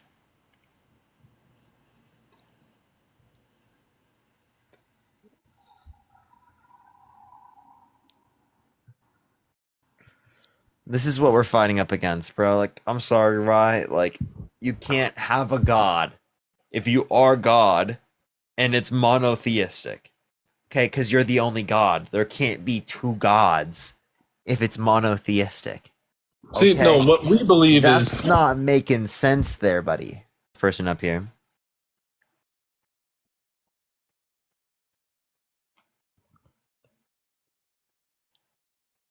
Should I hit a restart, everyone? Just for the fun of it? Or should I just stay live? What are the thoughts?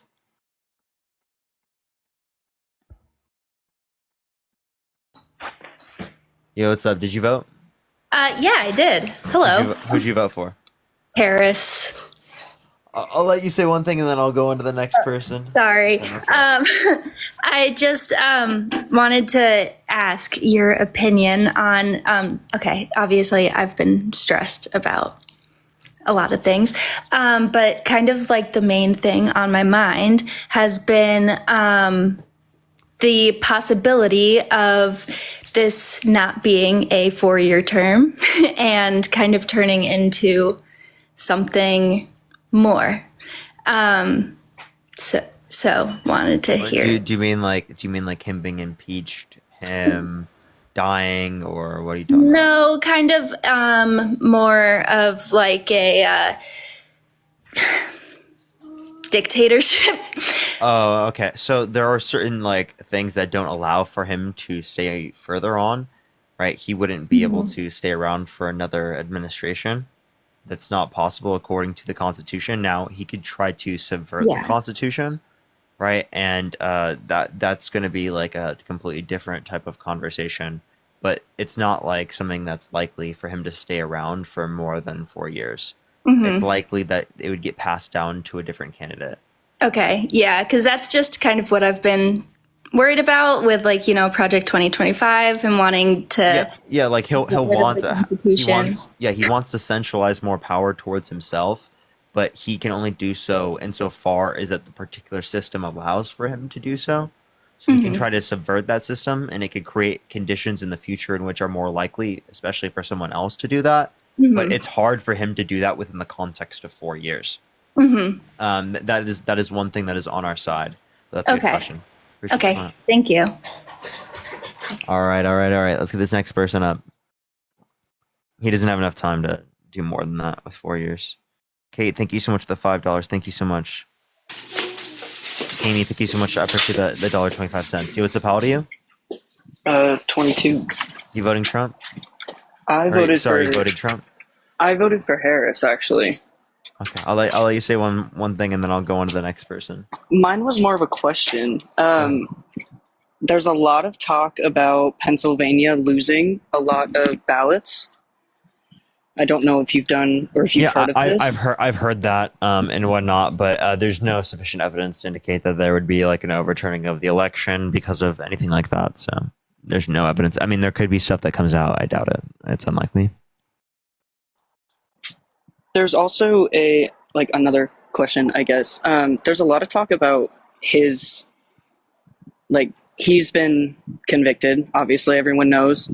But his court date is supposed to be coming up at the end of this month. Do you think that could change anything regarding sentencing? the election? Yeah, his sentencing. It could possibly be the case that a presidential elect is in prison, but I think it does reduce the likelihood of him going to prison. Okay. Do you think it would change anything regarding who becomes president? Like if he does get Nope. He'll still if he's in if he prison, does go to prison, he'll still be. Are the we going to president. be stuck with the vice president or? Nope. It'll be him. It'll be him from prison. All right. Yeah, which is kind of crazy. That sucks.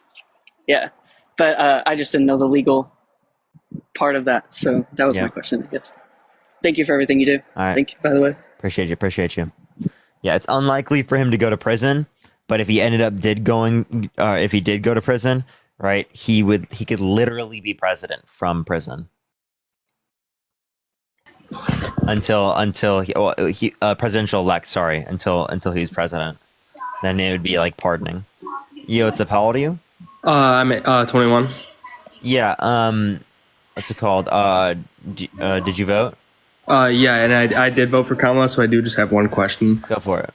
I was wondering, my roommates, they're both conservative. I was able to convince one to not vote for Trump. He didn't vote for Kamala, but not for Trump.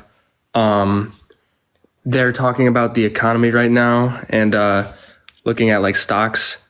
And I personally, that is definitely the part of politics I know the least about. So I was just wondering, like, the economy looks pretty good. They're investing a lot in Dow Jones and NASDAQ and all that. And I wanted to know as to like, how do you explain that in terms of like, I don't know. How do you explain that? Yeah. So the stock market, 90% of the stock market is owned by the top 10%. So it's not really representative of the whole nation, but it is the case that the stock market is at like the highest levels it's ever been. So like, I mean, there's no really reason to say, oh, stock market is better for like Donald Trump comparative to like the Biden-Harris administration. So there's no argument from that. And then if you want better conditions for businesses, you don't want tariffs, 10 to 20% tariffs that will hurt plenty of American businesses. So would it be like stocks look to be going down for like smaller owned businesses and the top end companies like the? I wouldn't be able to give an expectation based upon stock because it's totally predicated off of like how particular investors are responding to like what's likely to happen in the future for their businesses. Now, I can know that tariffs, universally speaking, will have a negative impact on the stock market. Now, through this negative impact, it still over time could still end up going up, but it would still be a detriment to it comparative to it not being in existence. Because it decreases the size of the economy. Thank you. Appreciate you coming up. Thank you for doing what you do. Thank you. All right, let's get this next individual up here. Only send a guest request if you did vote for Trump, y'all. Or if you did not vote. Yes, man. Yo, what's up? How old are you? Yeah. So I'm from Scotland, yeah. Okay. And all right, let's get this next individual up here.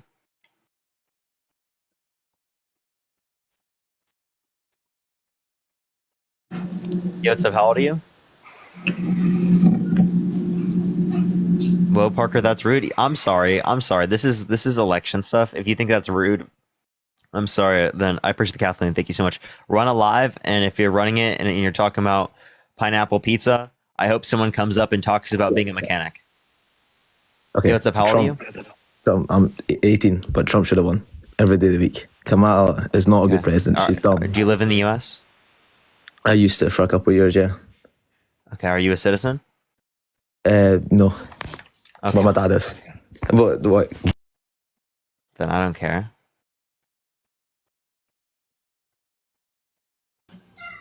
Yo, what's up? How old are you? I'm 32. Did you vote? I did vote. I voted for Harris, but I just have one thing to say because I've seen it all over the place today. Go ahead. No matter who you vote for, on what side of the board you are on, there's no reason to be hateful to the other people.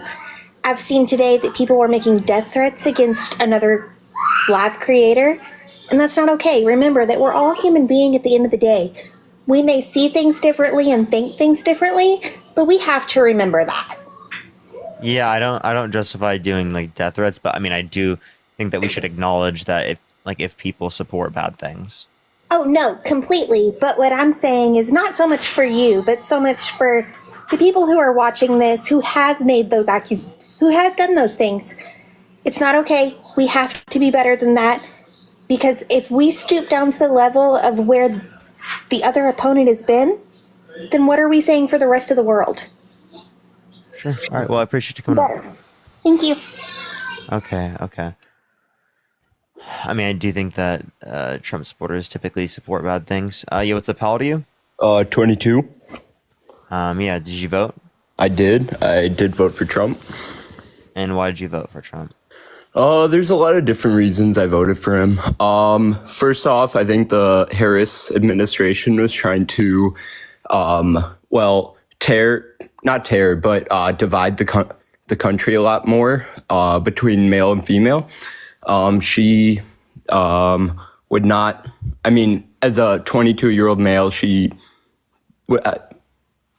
I don't even know, but like how to explain it. I'm 22 years old and I'm a man, so like explain it to me. Yeah, no, I mean, as a conservative, she was just trying to divide the whole country into hating conservative males, young males, anything along. She did, though. What'd she say that did that? I mean, if she would say like, if you vote for Trump, you're a horrible person, whatever. But she never said that. Out of context, not directly saying that, but you get what I'm saying. She never said that at all. I mean, did you seriously vote based on something she never said? No, I didn't. I voted based off the economy, based off my family values, based off a whole lot of different things. Family values? Yeah. What types of family values are you referencing? I like traditional family values where, I mean, the man provides for the family. And I mean, okay, so like, do family values include like, voting for a guy that says he would date a 10-year-old girl in 10 years, or says he has sex in common with his daughter, or brags about walking into changing rooms of naked teenage girls, calls his daughter voluptuous, which means sexually attractive and curvy? Like, are those family values? Cheating on every single one of your wives, the last one while she was pregnant? That's not what I vote off of. Is personality. I mean, I vote off what they're going to do in office. But that's family values, right? I don't think those are very family values. I guarantee if there was a Democratic candidate that was a woman that had multiple baby mamas, right, or baby daddies, right, you guys would be talking about that in terms of family values. But because he has multiple baby mamas and he's, rich and wealthy, for some reason that's not antithetical to family values, apparently. I mean, that's not why I voted for him, is because he has multiple baby mamas, but whatnot. I think everyone has made mistakes in their life. I don't think anybody can say they're perfect. So this whole notion of trying to find a perfect candidate is just... I'm not talking about being perfect, right? I mean, I don't think... Are you perfect? No, by all means, no. Have you sexually abused a woman? Never. Have you tried to coup the country? Did you call for a complete and total shutdown of Muslims entering the country? What did you say there? Did you call for a complete and total shutdown of Muslims entering the country? No. Did you say that your daughter's sexy? No, I don't have a daughter, so... Did you say out of Howard Stern calling your daughter a piece of ass? No, right? Like, did you cheat on your wife? No. Right? With 3 separate times? Right? No, but... So then what do you mean by, like, family values, right? Like, if none of those things are family values and you don't have to be perfect to do that in your life, then what makes you think that, like, you would want that from a presidential candidate? I mean, I think, why are people voting for her? Because she's a good person? Because... better person than Trump. It's not only that she's a better we person, want somebody that's going to... There are better policies. Like, for example, let's talk about the better policies. Okay, like, let's talk about Can you name me one Trump economic policy that you like? I do like his tax policies. You like his tax policies? I do like his tax policies. I like the what the economic tariffs. policy I think is that? I think that a lot of things should be more American made. Why? So you want to cut taxes? What was that? You want to cut taxes? Cut taxes? How? I mean, that could go so many different ways. I'm just asking if you wanted to cut taxes because you brought up his tax policy. I think that yes. Cut taxes. So cut taxes, but then also do tariffs? I mean, yeah. That's an increase in taxes. Not really, though, is it? Yes, it is. Increase in tax? How so? What is a tariff? Tariff is charging a different country for sending their goods here. That's a tax on an import in the country. A tariff. Yeah, that's a tax. Yeah. So not to the American people. Yes, it is. And not direct. Is it coming out of our paychecks? Yes, because you have to spend. Exactly. More for exactly. Your goods. So would you rather have the government take a set amount out of your paycheck every single year or every single week instead of you choosing when to spend your money? And Nate. Yeah. Either way, we're gonna have income tax. Trump's not getting rid of income tax. That's what he said he wants to do. Yeah, you understand that that's not an actual plan that he can follow through with, right? Why not? It's not a constitutional right. How high do you think the tariffs would have to be to replace the entirety of federal income tax? I'm not sure. Yeah, you would have to have over 200% at least, right, on tariffs in order to get anywhere near the same level of income tax we currently have, because you disincentivize trade with the United States when you do that, which devalues the US dollar, decreases the size of the economy, causes prices to go up for American consumers, right? Which what you're doing is you're shifting the burden of taxes for people who are predominantly rich to people who are predominantly lower income, because it is the case that people who spend a greater proportion of their income on imported goods, right, are lower income individuals. So what about the states that have no income tax right now? Yeah, so in terms of state tax, that's different than federal income tax. There are some states that have no income tax. Yeah, that's state income tax, and they have property tax, they have sales tax, and I think exactly. And I think that we should.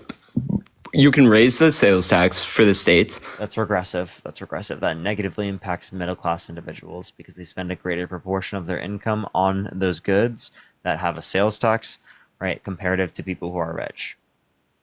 Because cost of living is a greater percentage of your income if you make less income. That I would agree. I would agree with that. Like, for example, right, if someone who makes $100,000 a year has this is going to be off numbers, $10,000 in expenses a year, right? Yep. They're going to pay, say, 10% on that 10,000. They're going to pay what, $1,000? So $1,000 of their $100,000. Whereas the other side, right, someone makes $20,000 a year, they have $10,000 in monthly, in yearly costs, right? They pay, right, if it's $1,000, right, way more in a percentage. That's 5 times more, according to their income. Yeah. So do you see what I'm saying? No, I get what you're saying. When cost of living is a specific amount, right, and you pay a greater percentage on that, and that specific amount is a greater percentage of your proportional income, the increase in the sales tax is going to affect you more than it's going to affect Jeff Bezos, right? Because Jeff Bezos' income is so much higher than his cost of living. I agree. Yeah. I mean, you're obviously a lot more educated than me in a lot of those aspects, so I respect that. And what I'm telling you is, because I have a degree in economics, that Donald Trump's tax policy negatively impacts lower income individuals and benefits rich people. This is going to be the biggest transfer of wealth, right, from poor people to rich people that we have ever seen in this period of time, because the tariffs will cause poor people to pay more, and the Tax Cuts and Jobs Act will predominantly cut taxes for the rich. Hold on. It'll make you're saying that it's going to raise prices of everything, but when things are made in the U.S., that it would, like if we were to drill for our own oil, if that would bring the prices down on gas, would it not? Chrissy, thank you so much for the $20. Kenzie, thank you so much for the $2. Kate, thank you for the $5. Thank you so much. I appreciate it. Thank you. Michael, thank you so much for the $50. Thank you so much. I really appreciate it. Michael, thank you so much. Emily, this is the election time now. Katie, thank you so much for the $5. Thank you. Aaron, thank you so much for the $20. Thank you so much. And then, sorry, Nate, can you ask your question again? Yes. So take like oil, for instance. If we were to start drilling it in a lot more in America, so we don't pull it from, or we don't trade for it across other countries, then that will ultimately bring the prices down. If we don't trade for oil, no.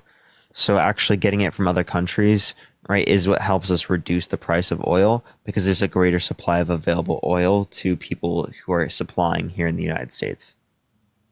Gloria, thank you so much for the $10. Thank you, Gloria. I mean, how does that work though?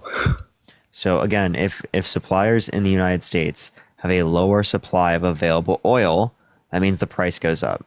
But it increases competition for more to start drilling for more oil. Jan, thank you so much for the $2. So the reason why this isn't the case that it's going to lead to a overall decline in the future is because gas prices already went up under the Biden-Harris administration, because we got less imported from other countries around the world.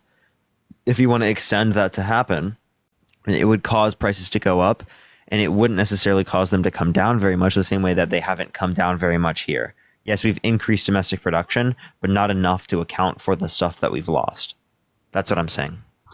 Yeah, I'm not just saying just oil. I'm talking like all manufacturing. I think we could do a lot more manufacturing in the U.S. It would create more jobs for American people. It would. You just have the messaging from Trump, right? The way to create jobs in specialized manufacturing would not be through tariffs. It would be through tax credits.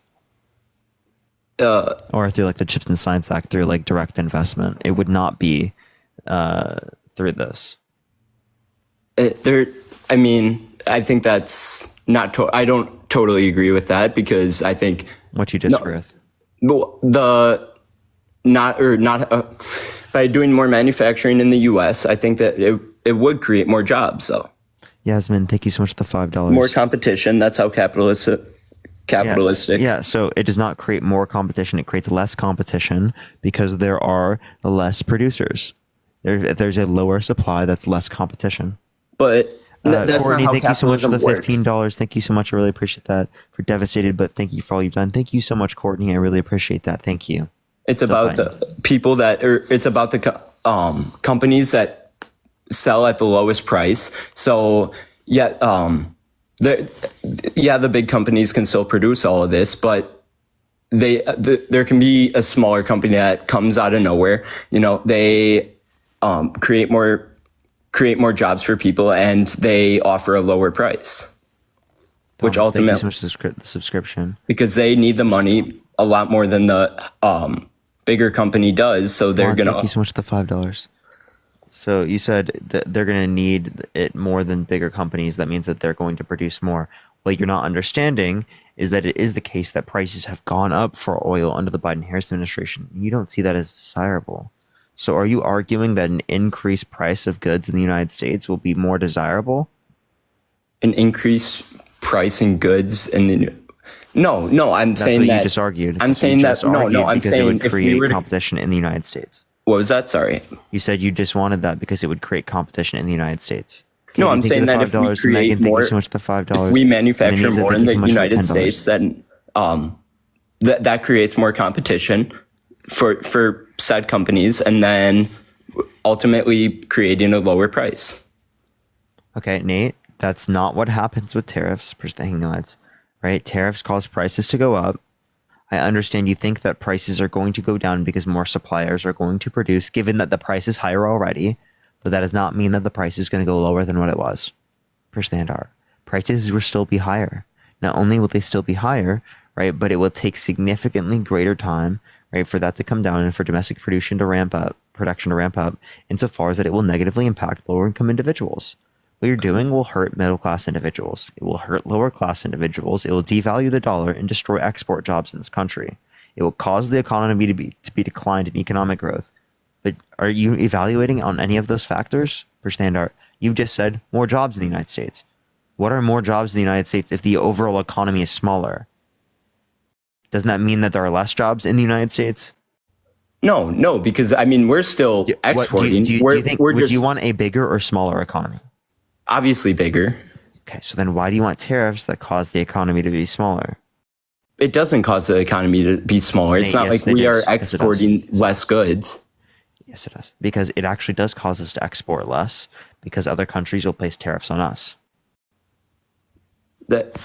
Is that a known fact? Yes, it is a known fact. Name me one point in history in which an increase in tariffs in the United States has not led to a decrease in agricultural exports. Or any type of export, sorry. Well, not just agricultural. Yeah, I was gonna. Yeah, Emily, thank you so much for the $1.44, and then Sharon, thank you so much for the $25. Thank you so much. I really appreciate that, Emily, and I really appreciate that, Sharon. Thank you so much, Richard. Thank you so much for the $5. Thank you so much. I really appreciate that. Thank you so much, Richard, for the kind words. And Austin, thank you so much for the $5. Thank you.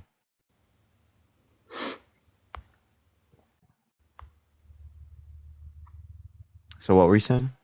Kind of lost my train of thought a little bit.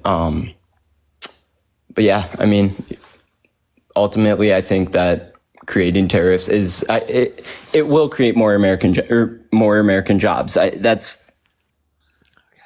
think that's where we disagree. But yeah, Nate, if the economy is smaller, how are there going to be more jobs overall?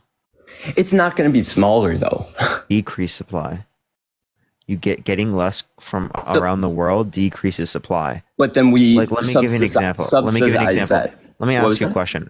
Would it be desirable for California to put tariffs on every other state? What was that? Sorry. Would it be desirable for California to put tariffs on every other state because they'll produce more in California and it will cause more jobs to exist in California? I wouldn't say that's desirable. Why not? If California wants to benefit California, why shouldn't they do that? I mean, we are.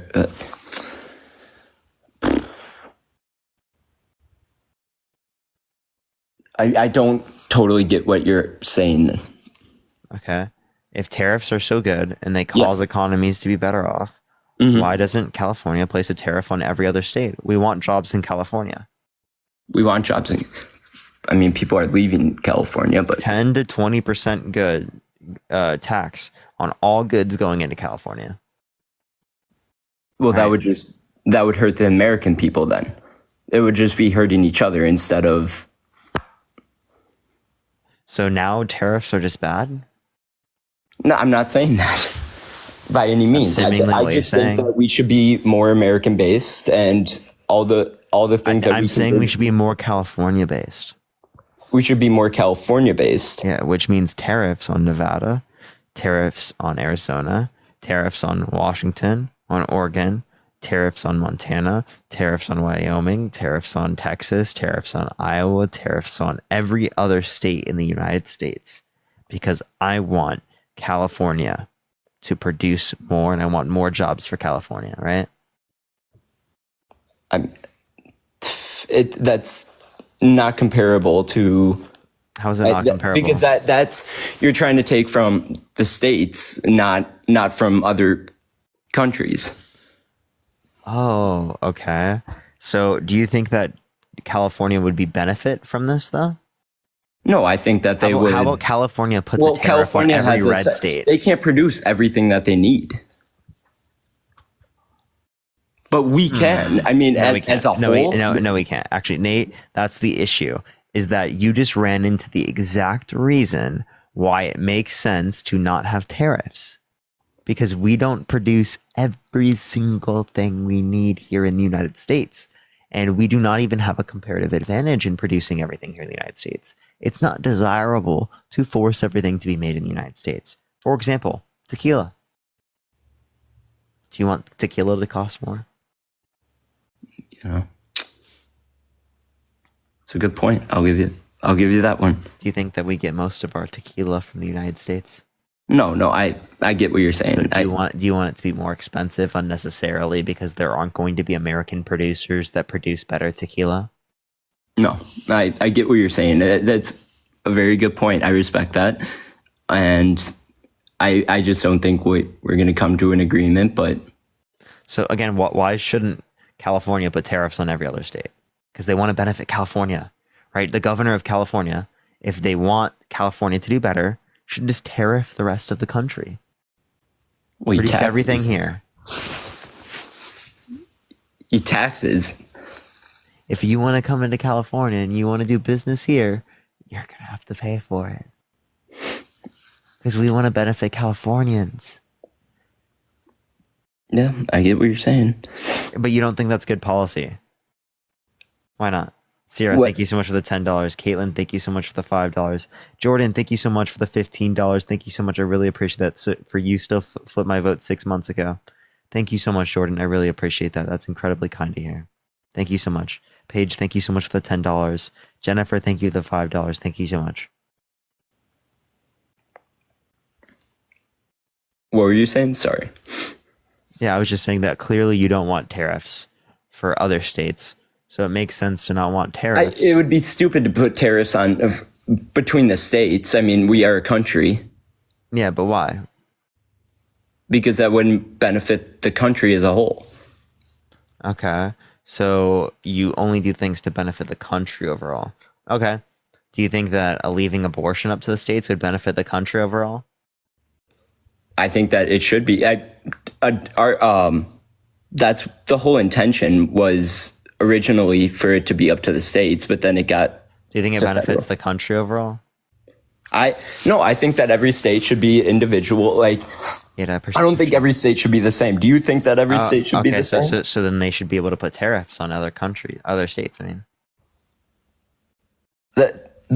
these are two totally different issues: abortion versus tariffs. Wait, but I thought it was states' rights. I think it is states' rights. So states' rights to put tariffs on other states? I mean, they're more than welcome to, aren't they? More than welcome to, but you would say they shouldn't do it. Why aren't they doing it? Why aren't they doing tariffs? Because tariffs are bad. Tariffs are bad. State to state, yes. Okay.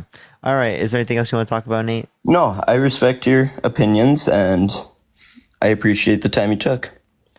Appreciate it. All right, everyone. I think I'm going to hit a quick restart, everyone. I'll be on for probably, another hour and 30 minutes or so. I'm just going to hit a quick restart. I'll be right back, everyone. Give me a second, y'all. I'll be right back. I love y'all so much. Give me a minute, everyone. I'll see y'all here in a second.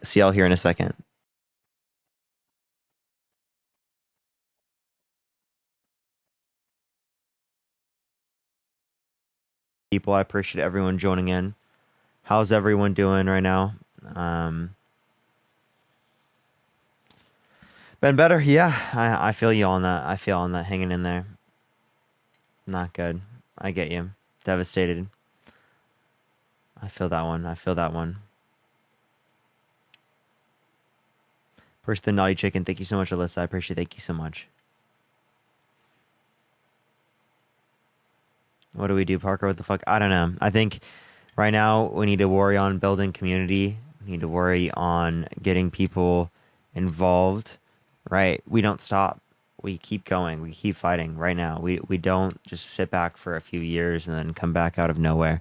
We keep going. Appreciate the hand art, because I can't believe we lost 15 million voters. Appreciate that, Mustache. That's just insane.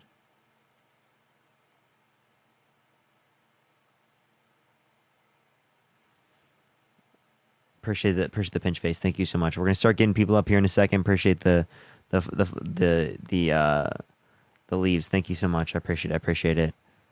We're gonna start getting some people up here. Only send a guest request if you did vote for Trump or you did not vote. Yo, what's up? How old are you? I'm 21, bro. Did you vote? I did, for Donald Trump. And why so? But I just wanted to start off real quick by saying, I know you're probably not a fan of Trump supporters and stuff right now. And even though I don't agree with you politically, I want to say I really like the work you do and stuff and promoting for your party and stuff. So I have a lot of respect for that. I don't agree with you politically at all.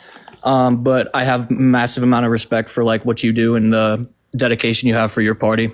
But one of the I voted for Trump for a lot of reasons, but three of the main reasons are the first one being the wars. I have family members that have fought overseas. I have an uncle that was in the army, Kuwait, over there. War is hell, man. It's not good. I don't know your story. If you have family members that have fought and stuff, it's not my place to assume that. But war is hell. It's not good. And I am in the firm belief that Donald Trump is the only president of my modern era, obviously in the 2000s and stuff, who didn't have a new war under him. Obviously, Bush was with the Afghan-Iraq invasion. Obama was the invasion of Crimea. Yeah, here be my point is, in terms of a new war, what do you mean by new war? Like a war that was started under an administration. Okay. I'm under the stern impression that. Oh, okay. Yeah. What about the Turkish-Kurdish war, where Trump left Kurdistan and it led to leaving our Kurdish allies, which led to the Turkish-Kurdish war? Yeah, I mean, I understand, but I mean, why is that not like? Why? My question is, why is that? And I once again, I have complete respect for you and what you do. So just inform me if I'm wrong. But why is that not blown up like these other wars are? Why is the war in Afghanistan and Bush still talked about to this day? Why is the invasion of Crimea with Obama still talked about to this day? And obviously with Ukraine and Israel and Palestine. What new war happened under the Biden-Harris administration? Ukraine and Russia and Israel and Palestine. So if Ukraine and Russia happened under the Biden administration, then why'd you say it was in 2014? I didn't say that. I said You said, yeah, Crimea, but you were designating that as the beginning of the war. So again, then it couldn't possibly be the case that it began under the Biden-Harris administration if you say that it began under the Obama administration. Okay, I mean, same thing. It just goes all back to the point that I feel sternly in my mind that Donald Trump didn't have a large-scale war like this break out in the Middle East and Europe, whatever it may be, etc. I just gave you an example of one, right? We can also reference that under his administration of Bridget the Handhearts, there were 65 service members that died in conflict, whereas under the Biden-Harris administration, it's been 16. I'm sorry, you cut out. Can you say that again? Yeah, under the Biden-Harris administration, there's been 16 people that have died in conflict. And under the Trump administration, there were 65 that died in conflict.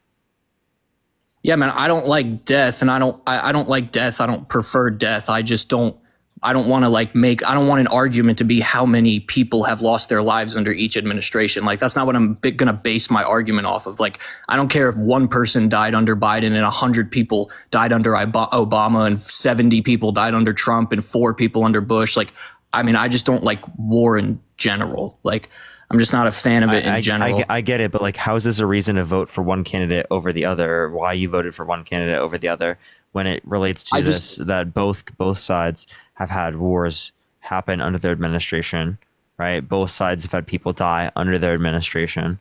I just don't see like the argument you're trying to paint from this. Okay, well, yeah, I'll see if I can like explain it a little better. Well, like with Trump, there was just, I feel in my mind, in my opinion, that there was peace. I do. I mean, he was able to walk into North Korea like that. I feel like he had a good relationship with Putin, etc. I feel like there was peace. I mean, now, correct me if I'm wrong, but I think, what was it, 2022, 2021, 2022 time? I just want to let you know, there was not peace. There was a 432% increase in military drone strikes in the Middle East, an assassination of a top military general in Iran. Right, there was specifically the vetoing of a blocking of an arms deal, which Saudi Arabia used to commit a genocide in Yemen.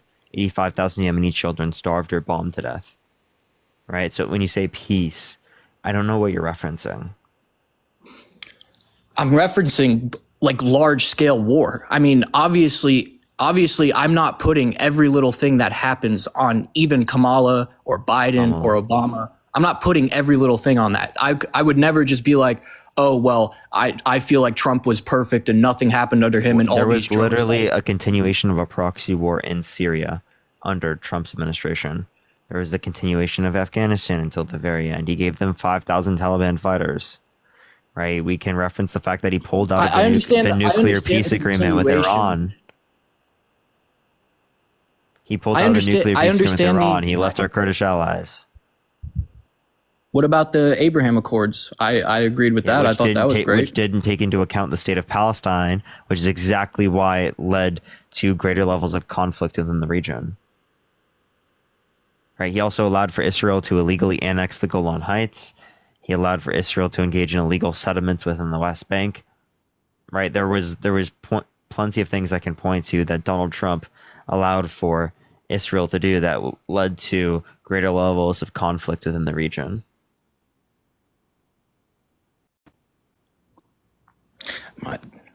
Jen, thank you so much for the $10. Thank you so much, Jen. I appreciate it. Sid, thank you so much for the $20. Thank you so much on Venmo. Thank you so much, Sid. Melissa, with the $50 for your work, truly makes a difference. Did make a difference. Truly grateful and listened a lot and impressed with you. I really appreciate that. Thank you so much. I appreciate the $50. Thank you so much, Melissa. I really appreciate that. Thank you. Katie, thank you so much for the $1. I appreciate it. And Christine with $100 for I'm heartbroken, but thank you for all you've done. Thank you so much, Christine. I really appreciate that. Can we get some W's for Christine in the comment section right now? Thank you so much for all the kind words, everyone. I really appreciate that. I'm absolutely devastated as well. Yeah, Jake, go ahead. You were saying? Yeah. No, but again, I want to emphasize the point. Like when you talk about these drone strikes and these other things that happened in like Yemen and Syria, etc. I'm by no means going to sit here and act like, oh, all these little things need to be accounted for, etc., etc. I'm talking more about the large scale wars. And I feel like during Donald Trump's administration, it's like, for example, when you go on the news these days, and especially in 2021 and 2022 and stuff like that, the only thing that was on the TV, Russia, Ukraine, all the stuff that's happening there. Now you go on the news today, the only thing you see on the TV, Israel, Iran, bomb strikes, all that. Correct me if I'm wrong, as I've stated before, but I feel like I don't recall seeing any just continuous news. I remember tweets I put out of, oh, we could possibly go into World War III in 2020. There are stories in the media consistently fear-mongering you into believing that there is a possible World War III going to happen. This is happening all the time. I was also subject to that same type of fear-mongering right back then. I'm not trolling. Like it's absolutely fear-mongering, right? I thought it was going to happen in 2020. I seriously remember putting out tweets that said that. No, I'm not one of I'm not one of those people who's just going to think that the day Kamala and Biden get into office that they're going to start Kamala, sorry, I'll just call her Harris. I'm not one of those people. I'm not purposely trying to call her the wrong name. I promise. You're fine. Don't worry. As long as you're not purposely doing it. No, I promise I mean peace, bro. I'm a big Christian, and I feel like I stated that in the beginning. Like, I respect what you're doing and all that stuff. But no, I don't mean to call her the wrong name. I'll just call her VP Harris or something like that. Yeah, that works. Yeah, I'm not one of those people who think that like VP Harris and Biden, the second they get in office, that that World War III is just going to be started. Believe me, I'm not one of those crazy lunatics who just like, oh yeah, the second they get into office, everybody's gonna start bombing each other. Believe me, I have no reason to think like that. I don't. Yeah, but it wouldn't make any sense because we currently are in office. You know, like Biden's literally president. Yeah, I'm not going to sit here and become that extreme. I don't agree with Biden, and I don't agree with what's going on in the Middle East. I think children are losing their lives. I think women, mothers, children, etc., on all sides. And I'm not just going to pick a side. I'm not going to be like, Israel deserves the win. Palestine deserves the win. Ukraine deserves the win. Russia deserves the win. Like, we have men, women, children, innocents losing their lives every day on all sides, and I just don't like that. And the reality is that Donald Trump acts like he's against that, but Donald Trump perpetuates conditions in which lead to a greater level of this. Well, whether it relates to what's happening in Gaza, what's happening in the Middle East, right, in terms of the U.S. expansionism, right? We can reference or not expansion, Israeli expansionism. Sorry, I don't know why I said U.S. I appreciate the Meerkat. Thank you so much. That specifically, right, that leads to broader conflicts in the long run. Donald Trump also doesn't put checks on Putin. He specifically, right, is not going to help defend Ukraine, which will lead to Russia being able to continue to get more power, right, within the context of in the context of Europe, especially if he pulls out of NATO by any means, because he's anti-NATO. Right. And another thing, yeah, I got you, brother. And another thing I wanted to say, and look, this part, I'm not fully 100% on, so your supporters can grill me in the comments all they want. I'm going to admit straight up, you might have to inform me a little bit more. I'm not a fan of the hundreds and hundreds of billions of dollars that go to Ukraine, especially when we have a good amount of problems here. You know, I'm not a fan of that. Okay. So let's reference this. $107 billion went to the Ukrainian government. 70 billion of that was already weapons and equipment we already had. And then the rest of it, there was contractually obligated to buy stuff from the United States. So from American businesses. Marsh, thank you so much for the 12-month subscription. Why are we giving away our equipment that's for our boys if they need it? I guess that's my question. We didn't need it. That's why. And then also as it relates to this, in terms of Ukraine, do you know what the Budapest Memorandum is? Say that the Budapest. No, I don't. The Budapest Memorandum. So we signed an agreement with Ukraine that if they gave up their nuclear weapons, that we would defend them. They gave up their nuclear weapons. Now it's our turn to defend them. Yeah. I did know that, but I didn't just know the term it was called, but I do know the context of what you're talking about. No, I mean, look, unfortunately on this topic, like I said, I have massive amounts of respect for what you and all your buddies do, but I think unfortunately on this topic, we're going to have to disagree about. Yeah, you are lagging a lot, so I'm going to go into the next person, but I do appreciate you coming up. I think you should listen into like more of like these types of conversations, and maybe it will change your perspective broader on this. I hope I can do that. But yeah, appreciate you coming up. Okay. All right, let's go to the next individual, y'all. Only send a guest request if you did vote for Trump, everyone. Gloriani, thank you so much. I really appreciate the $50 on Cash App. Thank you so much. I really appreciate that. Thank you so much. I really appreciate the $50 on Cash App. Thank you so much. And Kylie, thank you so much for the $2. Corner, thank you so much for the $5. Thank you so much. I appreciate it. Why are they doing that, Connor? Lisa, thank you so much for the $5. I appreciate it. Thank you so much for the $5. You and your girlfriend voted for Kamala because we were inspired from your debates. Thank you so much. I appreciate that. Bridget, thank you so much for the $10. Travis, thank you so much for the $5. I appreciate it. And Ava, thank you so much for the $10. Thank you so much. All right, let's get this next individual up here real quick. Parker mods. Oh, I did not see. What is happening? Okay, chat. There's mods. There's literally, I can't mod any more people. So I will have to turn on sub-only chat if that keeps happening. I don't know why there's so many things in the chat. I'm trying to prevent that, and I literally can't. Should I just go to sub-only chat, everyone? Because I literally, like, mods can't do this to everyone. I know, it's getting crazy. I don't know why people, yeah? Sub-only chat? Okay. I'm sorry, everyone. I'm sorry, y'all. We do have to do this just because it's a little freaking out right now. So I'm sorry, everyone. David, it's good to see you. Good to see you, David. Yo, what's up? How old are you?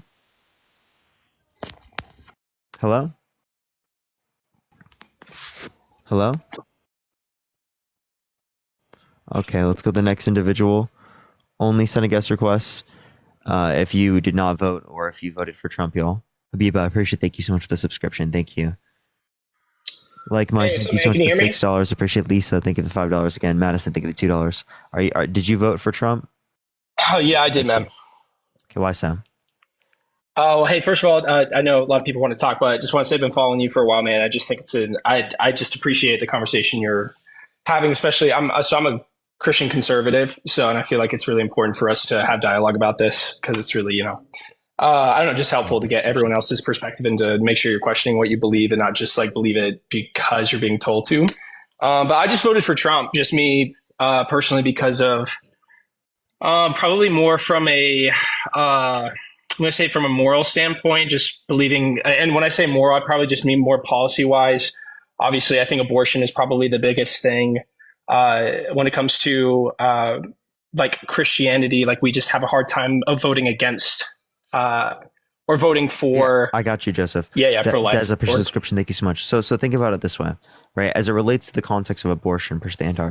Not every sin would you think should be illegal, right? Do you think that blasphemy of the Holy Spirit should be illegal?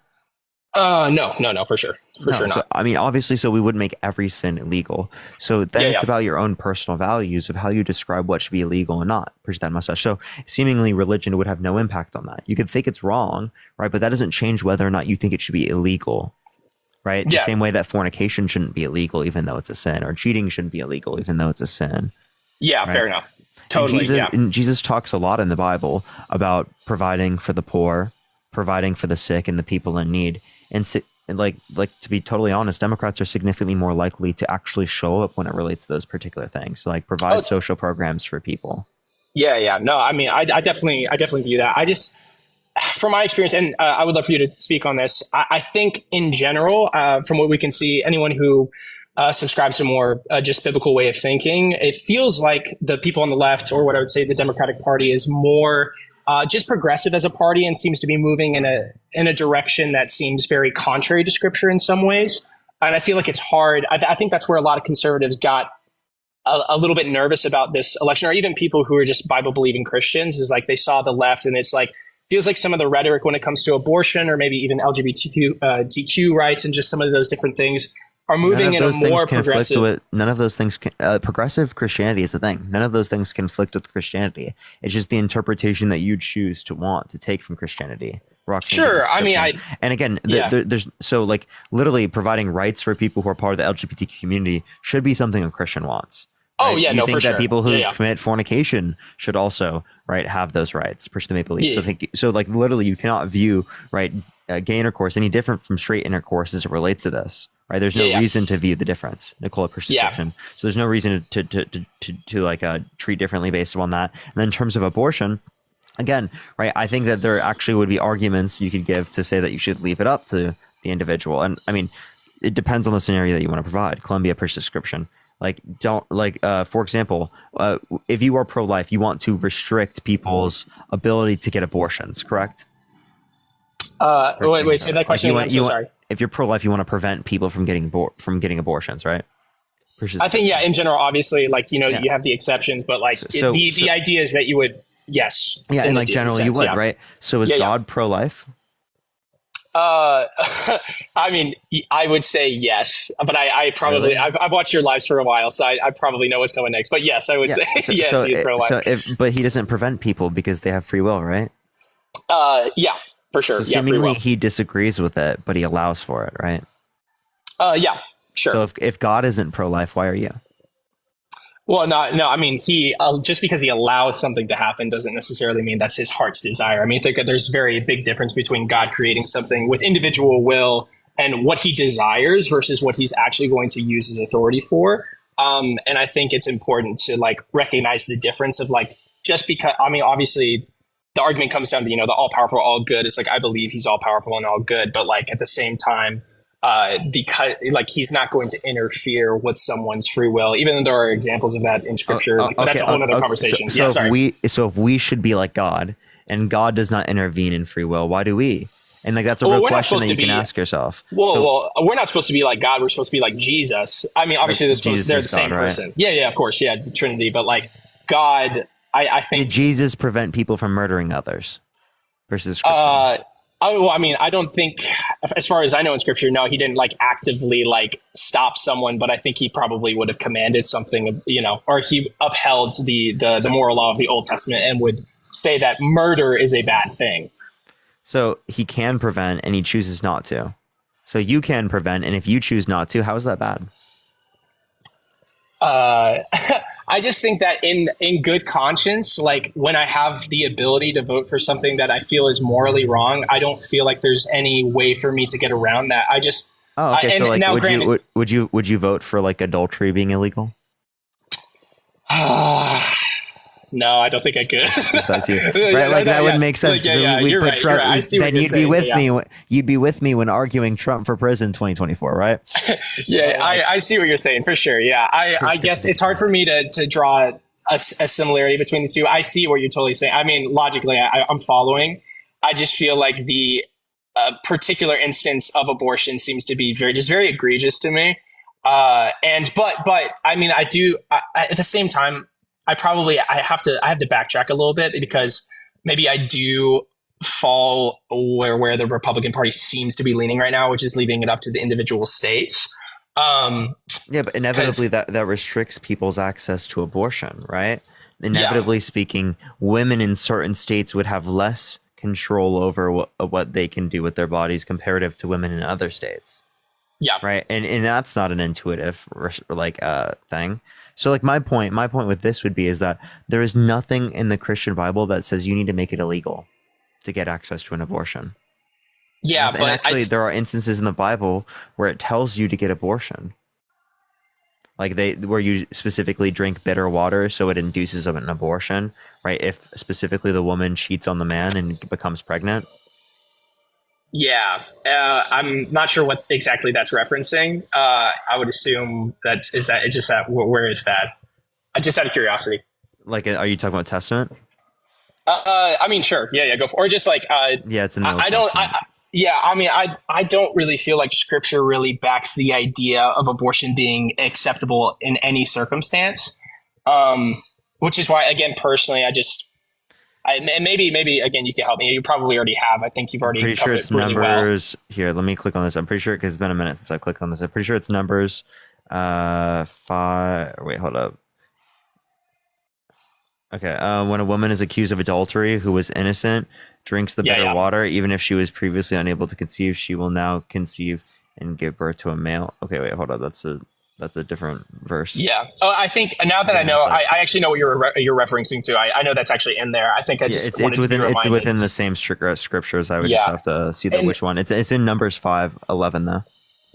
Yeah. Okay. No, that's fair. I think, I mean, a lot of scholars are going to be a lot more articulate than I would when it comes to defending that passage and what it actually means. They're not even defending it, but giving proper context to what it, like ceremonial, civil, and moral law and what that all entailed in the Old Testament and like what carries on into the New Testament. But this is where Matt is just OP. Watch this. Okay, cool. Matt, which verse is that? Is it Numbers 5? What? Numbers 5. Numbers 5. I'm right. Well, I would actually argue, Parker, the better analogy to use is Exodus 21, because Exodus 21 tells you explicitly that the fetus is a form of a form of property, and that when you kill a fetus, it's only worth money, not worth life. Because Exodus 21 says when you cause a woman harm and only her fetus dies, then you pay the father a money for the fetus because it's property. But when you kill the woman and the fetus, then you have to pay with your life because you killed a life that is the woman. That's the better argument, because even Moses' law says that fetuses are not the equivalent of a fully formed human life, because they believe that life formally begins when a baby takes their first breath.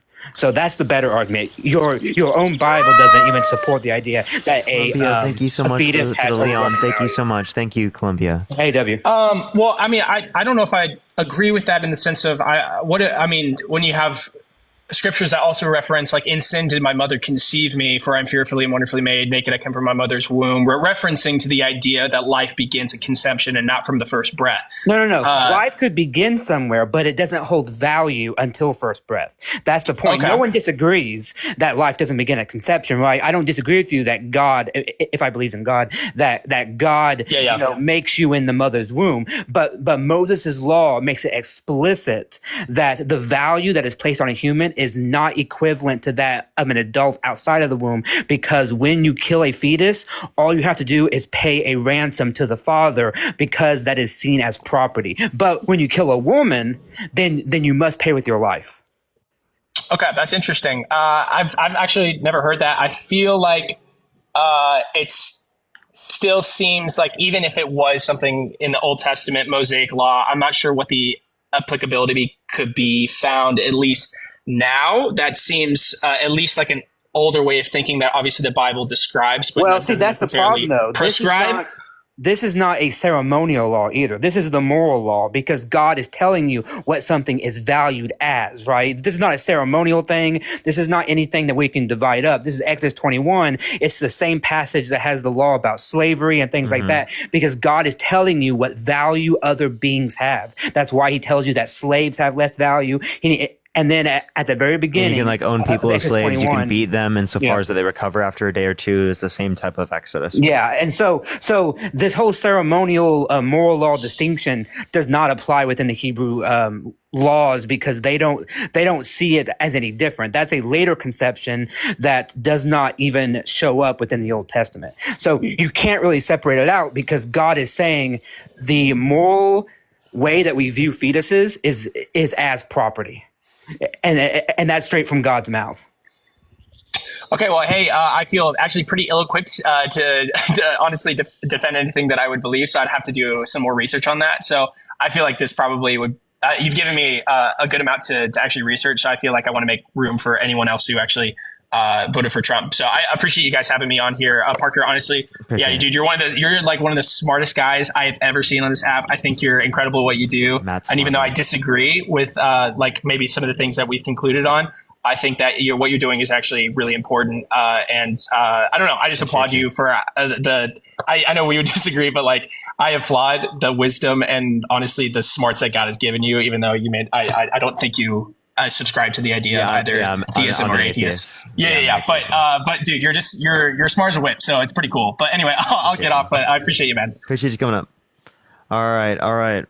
Thank you so much. I'm gonna say thank you to everyone. Shayna, thank you so much for the $2. Kimberly, thank you so much for the $5. Thank you for the Tom Selleck. I appreciate it. Thank you so much.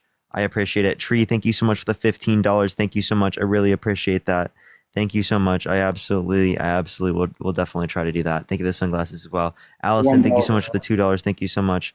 I appreciate that. I'm definitely like that's definitely not a desired outcome. I wish we had that as well. But yeah, no, I feel you on that. I just can't do that on live. Otherwise people on the right would run with that. They'd run with that, laughing because of Cope. But Kate, thank you for the $7. Thank you so much. I appreciate it. Thank you. Awful day. I know, right? And Michelle, thank you so much for the $5. I definitely will. Absolutely. I am going to be having a topic related to that, right? To advocate for people who are trans. We have a topic. It's kind of interrelated to Christianity because Christianity has ideology that's consistent with it, and I elucidate on that. So, are you voting Trump? Did you vote for Trump? Yeah. Okay. Why'd you vote for Trump? I think he's better for tax policies. Okay. What tax policies? 2014. Okay. 2014. Yeah. What I said? What tax policies? What are you talking about?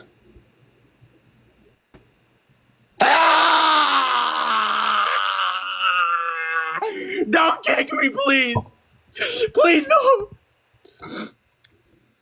Thank you. Okay.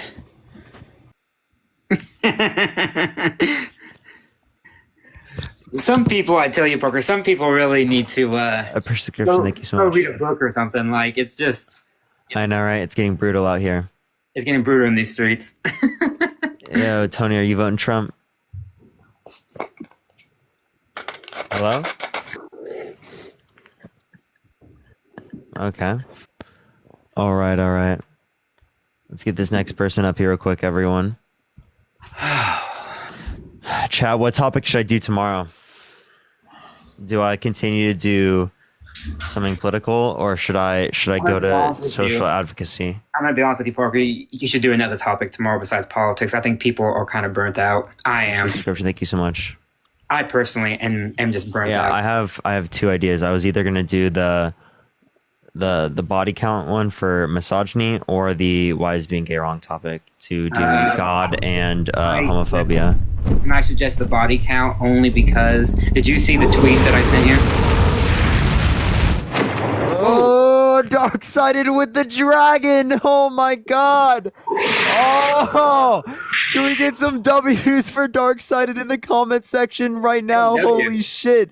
W's for Dark-Sided in the comments with the dragon! Holy fuck, thank you so much. I really appreciate that. Thank you so much. That is incredibly kind of you.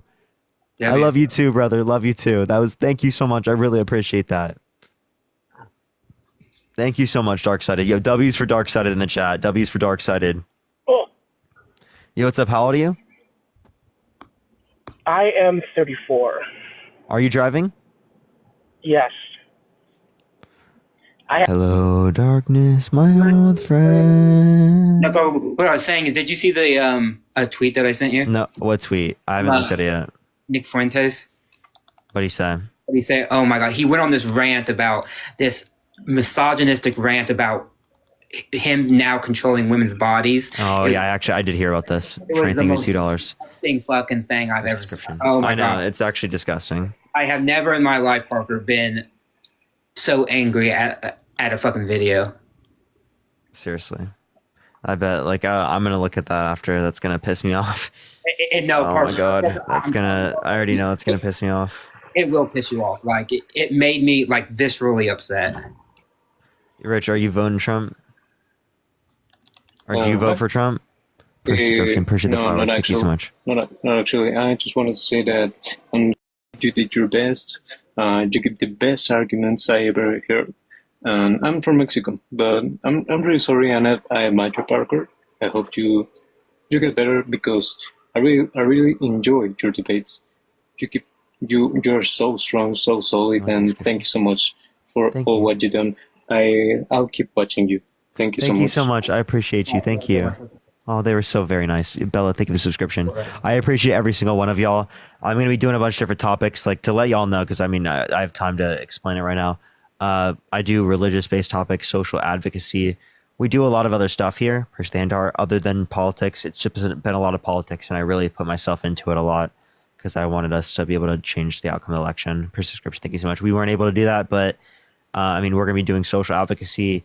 Obviously, it's like community building, and then for the next election, we'll be here, and we're going to be fighting for that as well. So, I had an idea that starting January, at the end of January, maybe February, we do like one day a month. We do like a mini fundraiser thing where we like raise money for certain like court things and all that. Because I've been reading a lot of articles lately that depressed me the fuck out. yeah, because the courts are going to need help with that, honestly. Yeah. Phyllis, thank you so much for the $5. Thank you so much. Trey, thank you so much for the $2. Peyton, are you voting Trump? Did you vote for Trump? Yes, I voted Trump this year. I just recently turned 18. I'm still a senior in high school. And why'd you vote for Trump? I voted for Trump. My parents do vote Trump, but I would say that during the 2020 election, I was in 8th grade and I was totally blue. I was very much against my parents' political views, and it caused a lot of just turmoil between us. But aside from that, I think over the last 4 years during the Biden administration, I think my personal views really shifted a lot, and honestly took a whole 180. I can't really say for sure how I think that happened, but I would say that the main reason I think I voted for Trump was I don't agree with how the whole Kamala campaign took course. Kamala, sorry, I apologize. I don't think that she did a very great job of addressing questions when she was asked. I just saw certain things where I never understood what she was about. I think she didn't do a very good job of actually telling voters, especially myself, who I'm in high school. I don't have all the time to be watching the news all the time. I'm seeing what's in front of me. Did you watch the debates? I did watch the debates. I think that those... She told you all the things you would need to know in the debate. Yes, in that. And then in the interviews I saw her say she wouldn't do anything different than the Biden administration. I very highly disagree with what the Biden administration did. I did not think... What? I think that, one, I know this is a very basic thing that a lot of people say, but the immigration that happened over the Biden campaign, I think was just a total catastrophe and was not good for our country. And So did you know that Trump called people in Congress to undermine a bipartisan border bill that specifically would have helped out the situation at the border by building more wall than Trump ever did under his administration, limiting the amount of people who can come into the country, increasing the amount of border agents, and increasing the amount of immigration judges, making the asylum process go faster? Because the issue wasn't undocumented individuals coming to the country, it was the asylum process, because people could just come across the border and claim asylum. Did you mean to say Biden? Because I think you said Trump at the beginning of that. Did you mean to say Biden? Yeah, Trump undermined the bipartisan border bill. Undermined it. Okay. Trump called for people in Congress to undermine it because he didn't want Democrats to look good. So he cared more about running on the border as a problem than he actually cared about it being fixed legitimately. I understand what you're saying. I have looked at things too that say that there was a bill being passed like earlier either this year or last year that Biden left out a key part that would help with immigration issues, and he didn't include that in the bill, and it was passed, but it left out important parts to close the border and help border safety and Like what? like closing the border and getting more It should background close the checks. border after 2,500 daily crossings over a week. Yeah. Yeah, appreciate the subscription. Thank you so much. Or 5,000 for one day. You could literally shut down the border for 2 weeks. Point being, though, I don't agree with like all the immigration and all that stuff that happened under the Biden campaign, and so that was one reason. And also, I do consider myself to be fairly pro-life, and I know that $5, I will a little bit. And I know that Donald Trump isn't actually he's not very strictly pro-life as a Republican candidate. I think that's actually a very positive thing for the Republican Party to have, honestly, kind of a neutral candidate. You're pro-life. Okay, so I'm pro-life. Why are you pro-life? I used to be. I know I mentioned earlier that during the 2020 election, where I could not vote, I was very, very liberal. I was extremely. Yeah, I understand it, but you're talking about your views when you were like 12 years old. Yeah. So I'm asking you, like, why are you pro-life? Like, currently, I'm pro-life because I think that as a woman, I think that it's important that women are responsible. I know that there's cases where that's not always their choice, and I would say that I'm not 100% pro-life. I do think that there are instances like in rape and incest I can see for that. I do believe that a baby is an unborn life, and I don't think that it's right to murder that, and that's just my personal opinion. Okay, so then let me ask you this question. Do you think that it should be illegal? Do you think women should go to prison for getting an abortion in the first trimester? Personally, no. I do believe, though, that Roe v. Wade should have you're been pro-choice. overturned. Okay, you're pro-choice. I'm not So pro-choice. you can be I don't think pro-choice that- while also thinking that it's wrong, right? That's the I would position say of a I'm lot of pro-life, Democrats. though. But I'm going to choose to not say that I'm pro-choice because I don't think that it's morally right. Yeah, that's Also- not what it means to be pro-choice or not. Pro-choice is a legal stance. It's not a moral stance. And morally, I would say I guess if that's what you're trying to say. I'm not gonna Morally, argue you're with what I'm saying. anti-abortion, but I'm not you're gonna argue with pro-choice what I'm saying, but legally. I don't agree with like the idea that it should be that what Roe v. Wade should not have been overturned. I do believe that it's right for it to be in the state's control. Okay, so did you know that in certain states that leads to women dying, and that in certain states it leads to women who have been assaulted having restricted access to abortion? I do understand that. No, I don't think that that is a very great thing. But I do know that states are able to vote in their governors who are going to vote on those things. And I do live in Oregon where I have abortion access, and hopefully I would never need that. And I just think that constitutionally it makes sense for our country to have that right under the states and not under the federal government. No, it doesn't. No, it doesn't matter constitutionally. I'm asking you, do you think it should be federally protected for great victims to get access to abortion? I don't believe that it should be. So you think For great victims? For rape victims, personally, I will admit I don't have a very I don't have a fully developed opinion on that. I think Maria, I appreciate the description. I mean, Well, do you think rape victims should be able to get access to abortion? I wish I had a better answer. I don't fully feel like I have I don't Here, think let me ask you this. Let's do real world events. Okay. There was a 10-year-old in Ohio that got raped and got pregnant. Should that 10-year-old have been forced to have that baby? I don't believe that Yes? killing the baby is right. I don't believe that killing the baby is right. That's my opinion. Oh my God, a 10-year-old? I've been 10. I've been a 10-year-old woman. I know what it's like. So a woman, 10-year-old is not a woman. Okay, What? you don't need to nitpick on what I'm saying. I've been a 10-year-old girl. I know what it feels like. I Wait, hold on. put myself in Do those you know what it feels like to be a 10-year-old girl who was raped and then impregnated? I don't know what that feels like, and Okay, I have sympathy and remorse for those who can't have. really say that, then, can we? Vanessa, thank you so much for the $5, and Sailor, thank you so much for the $30 from Sad I Am Too. An 18-year-old Thank you so woman, much, I don't Sailor. I feel like appreciate it's it. right for Kanea, you thank you to so much tell for me the what I $1.11. can and cannot. And Royshan, thank you so much No, for the $4. I'm asking you, should it be the law? Should it be mandated by force of law that a 10-year-old who has been impregnated by a rapist, should it be mandated by law that they cannot seek a abortion? I believe that abortion is wrong. So yes. So they should be forced Unfortunately, yes. by I law? don't think that, Prescription. Thank you I so don't much. think that the baby should be punished for that. If by prescription, thank you so much. A 10-year-old girl, though. Yeah.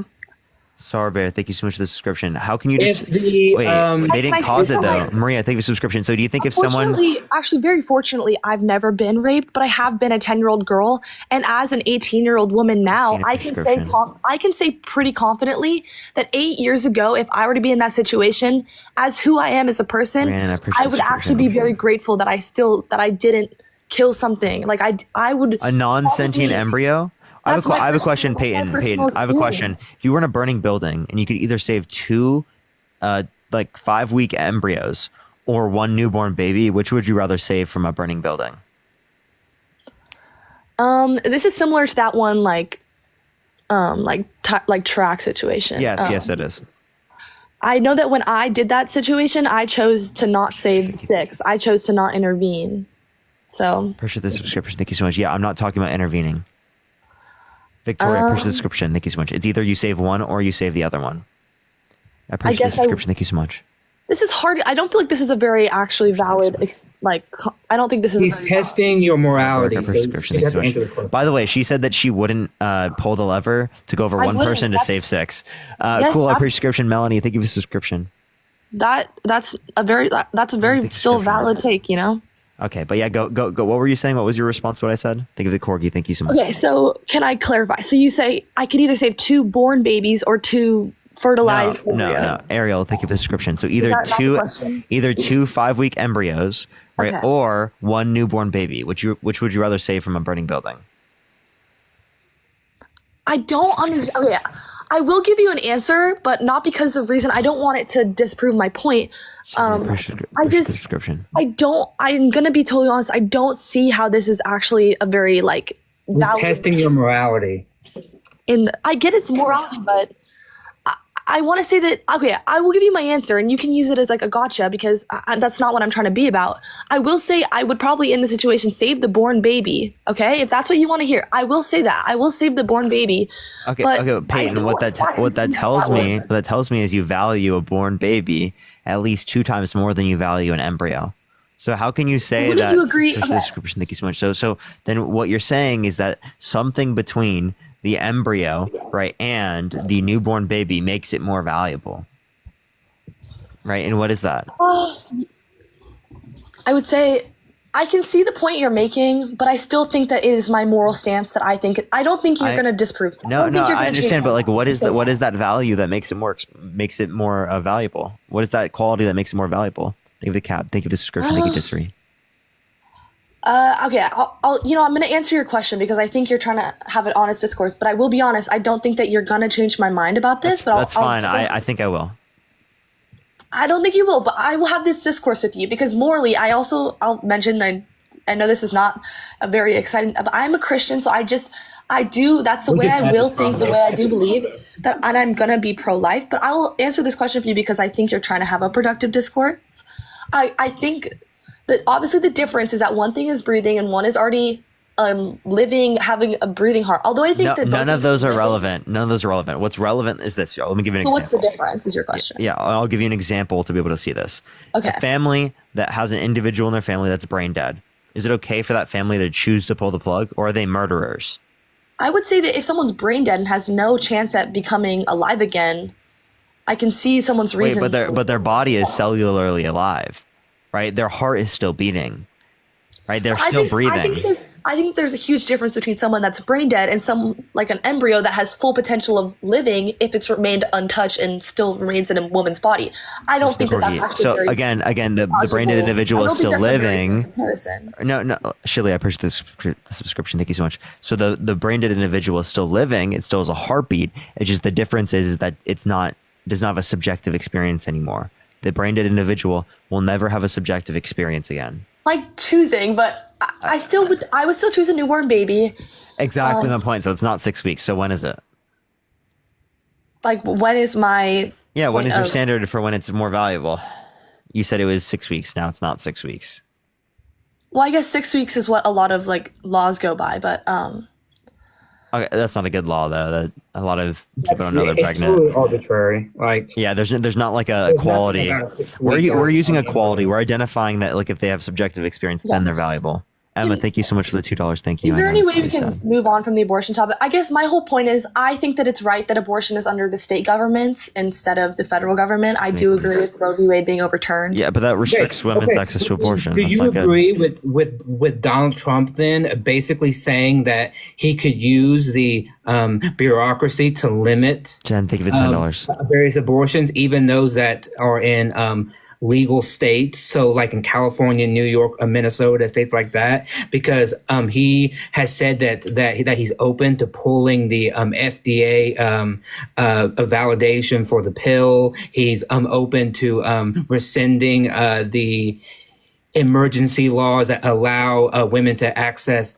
emergency abortion care. I mean, all these things. So how is that leaving it up to the states? Doesn't sound like Rebecca, thank you for the subscription. So let me clarify. So you're basically saying that Trump has said that he wants to take out other routes of like reproductive, like I guess safety from women to make it more dangerous. Is that kind of what you're saying? Just because he's not going to ban it through Congress doesn't mean that he can't do it via the bureaucracy. Are you saying that like Trump wants to ban birth control? Is that something? No, the abortion pill.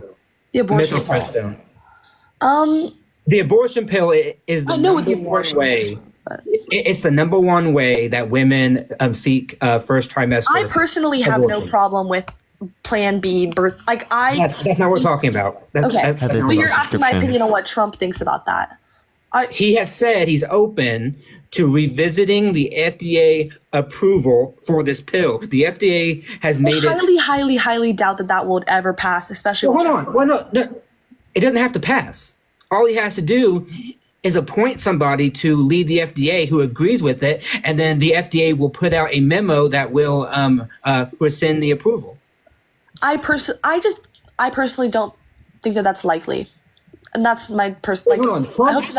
Trump said that he will consider it. So, from his own words, he is willing to consider basically banning on the state level, banning the primary way that women gain access to birth control, even in states where it is constitutionally protected within the state constitution.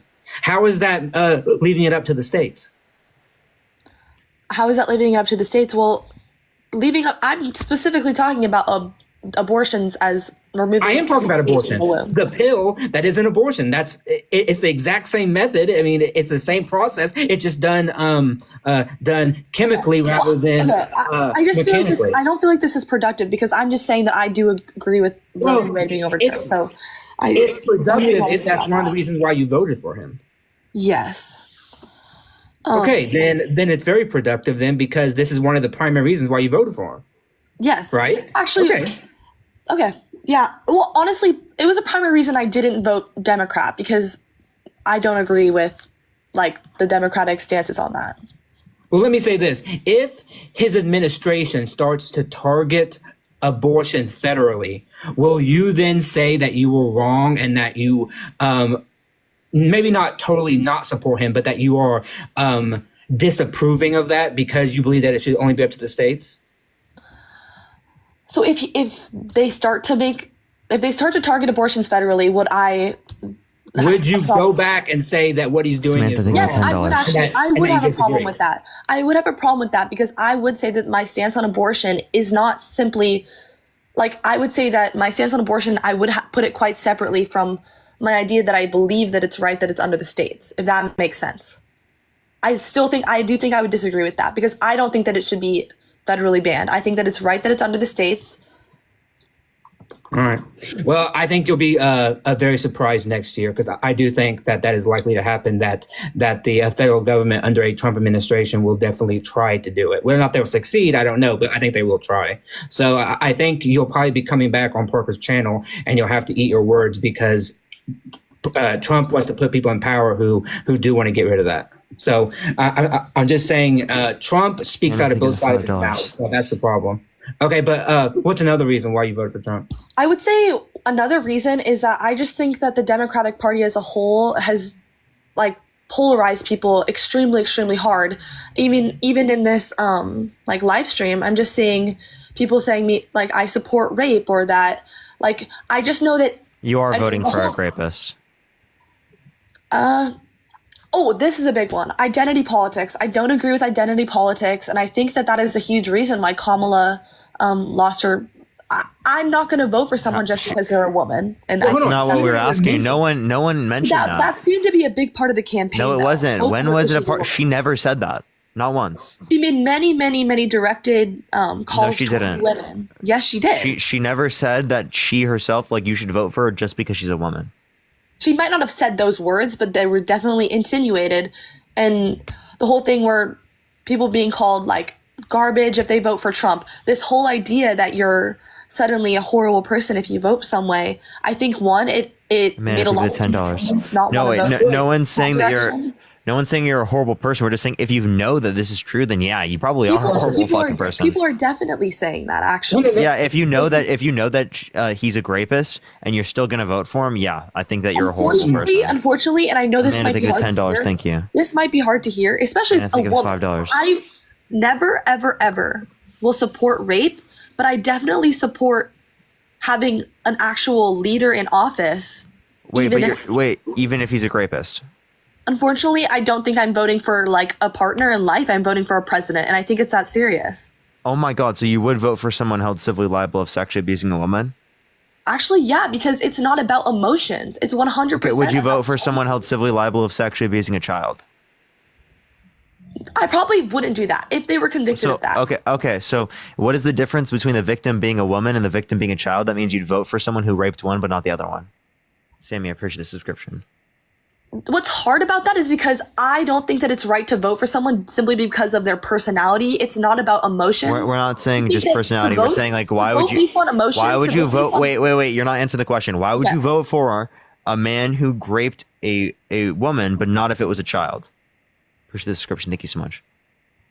Well, I'd say because a child is, that's such a hard thing to answer. You're not going to get the right answer out of me. I think honestly, because it sounds really freaking horrible to say that someone who rapes a child, I don't support that. I don't understand, Peyton. Peyton, with all respect, I don't understand the difference because you're saying that the rape of a I'm child, not saying anything. You're saying things. I'm not saying no, anything. it's this. No. You just said 1 minute ago that you would vote for somebody that had been found liable of rape, like full-on rape of an adult, because as you said, I'm not voting for a life partner. That's what you just said. I did But say that then because you I drew a think line. okay, something as important as the Oval Office in America, unfortunately, it's not as simple Okay, as but who someone Peyton, is as why a are you character. I know drawing that the it line? sounds hard to really put that No, on Peyton, paper. what I don't understand, Peyton, is why are you drawing the line at child rape, but I honestly, not I rape shouldn't. of a I woman? shouldn't have. I honestly shouldn't have given an answer to that. I don't support. I don't support his felonies. I don't support the impeachments. I don't support. Wait. These are totally person. relevant to the question. Peyton, we're asking you again. What is the difference between the victim being older and Okay, the victim but being younger that you'd I vote would for someone who honestly- raped okay. one but not the other? I apologize for saying that. I do apologize for saying that. I think No, but I'm Peyton, but you honestly still believe that. I know you're just you trying to don't know walk what- away from okay, that, but you you still don't know believe what that. I believe. You don't know just what I said believe. it. You just said it. Okay, and I said I apologize for subscription. saying that because I think That doesn't mean that you don't believe it. that actually is exactly what that Let's means. see a first I'm- subscription. Thank you so much. No, it's not. Okay, You still if I voted for him. yeah. Yes, I voted for him because I think it's important that we actually have a leader in office, one who doesn't lie. Wait, he does. He has my 30,000 God. confirmed lies. What are you Oh talking my about? God. He literally lies like in almost every speech. What do you mean? Who doesn't lie? Are you trolling? Like, is that a joke? No, I'm not. I think that one of the only Lim, thank you reasons so that much for Trump won the subscription. 2016 election is because people were sick of politicians lying to them. That's He one lied thing. so Wait, much. 30,000 confirmed lies. Would you not say that Kamala Harris has twisted her policies in order to meet a certain demographic, basically lying on I what think, no, she's not lying about it. So did, joining wait, my She's not lying about her supporting Wait. So I have a few. Bernie. I have a few about things. I have a few things. It's not a lie, right? What you're not understanding is that she doesn't support those things. What she's saying is she's willing to compromise on those things to be able to get policy passed, which is what she did in Congress, right? But Donald Trump specifically, right? Donald Trump, he has gone back and forth on so many different things, right? He's gone back and forth on when abortion is okay, right, Jasmine? I appreciate the subscription. Thank you so much. He's gone back and forth based upon the election. He's gone back and forth on plenty of things. I don't understand why you can. You don't think that Kamala Harris is a liar at all? I think she's lied in some circumstances, but I Okay. don't think that she's as much of a liar. Liz, I appreciate the description. I don't think that she's as much of a liar as Donald Trump is. Okay, we can agree to disagree because I personally Agree to disagree believe on that. why? He has 30,000 lies confirmed under his administration. Well, I haven't He lied seen about that sexually statistic, abusing but women. He said that he wouldn't have sexually abused her because she's quote unquote not his type. That has But then nothing in a to do with deposition, policy, though. listen, That I'm has telling. nothing to do with policy. Wait. I'm telling you a lie. You're Listen. playing identity politics. Can I please? here. Can I please finish my statement? Okay, go ahead. Go ahead. Okay, so you're saying lies. I'm giving you a lie that Trump engaged in. He said that he wouldn't have sexually abused E. Jean Carroll because she's quote unquote not his type, but then in a deposition mistook her with his ex-wife, indicating that again either they're both his type or both not his type, indicating he would have sexually abused her either way. Okay. I don't know what you want to say to that. Like I said, I don't support Trump's alleged sexual abuse. I don't support it. Alleged he lied. Maureen, I appreciate the I don't $10. You said you support wouldn't any support a sexual liar. abuse. He lied about sexual abuse. The point is, I'm not Chanel, thank voting you for so much for the someone as a subscription. Thank you. person. I'm voting for someone as a leader. But you were bringing up personality characteristics of Kamala Harris. But also, that's what I already mentioned to you. I already asked you, why do you draw the line at child grape? And when by the you way, say- grape is not a personality characteristic. I just want to clarify that. Yeah, Right? And then but also, also drawing the line when the victim becomes younger is crazy because the only difference between them is that the victor is younger or older, and that's the only difference. So what you have to Yes, cite, I that's my appreciate the description. point. Thank you so much. Is that one crosses the line, but the other one doesn't, just because of the age. That's my exact point. Okay. First of all, like I said, although you guys wouldn't let me, you guys would not let me. I will description, thank I you will so go much. back on something. That's fine. I would like to clarify. I shouldn't have one said any of that because I think that like most people can agree sexual assault and rape or grape is wrong. So, but my point being is that I think that it's important to not only worry about those things and actually worry about things that are like the economy, immigration.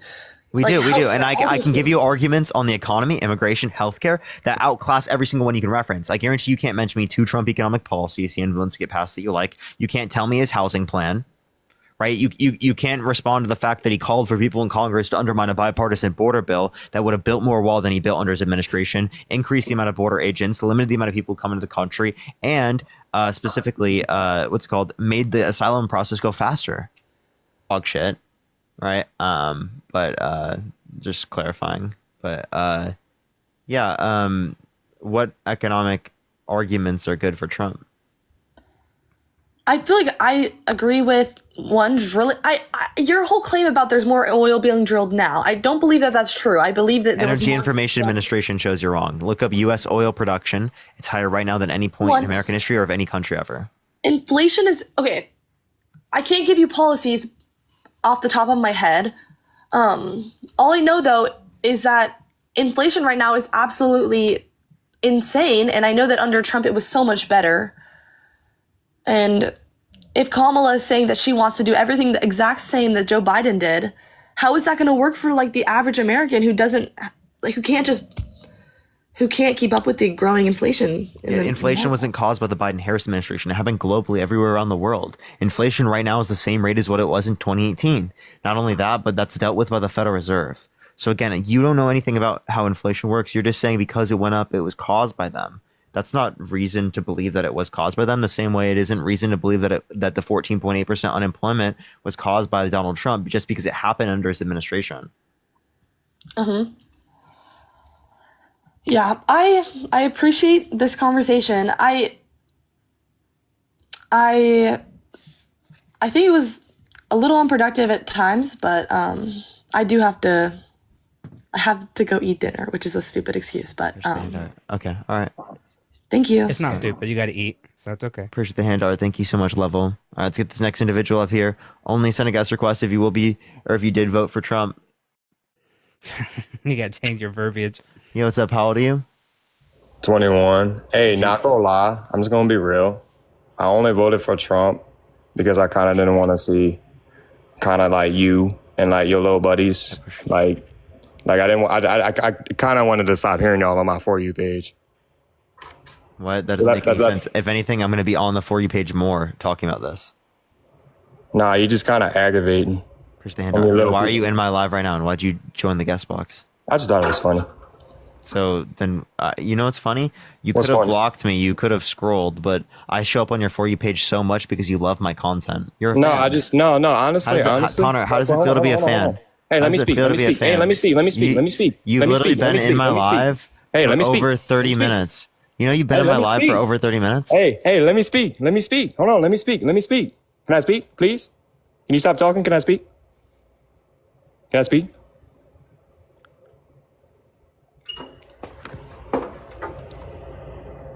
I love Trump. Are you trolling?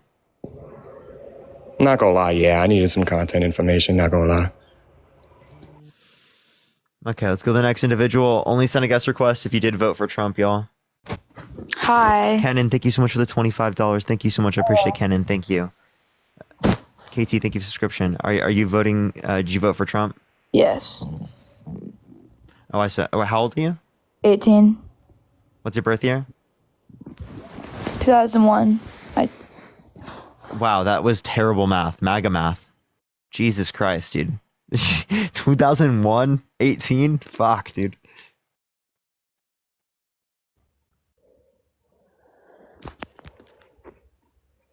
Yo, what's up? How old are you? 19. What's your birth year? 2005. Appreciate the subscription. Thank you so much. What month? September. Okay, are you voting Trump? Did you vote for Trump? Sorry.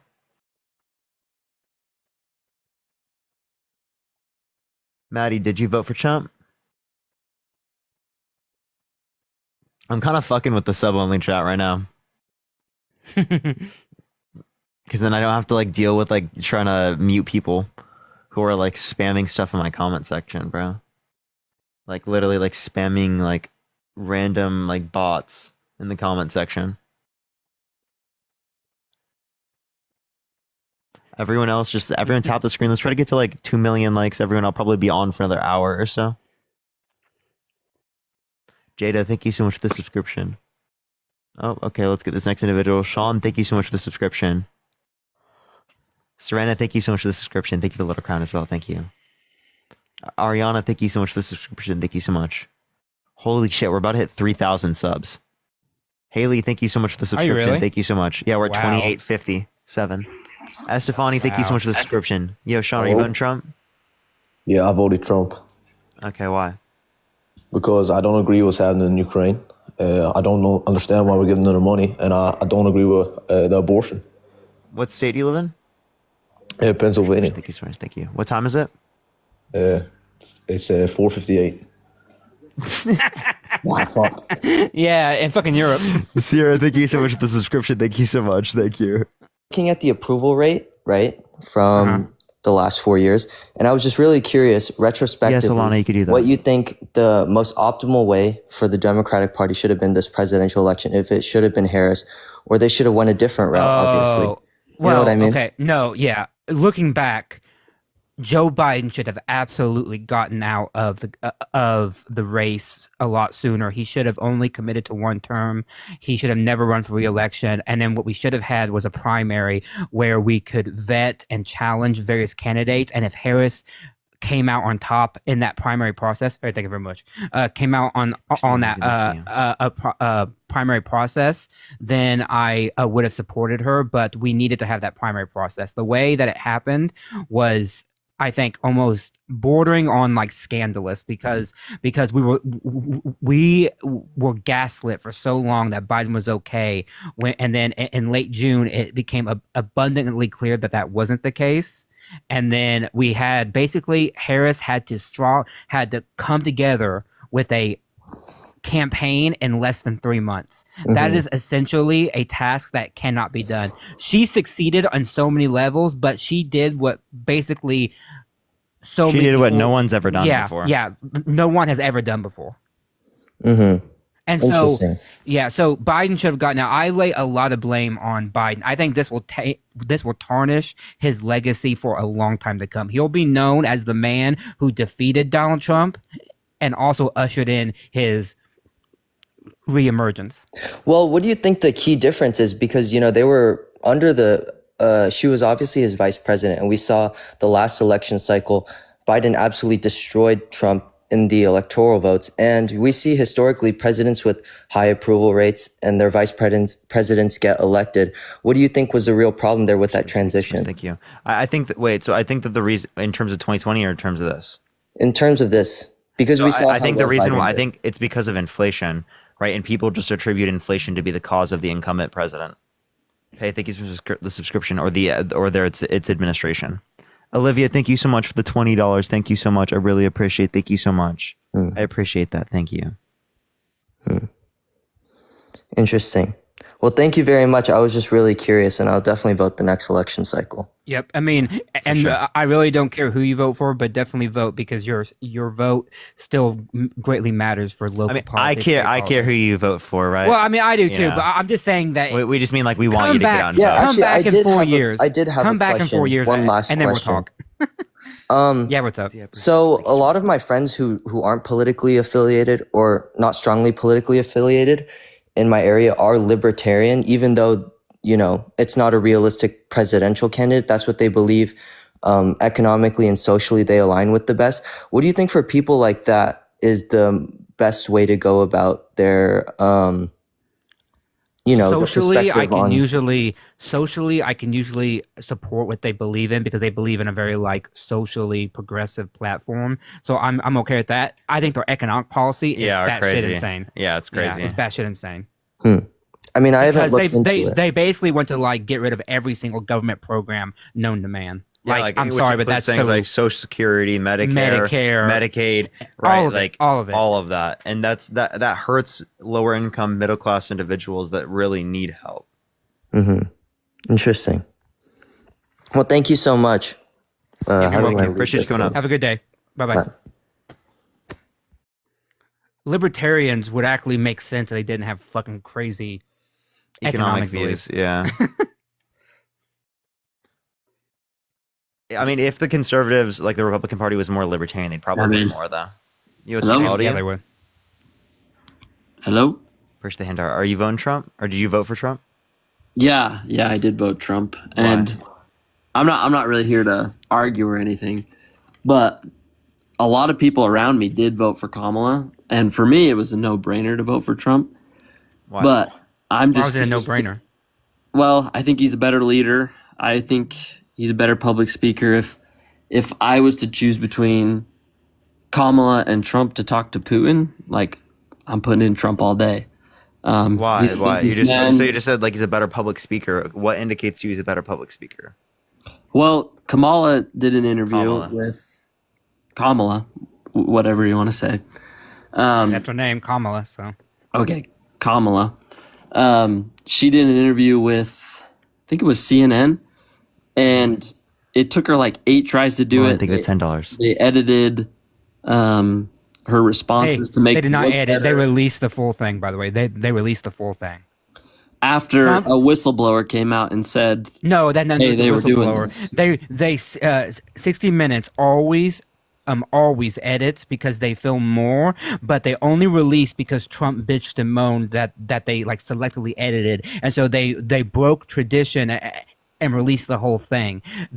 When Trump gave his 60 Minutes last time, they edited his talk. That's what they do. Well, I mean, that may be the case. What would but happen if the boat sank from its weight? Filing a lawsuit you're in the for boat, $10 billion. Ryan, just take a listen real quick. Yeah, let's listen. What would happen if the boat sank from its weight, and you're in the boat, and you have this tremendously powerful battery, and the battery's now underwater, and there's a shark that's approximately 10 yards over there.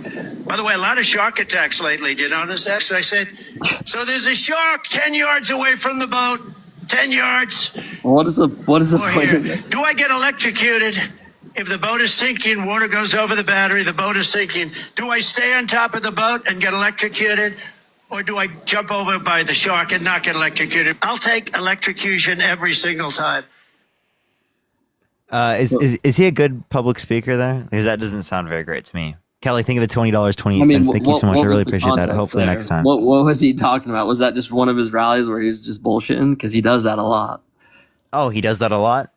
Great public speaker. Great. Just what we need. Well, like, genuinely, would you rather have Kamala or Trump? Kamala. Kamala.